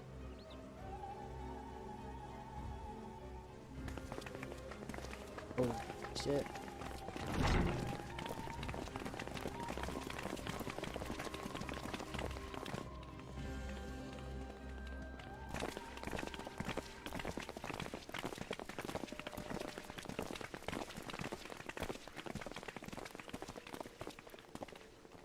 Do you remember what Mother told us when we visited home? That it wasn't until after we were born that Father seemed to lose himself in his work. If that great work of his was the evacuation of this star, then... Yes. It wasn't for his benefit.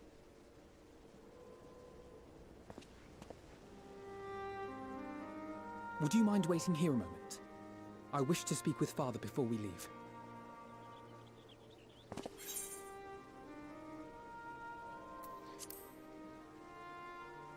Take your time. Thank you. I shan't be long. If it's all the same to you, I have a few choice words to share with Father as well.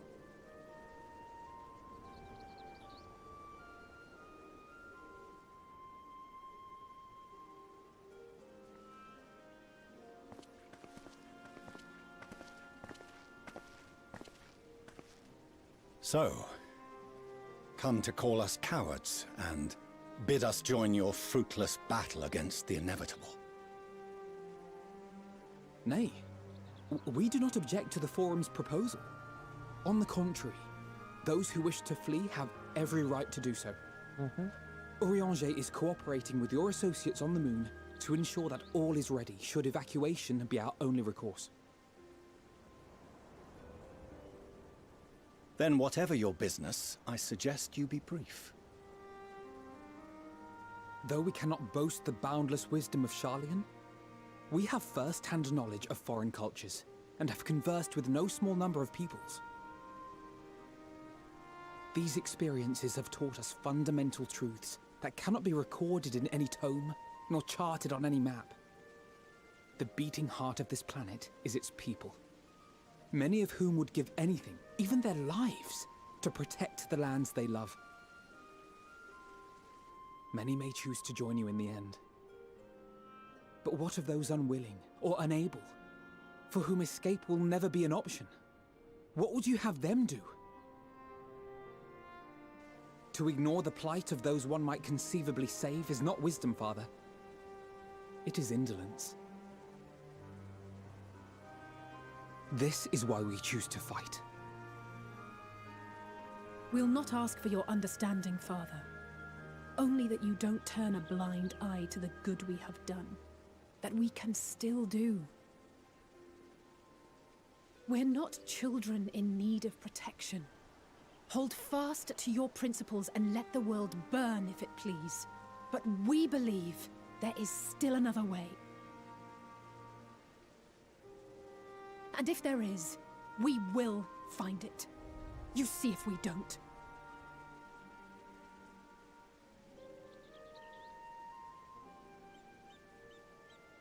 Do as you will. Just stay out of our way.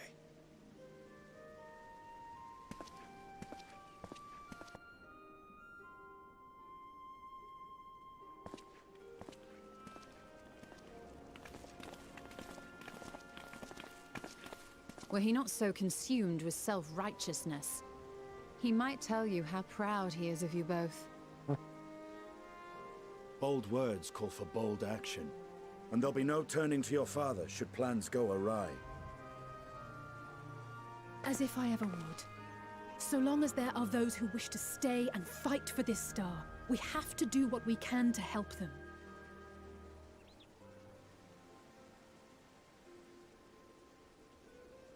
And if we're to do that, will need to be well rested. Wouldn't you agree?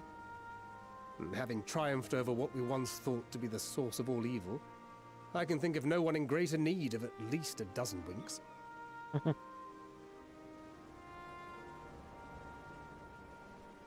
Shall we then?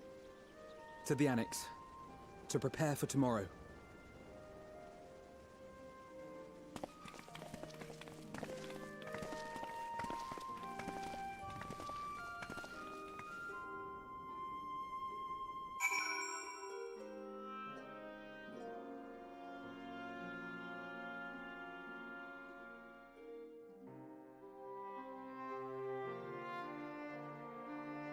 This is the most cutscene I've watched in around 4 years. I saw you type in FC chat, Freddy, and I'm just like, oh, Freddy's back.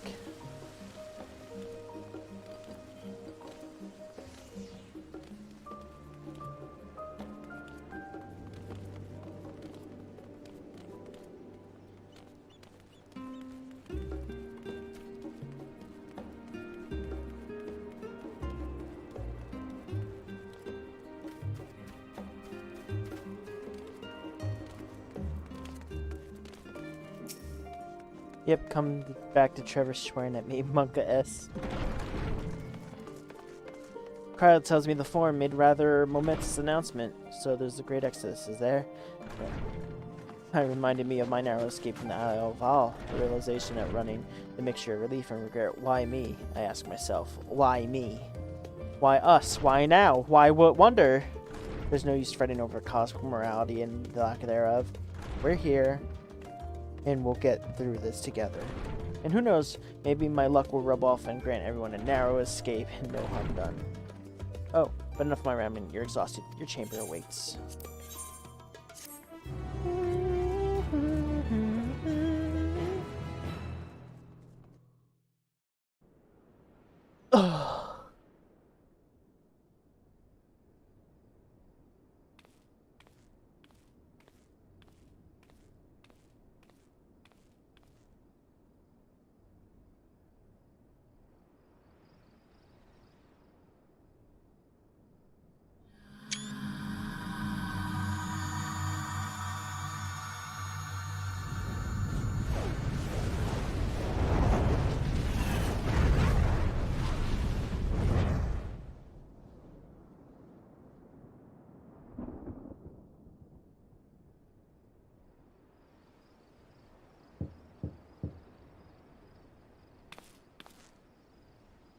A visitor has come knocking at your door. Whoever could it be? Oh, do I get to pick who I get to spend time with before the final days?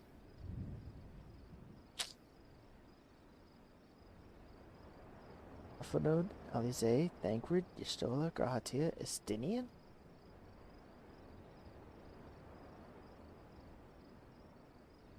Honestly, it should be Graha.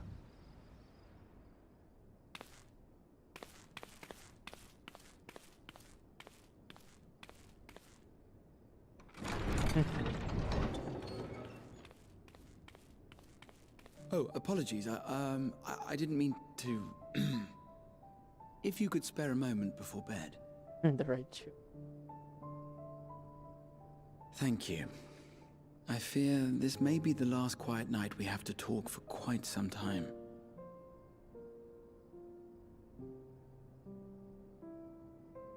Your husbando. I am troubled of late. Unwarranted concerns, perhaps. I hope. Nevertheless, I feel compelled to share them with you. Okay. Though you have bested your enemies thus far, Xenos and even Zodiac, your victories have come at a considerable cost to yourself. No one is without their limits, and you are no exception. I worry the added weight of the final days will prove more than you can bear. It is surely too much for any one man. But you needn't bear it alone. let me share your burden. My, carrying capacity pales in comparison to yours, but I could still help. Shoulder the occasional satchel from your ever-growing mountain of, baggage. You have already done so much to help relieve me of mine own encumbrances. 'Tis only fair that I repay you in kind. Of course, it needn't be only troubles we share. Moments of joy may seem few and far between now, but there will come a time when we look back fondly on this journey. The inquiry at the Forum, our march through the snows of Garlemald, our impromptu dinner in this very room. All of it. And that is to say nothing of the journeys yet to come. To the ends of the world and beyond.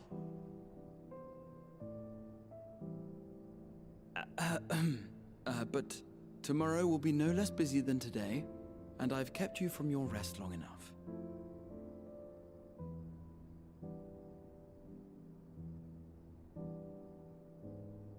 Sleep well, my friend.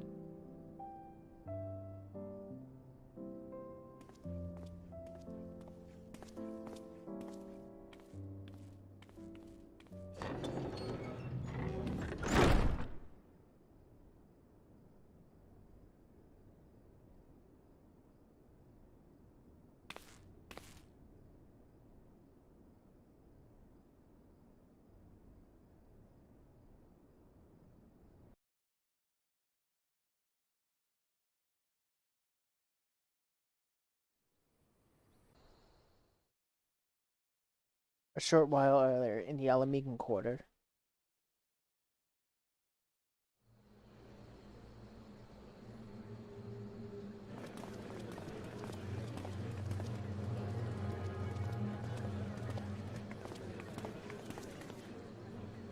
Thank the gods that tower is gone.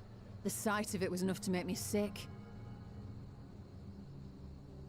Thank the Ilsabar contingent, more like. Word is, they fought their way into Garlemald and toppled the bloody thing themselves. Not just the one, neither. All the towers have up and vanished. Aye, I heard the same. Commander Aldin and his troops helped keep casualties to a minimum, too.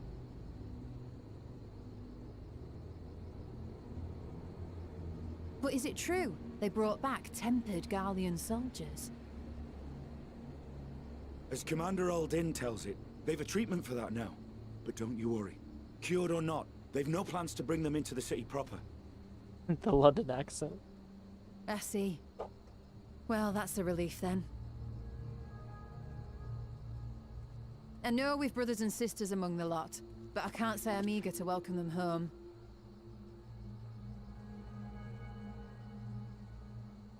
Wanted to think about it for a while yet. They're to be looked after in Alagana for the time being.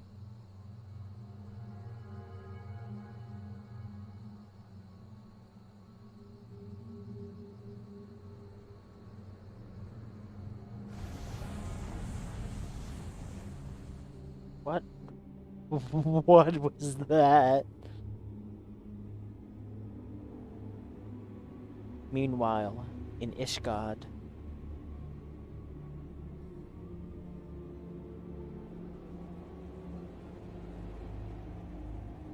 Dark side.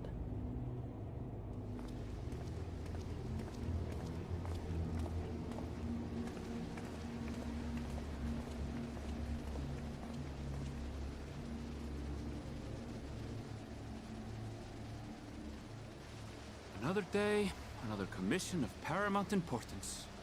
Ernville. Oh, what have we here?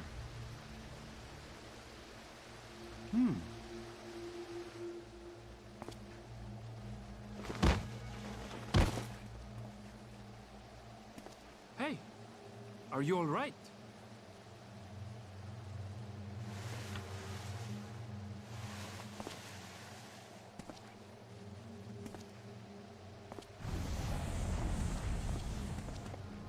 Was that? No. The shadows play tricks, nothing more.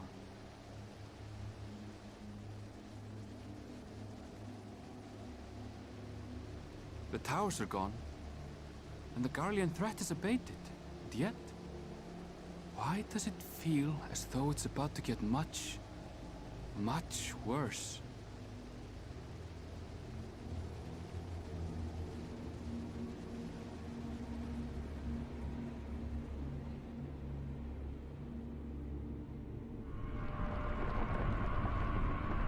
Oh.